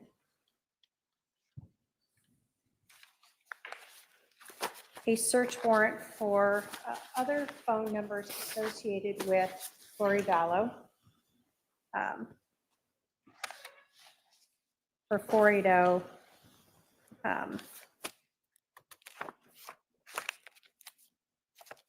692-9612?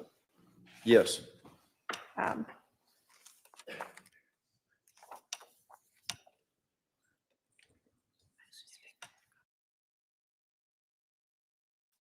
And then during your, was that search warrant executed on December 28th for that phone number?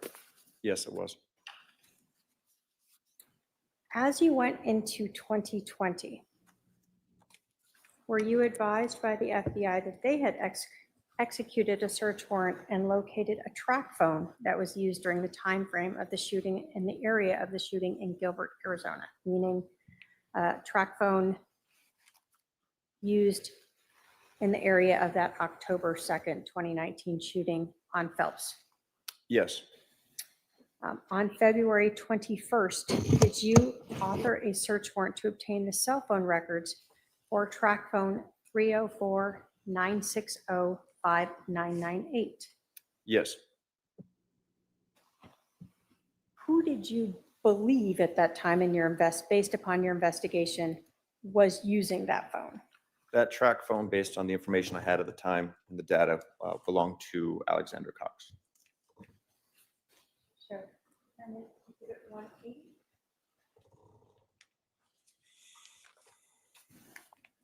Now, the track phone of 304-960-5998, did that have a subscriber to Alex Cox? It was subscribed to a Gmail account. Okay. When you executed the search warrant to obtain those records, did you obtain an affidavit from track phone authenticating those, as well as a thumb drive of the cell phone records themselves? Yes.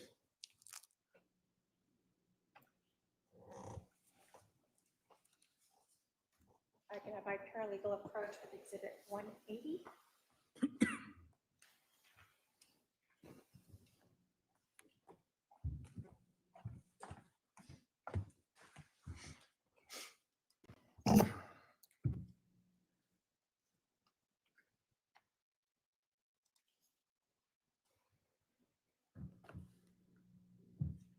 Inside that exhibit, if you can just verify, did the track phone provide a print off showing the track phone was purchased from a Walmart store 5494?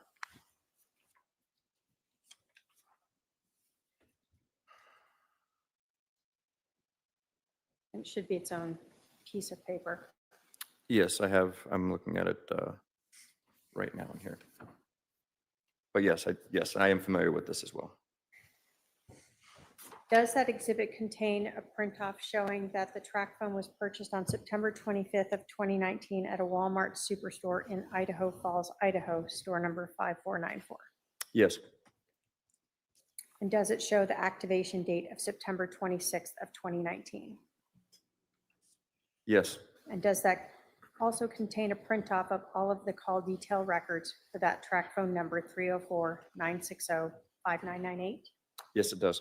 State will move to admit 180. Foundation. All right, 180 is submitted.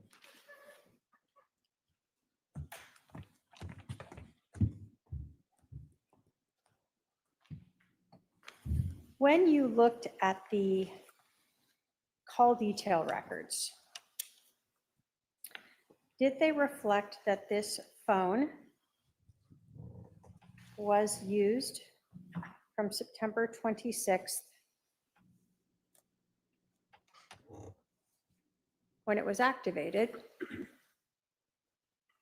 until only October 2nd? That is correct. After October 2nd, was there any other phone calls made or received by this phone? No, that phone was no longer seen or activated after that date. Is this the phone number we're talking about, the 304-960-5998? Yes, When you looked through these call detail records, is there only one number that ever calls this track phone?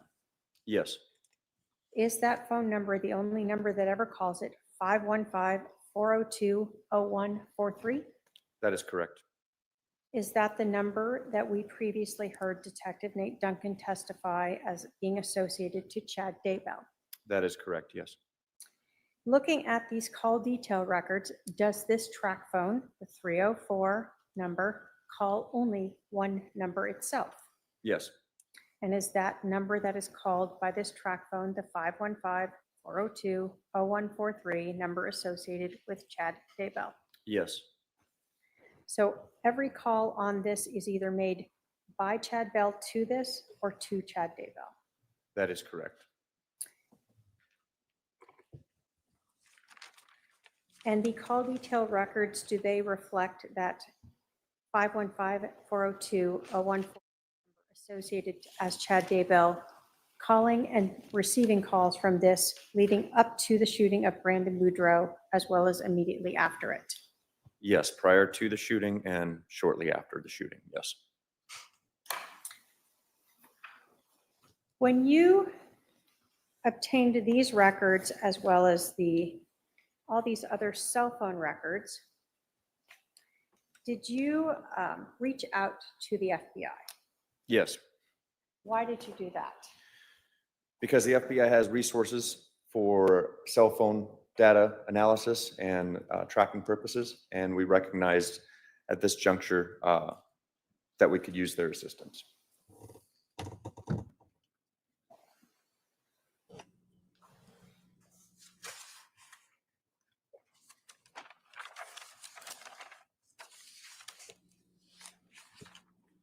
And what did you ask them to do with this information? So with this information, I was able to get in contact with cellular analysis specialist with the FBI to provide them the data that I received for my warrant requests and then the responses I received from those companies. And they were able, the FBI was then able to assist with tracking locations of the devices during these particular timeframes where we know individuals were communicating with each other. Did you ask the FBI to look at this track phone, the 304 number that was purchased at the Walmart in Idaho Falls and activated on September 26th? Yes, Did you ask the FBI to look at the phone number associated to Lori Vallow, the 480-489 number? yes, And did you ask the FBI to look at Alex Cox's phone, the 480-351 number? yes, And to map those around the time leading up to and after the shooting of Brandon Boudreaux? yes. I wanted to know what the phone activity was and location was for Lori Vallow, Alexander Cox, and then the other phone believed to be used by Alexander Cox. Did you also provide the FBI cellular analyst with that Gmail data that was obtained via search warrants Yes, for the Homer J. Maximus at gmail.com associated to Alexander Cox? yes, I have no other questions for this witness. All right, cross-examination.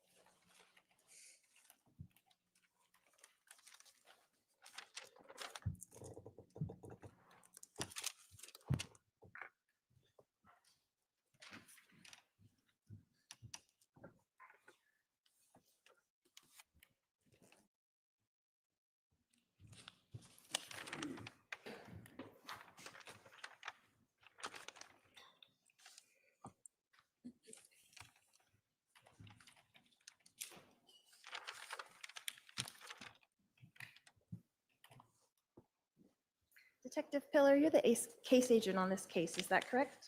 Yes, ma'am. And how many times have you been the case agent before this case in October 2nd, 2019? As a detective case agent? Like, Correct. I couldn't give you a specific number. I'd have to guess. Okay, how about a guess? I would give roughly a couple hundred, maybe more. Okay, so you've been the case agent on a couple hundred cases? Yes, on investigations, both in the Special Victims Unit and within our Violent Crimes Unit.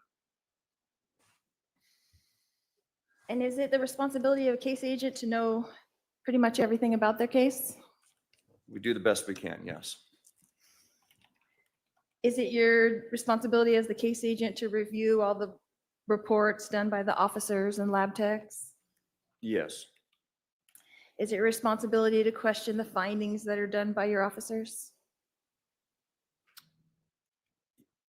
By the fellow detectives, yes. By the officers themselves, if I have some speculation or questions about the initial reports from responding officers, I might set up a meeting to talk with them. But as detectives, we're all within the same facility, so I usually can just talk with them about any questions I might have or requests I might have.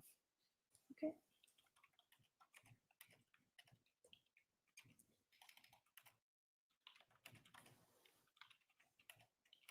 And what color did Mr. Boudreaux say the Jeep was when he was with Officer Marianne Robb? When he was with Officer Robb, he described it as a green colored Jeep.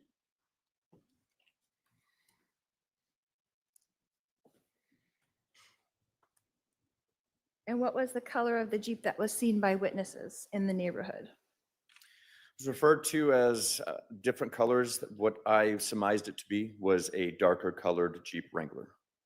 So did you hear dark blue? I do not remember specifically hearing dark blue, but I know that color has been brought up.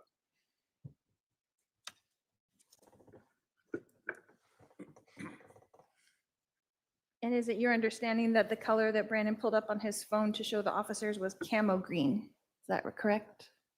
That's what was discussed by Officer Robb, but I was not privy to that actual conversation, and there was no supplement that I saw that indicated that. So as the case agent, you did not watch the body cam with Officer Robb?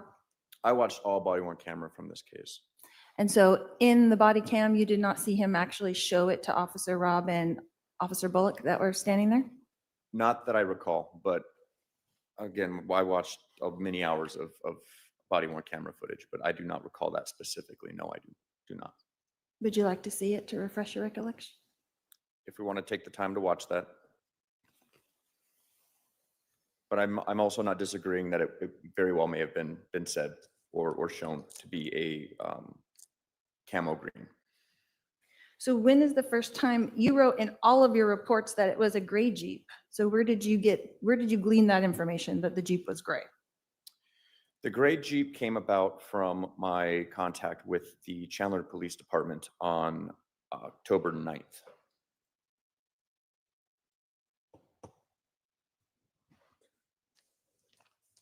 So Brandon never told you it was a gray Jeep, is that correct? I do not recall him ever describing it in the initial context as a gray Jeep. No, And none of the neighbors ever called it a gray Jeep also, is that correct? not to me. No. Okay.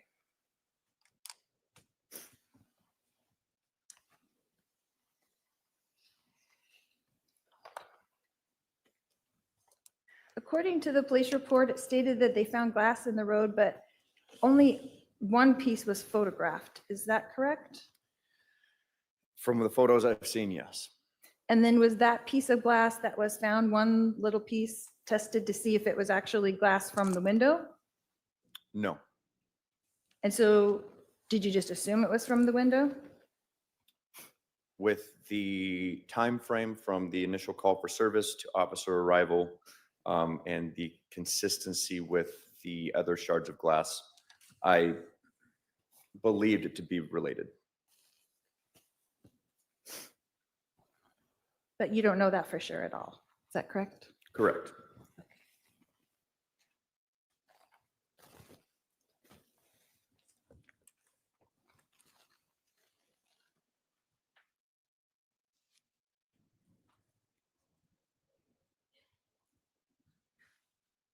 Also in the body cam, in about 7 or 8 seconds in, Brandon is seen moving glass with his feet and then walked out to the street with Officer Rob and Officer Bullock. So is it possible that he transported that piece of glass with his shoe? Possible. The answer will stand. And were you present at the time when they did the comb of the neighborhood? The line? Yes. The line search, yes, I was present. And how many people were in that line search? Approximately 11, and they were all with the Criminal Investigations Division. It was all detectives, not patrol officers at that time. And did you participate in that, in the line? I did. Okay. And was anything found in the line? Through that line search, no, we did not find any viable evidence, usable evidence that we believe were associated with the case. And what were you actually looking for? Quite honestly, anything, whether it be fragments of a bullet, which was the primary focus, glass shards that could be consistent with the damage to the vehicle. At this point in the initial investigation, this was our last act of searching the neighborhood. And this was again after the scene investigation, the canvassing, the interviews. This was just one last walk around the neighborhood to see if we could identify anything. About how long did that take, that line search? Approximately 45 minutes to an hour. Okay. And you had mentioned, or someone had mentioned before about the metal detector. Was that part of that walk or something separate? Yes, that was both part of the walk and the investigation at the 3875 East Phelps address, within the glass, within the landscaping around the vehicle.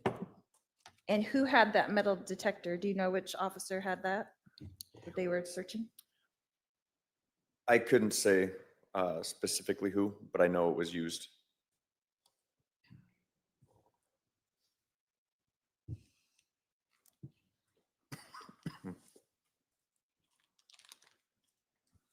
And the neighbors that were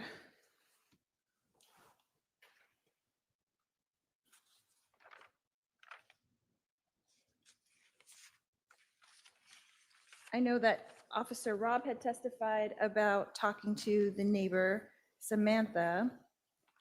Did you follow up with any of the neighbors yourself? I did not follow up with any of the neighbors myself. Those tasks were delegated to fellow detectives in the days and weeks to follow. And then, but they report to you, right? Is that correct?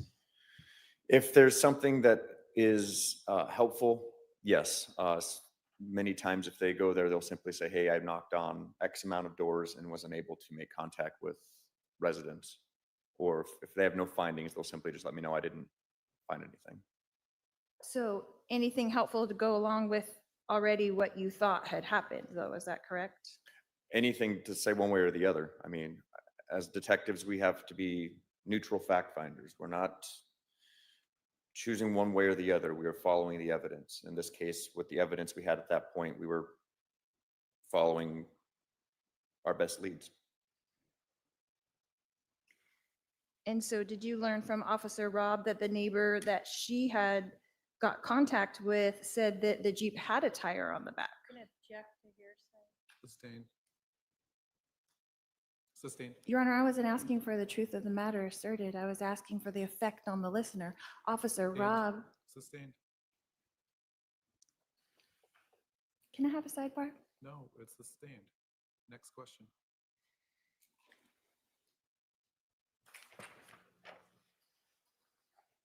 In your estimation, Detective Pillar, how far was the Jeeps when the supposed shot was taken? With the information provided by Mr. Boudreaux and the neighbors describing where this Jeep was located, where I believe, at least at the time, where that glass shard might be related in the roadway, I would guess.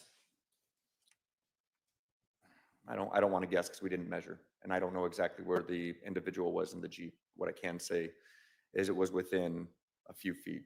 And when I say a few feet, I'm going to say 10 to 20 feet of a moving vehicle approaching where the projectile hit the Tesla. Okay, and why were no measurements taken? We didn't know exactly where that Jeep was located. We had an idea of where it was parked, but we didn't have an exact location for that Jeep, a specific spot. If it was parked nose to nose with that white van, you kind of know exactly where it was parked, We have a good idea of where it was at, absolutely. but no measurements were taken. No measurements, no ma'am. And what measures were taken to decide the trajectory? I don't know how to answer that question. Okay, did the Gilbert Police Department ever Decide on what the trajectory actually was? No, So were there tests done to find the trajectory? no, because again, we don't have the exact placement, the height, the angle in which the projectile came from. And we can't determine that with just the hole in the Tesla that was since moved prior to police arrival. Okay, so you know how, you can find out how tall the Jeep was, right? No, You cannot? no. And you don't know how tall the Tesla was? The Tesla we could figure out at the time, but we did not measure the Tesla. So no trajectory was ever really determined, is that correct? Correct. Okay. And the hole in the car, in the Tesla, was approximately 1 inch wide and 2 inches long? Is that correct? From the sticker, the letter A sticker, yes. That Correct. was like a 2-inch, I believe. Based on that, yes, I would say that hole was approximate size of 2 inches, but that doesn't include the scraping or the indentation that led into where that sticker was actually placed. And then what type of bullet could make that kind of damage? Check to expertise or knowledge, foundation. Can you lay more foundation of how he would be able to make that opinion? What was your determination of what kind of bullet would make a hole that large? I don't have any ammunition training or certifications to provide that answer accurately. But from your own shooting experience, would you have thought that was a rifle or a handgun? In my experience and training, again, I don't have it in trajectory or what particular bullets will do. What I do know is there's dozens of styles of bullets, whether it be a hollow point, full metal jacket, a frangible piece of ammunition. There's dozens of types of ammunition that are made. both of which can be utilized by a handgun or a rifle. The information I was provided, it at least seems that a rifle was the most reasonable weapon that was utilized to shoot at Mr. Boudreaux's car. But to give an answer for the type of ammunition, whether it be coming from a specific weapon, I cannot answer that. Okay. And you're the case agent, is that correct? Yes. This is your investigation, is that correct? Yes. So did you not think it would be a good idea to do whatever kind of testing you could find out what kind of gun this was? There would be no way to find out what kind of gun this was. There's no way to determine if it was a rifle versus a handgun. No. There's no way to determine whether it was taken from 30 feet or 10 feet. No. There's no way to determine if it was going up or going down. No. There's no way to determine if it was going left or it was going right. There's evidence to show that it was going eastbound while the vehicle was traveling westbound.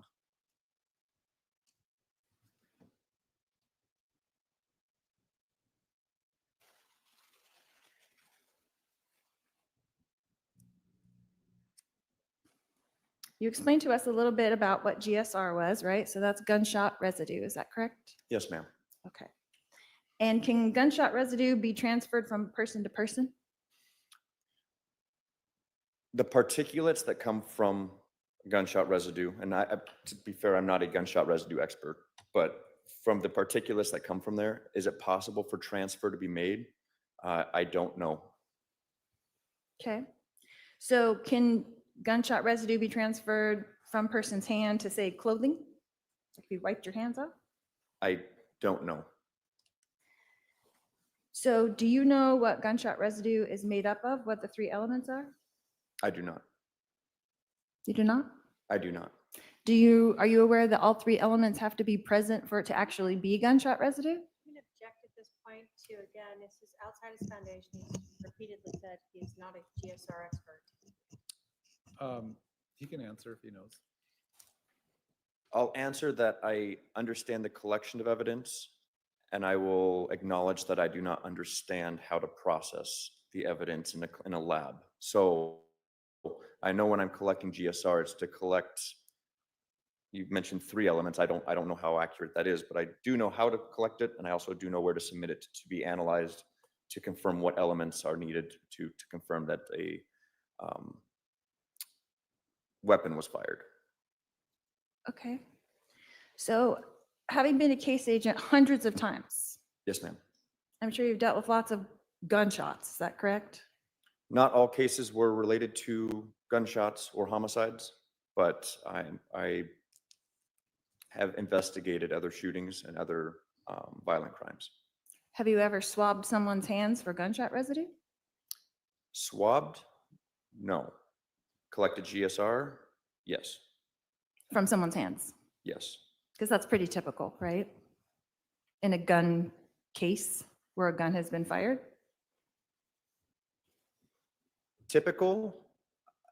I don't know if that's an appropriate word. Is it a tool or a evidence collection technique that can be utilized? Absolutely. Okay. And so you're not aware that antimony, barium, and lead, all three have to be together for it to be gunshot residue? I'm going to object again. There's an expert that will testify to this. It's sustained. He said he doesn't know this. Okay.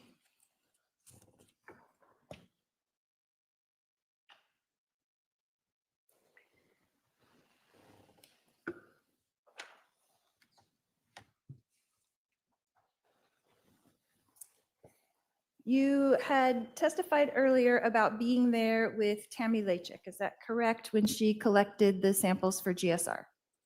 Yes, she and I traveled to Rexburg together, and then we were at the property building in Rexburg together, yes. Okay. And how many people were there present at that time? There was myself, CSI Lachik, Detective Olzak, Detective Hermosillo, and I believe one or two other individuals from the Rexburg Police Department.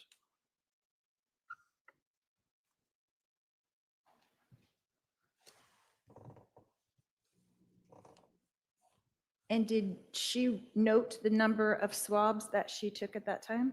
I'm gonna have to check as to foundation swabs of what.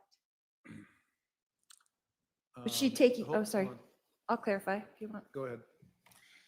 Was she taking notes at the time when she was collecting those swabs? Taking notes? No, but she was collecting the swabs and then again, notating on the collection itself. So I guess if that's what you want to see as a note, then yes, but she didn't have a notebook with her where she was documenting everything. She wasn't taking separate notes. Thank you. So the notes in her report are something she did possibly later? Yes, I did not see her taking those notes, if you're referring to the images. Okay. And then you flew up there together on a commercial airline? No, myself, Ms. Lashik, and Detective Olzak flew up there on a Arizona State government plane. So it was just the three of us and the two pilots on the flight. So that's how you were able to go up and back at your leisure, kind of in the same day? In the same day, and this was a result of Detective Olzak at the time being a detective with the Department of Public Safety, DPS. They utilize a state plane that's typically used for the governor. They have a couple planes.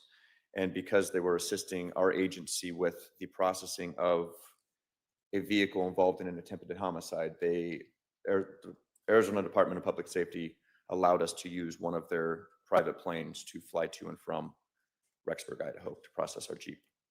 Okay.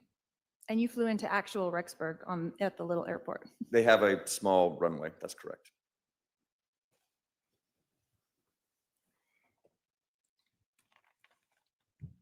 And so you did not witness Ms. Lachik taking any separate notes besides what she wrote on the actual samples, is that correct? That's correct. Okay, and do you remember what she was wearing that day, Ms. Lachik? I do not remember what she was wearing, no.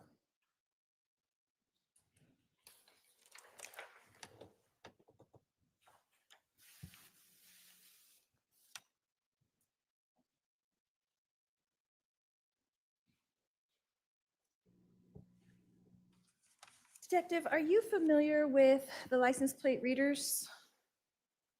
I'm familiar with yes, I am familiar with LPR readers, but again, I'm not an expert in license plate readers. And you work for the Gilbert Police Department, is that correct? Yes. And then how many license plate readers are there in the city of Gilbert? Do you know? I don't. I can tell you that's changed a lot over time because the technology's gotten greater and they're smaller and easier to use. So to answer the question of how many in Gilbert, I have no idea. But at the time, I don't believe many. But that is speculating. I don't know about the LPRs in Gilbert. And then would you, as the case agent in this case, have access to those Gilbert readers? Like, could you call them up and say, hey, I'm a Gilbert detective and I need license plate readers? I wish it was that fancy, but the reality is what we do is we have crime analysts, civilians that are working with our police department who have access to LPR readers and to criminal histories and things of that nature. So in cases like this, I had our crime analysts assist with requests for LPR hits for the LWD 0997 Texas plate. And did you find any of those? There were LPR hits, yes. There were And multiple. where were they located? The one that was presented was southbound in Holbrook on I-40. Have you been to Holbrook before? Have I been to Holbrook before? Arizona? If I have been, it's only passing through. So I don't believe, I've never stopped in Holbrook, I guess I'll say that. Do you know how far away it is from here? From, well, say Gilbert, Arizona? I do not know how far Holbrook is from Gilbert, Arizona. I know it's north of us.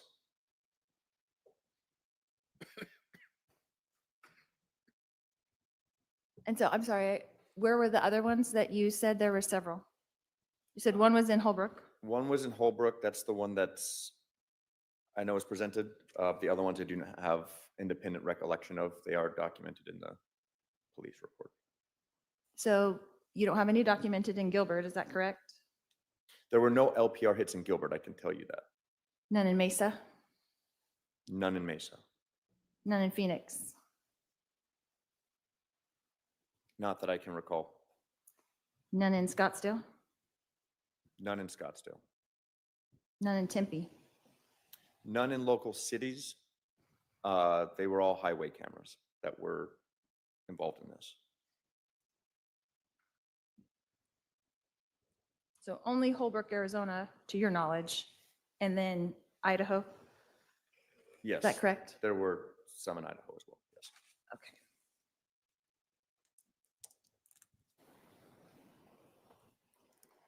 And do you have any idea, maybe you don't, but do you have any idea how long that they store that data? So like, as a detective, you go back and say, I need this, and they're like, well, we only have 30 days back or whatever. I don't know On their storage capacity or how long it lasts. And they are separate companies. Some are run by the government, some are run by private companies. So the retention period I am unaware of for these separate entities. And who did you contact to find out about these LPRs? Who did you have to go to? The crime analyst who contacted the respective agencies and private companies who operate those. So crime analysts within your department? Yes. Okay, do you know who that was that you went through? Yes. Can you tell us who that is? Lori Orr. Okay. So you call her and she calls them and they figure out the LPRs? They provide her with the data. And it also, to go back to what you asked earlier, the retention period, they give it for every time this license plate is hit within their retention time. So there was multiple pieces of data that were returned for this license plate. Again, I don't know how the time frame was, but I was focused on the time around October 2nd of 2019. And so in all of what you asked Lori Orr to get, you have this one in Holbrook, Arizona on October 1st. Is that correct? That is correct. The one that has been. And yes. nothing in Gilbert Correct? on October 2nd. Correct. Nothing in Gilbert on October 3rd. I would object to asked and answered. Overruled. I mean, technically you're right, but I'll let her recap. Go ahead. Yes. There were no LPR hits for that vehicle or that plate in the Phoenix metro area in the cities during that time frame. Time frame meaning October 1st to October 3rd. Yes, Okay. 2019, yes.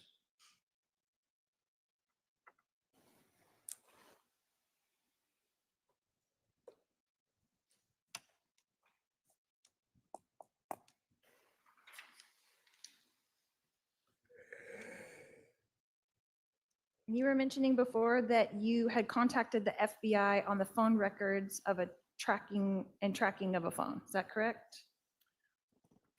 Yes, requested the assistance of the FBI with the phone cellular analysis. And how do you request assistance of FBI? Talk me through that. How did that work? Who do you call?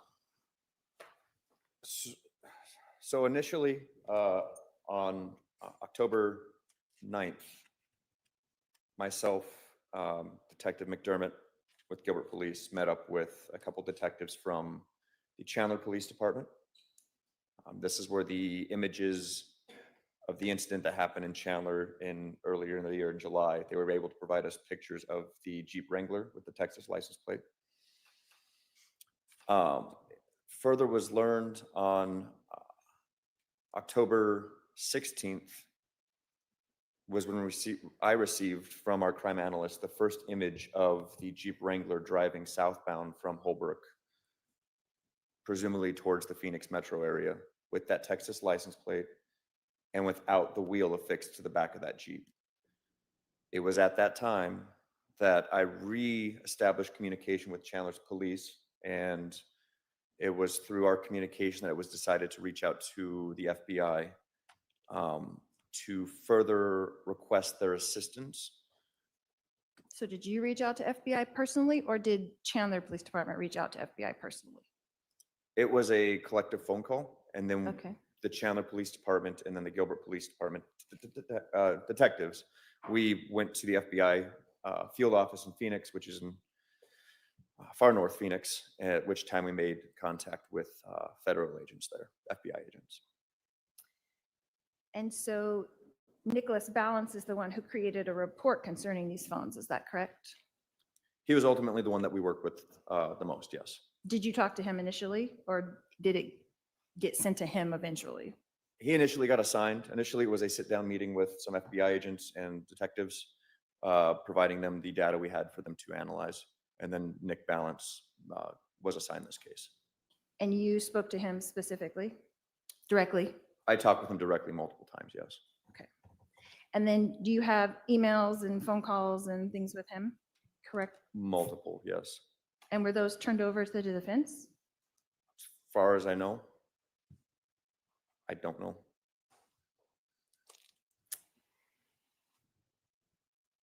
So in his report on Bates pages 5482 to 5518, he created a report that said, did you get a copy of that report that he did, Nicholas Balance? I'm not sure or familiar with which report you're referring to. Are you talking about the Gilbert Police report, or are you talking about a separate report from the FBI? I'm talking about Nicholas Balance's report that, I guess, his PowerPoint. Is it possible for me to see what you're looking at and I can say yes or no? Because I have seen presentations, but I'm not sure which one you're referring to. She.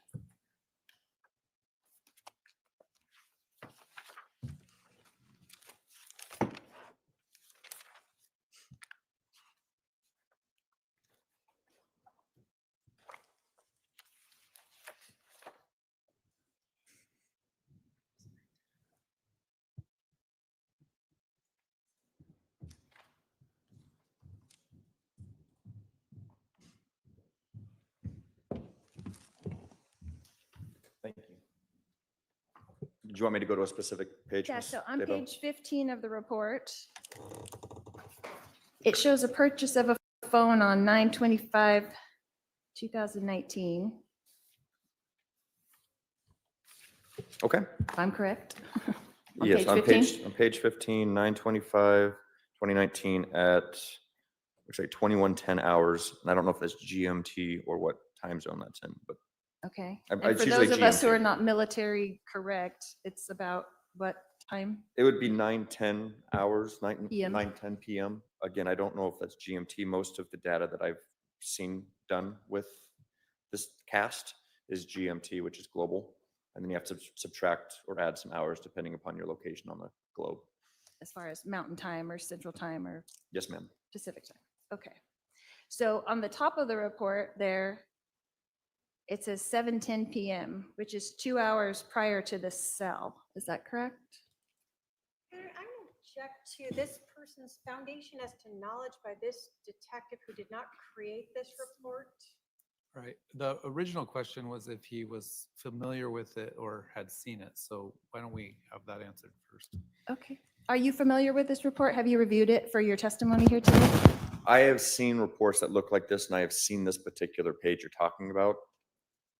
But again, I didn't draft it, and I don't want to give any incorrect information. So I'll do my best to answer what you want to ask me, but I don't work with CAST, and as much as I wish I was better with cell phone analysis personally, I'm not an expert in this area. Okay. Well, just on that page particularly. Hold on. Let's go sidebar.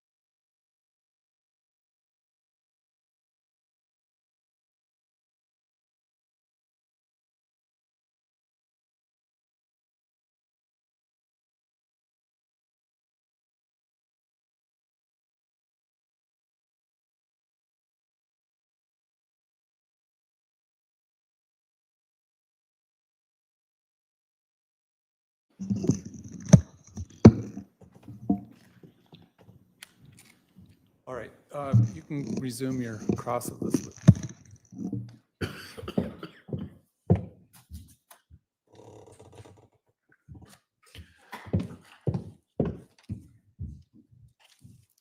And we'll go whatever you think as far as about another 5 minutes or so, and then we'll need to recess for the evening. Okay.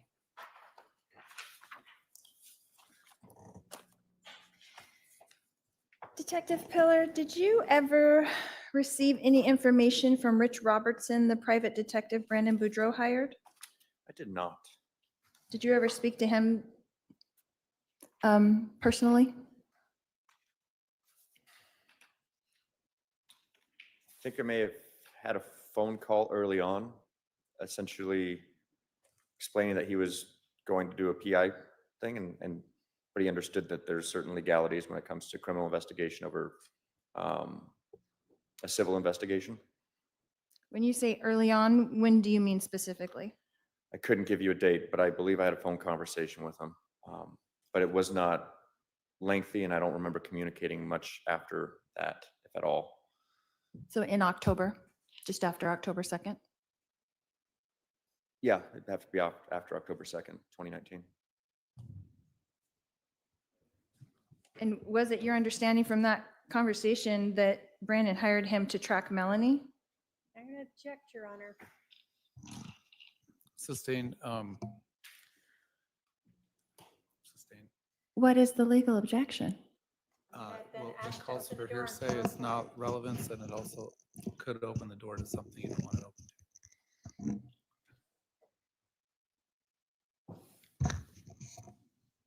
So you did not email with him or text with him, Rich Robertson? No, not that I remember. And he didn't send you any kind of information on the case? No, not that I remember. Okay. Did Brandon ever convey that he was frustrated with the way the investigation was going? I'm going to object to hearsay relevance. Sustained.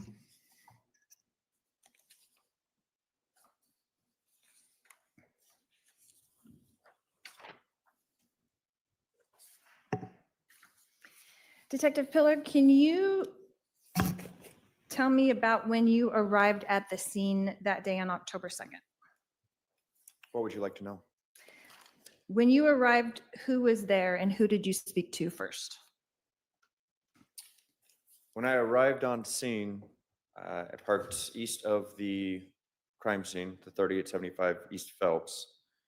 And the first individuals I remember talking with were my fellow detectives, Detective McDermott, Detective Biggs, and Detective Ferrer, determining what our roles would be. I cannot say for certain who I first spoke to as far as the officer, as far as the briefing goes, but I do know there were multiple officers on scene, to include Officer Rob, who was here earlier. And someone briefed you though, right? Do you know who that was? I do not know who that was, but yes, somebody would have briefed us on that case. And nobody remembers who briefed anybody? It doesn't sound like it, and I wish, trust me, I would rather give you answers than say I don't know, but I don't know. I can't remember who gave me the briefing. Well, it was Officer Rob, and who was the other officer that was with her when the first two on the scene? Officer Bullock? Officer Brian Bullock was the other officer that was on scene. So would it have had to be Officer Rob or Officer Bullock who briefed the detectives when you arrived?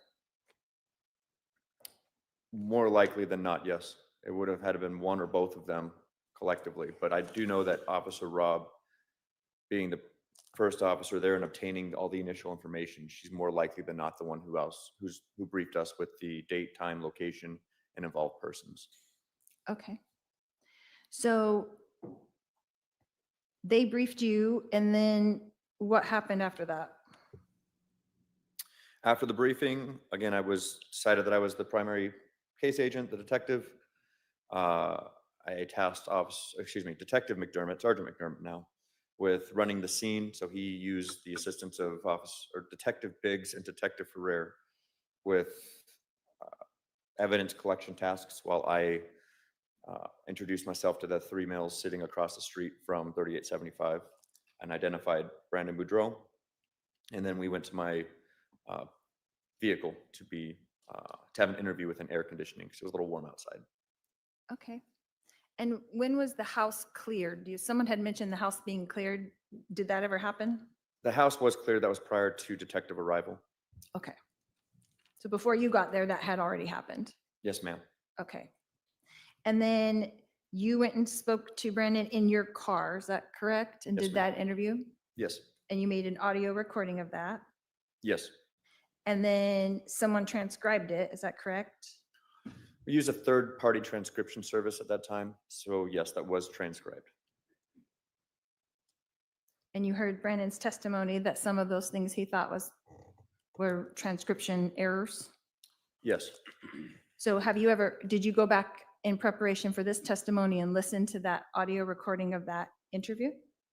I did not, well, yes, I did listen to the interview. No, I did not compare it to the transcript. It was Net Transcriptions, which is the company we used at the time. And there were errors at times, but I did not compare it to my interview with Brandon, if that's what you were getting at.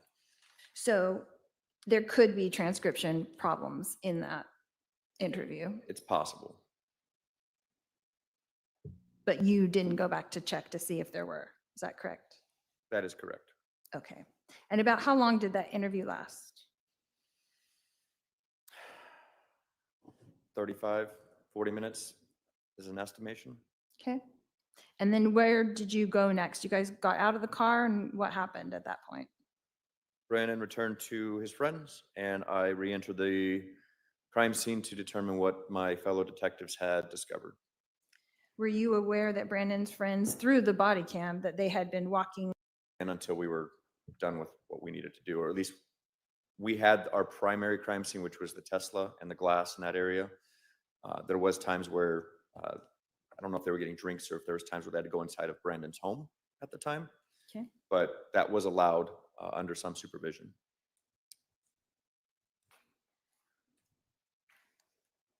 And then how long were you at the scene in total, do you think, that day? From the start to the finish, and unless I had the CAD report or the police computer system to say when we arrive on scene, when we close off, I wouldn't know that accurately, but I know it was hours we were out there. A few hours. Yes. And then how did that get wrapped up? I mean, if you're the case agent, how do you wrap it up, send everybody home? How does that work?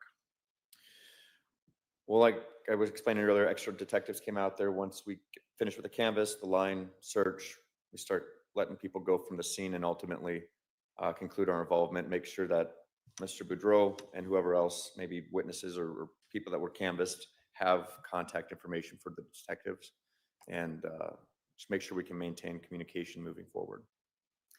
And you had mentioned that contact before. So you had said that you have a special phone for victims to contact you on. Is that correct? Not just victims, it's my work cell phone, and I'm very open with giving that number. I have been since my start days in CID. Victims, offenders, witnesses, whomever wants my cell phone, they can contact me by text or call.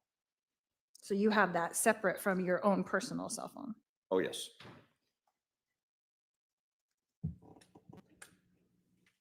And then you had mentioned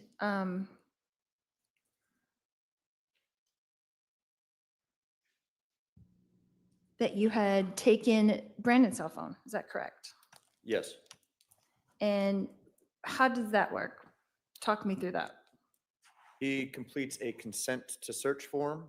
Mhm. It's a form that describes in detail what we're going to be doing with the device.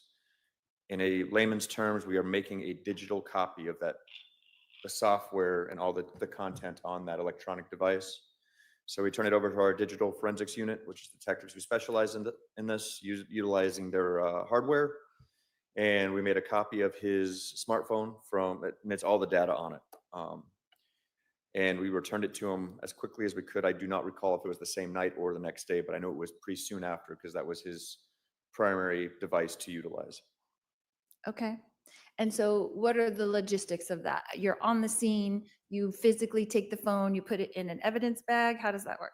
Yes, And then how does it get transported to the forensic people?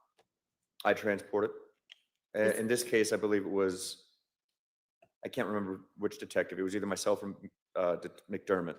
We worked on this case quite a bit in the beginning together, but ultimately brought the phone to our digital detectives. So within that same day, Yes, right? And it just gets turned over in the evidence bag and it's marked and all that?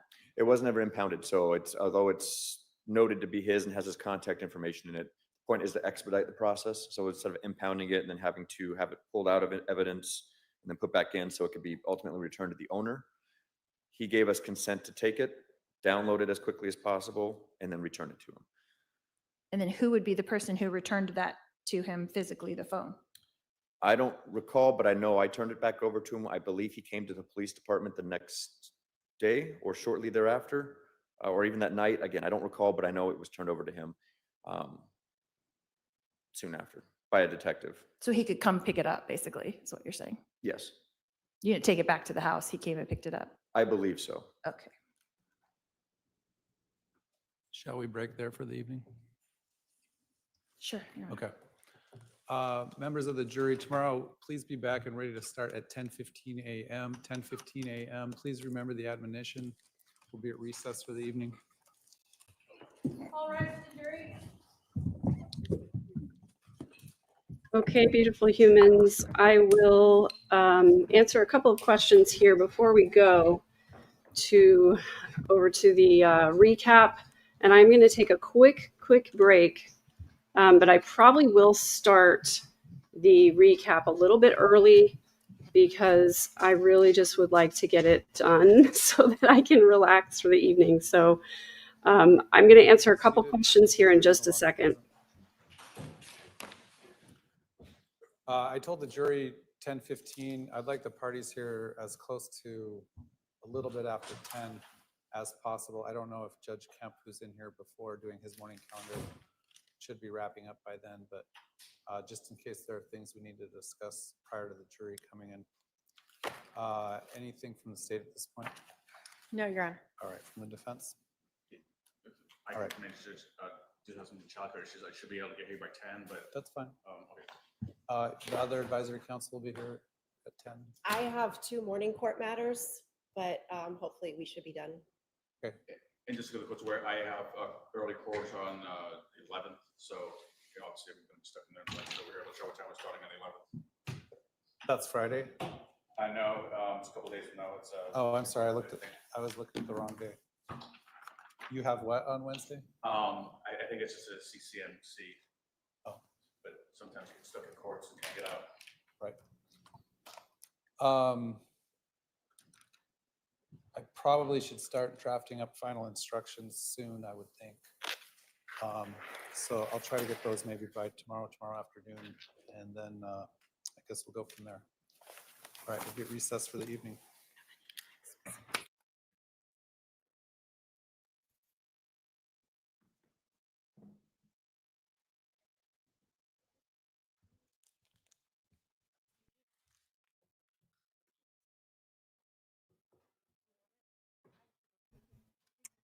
All right, everybody.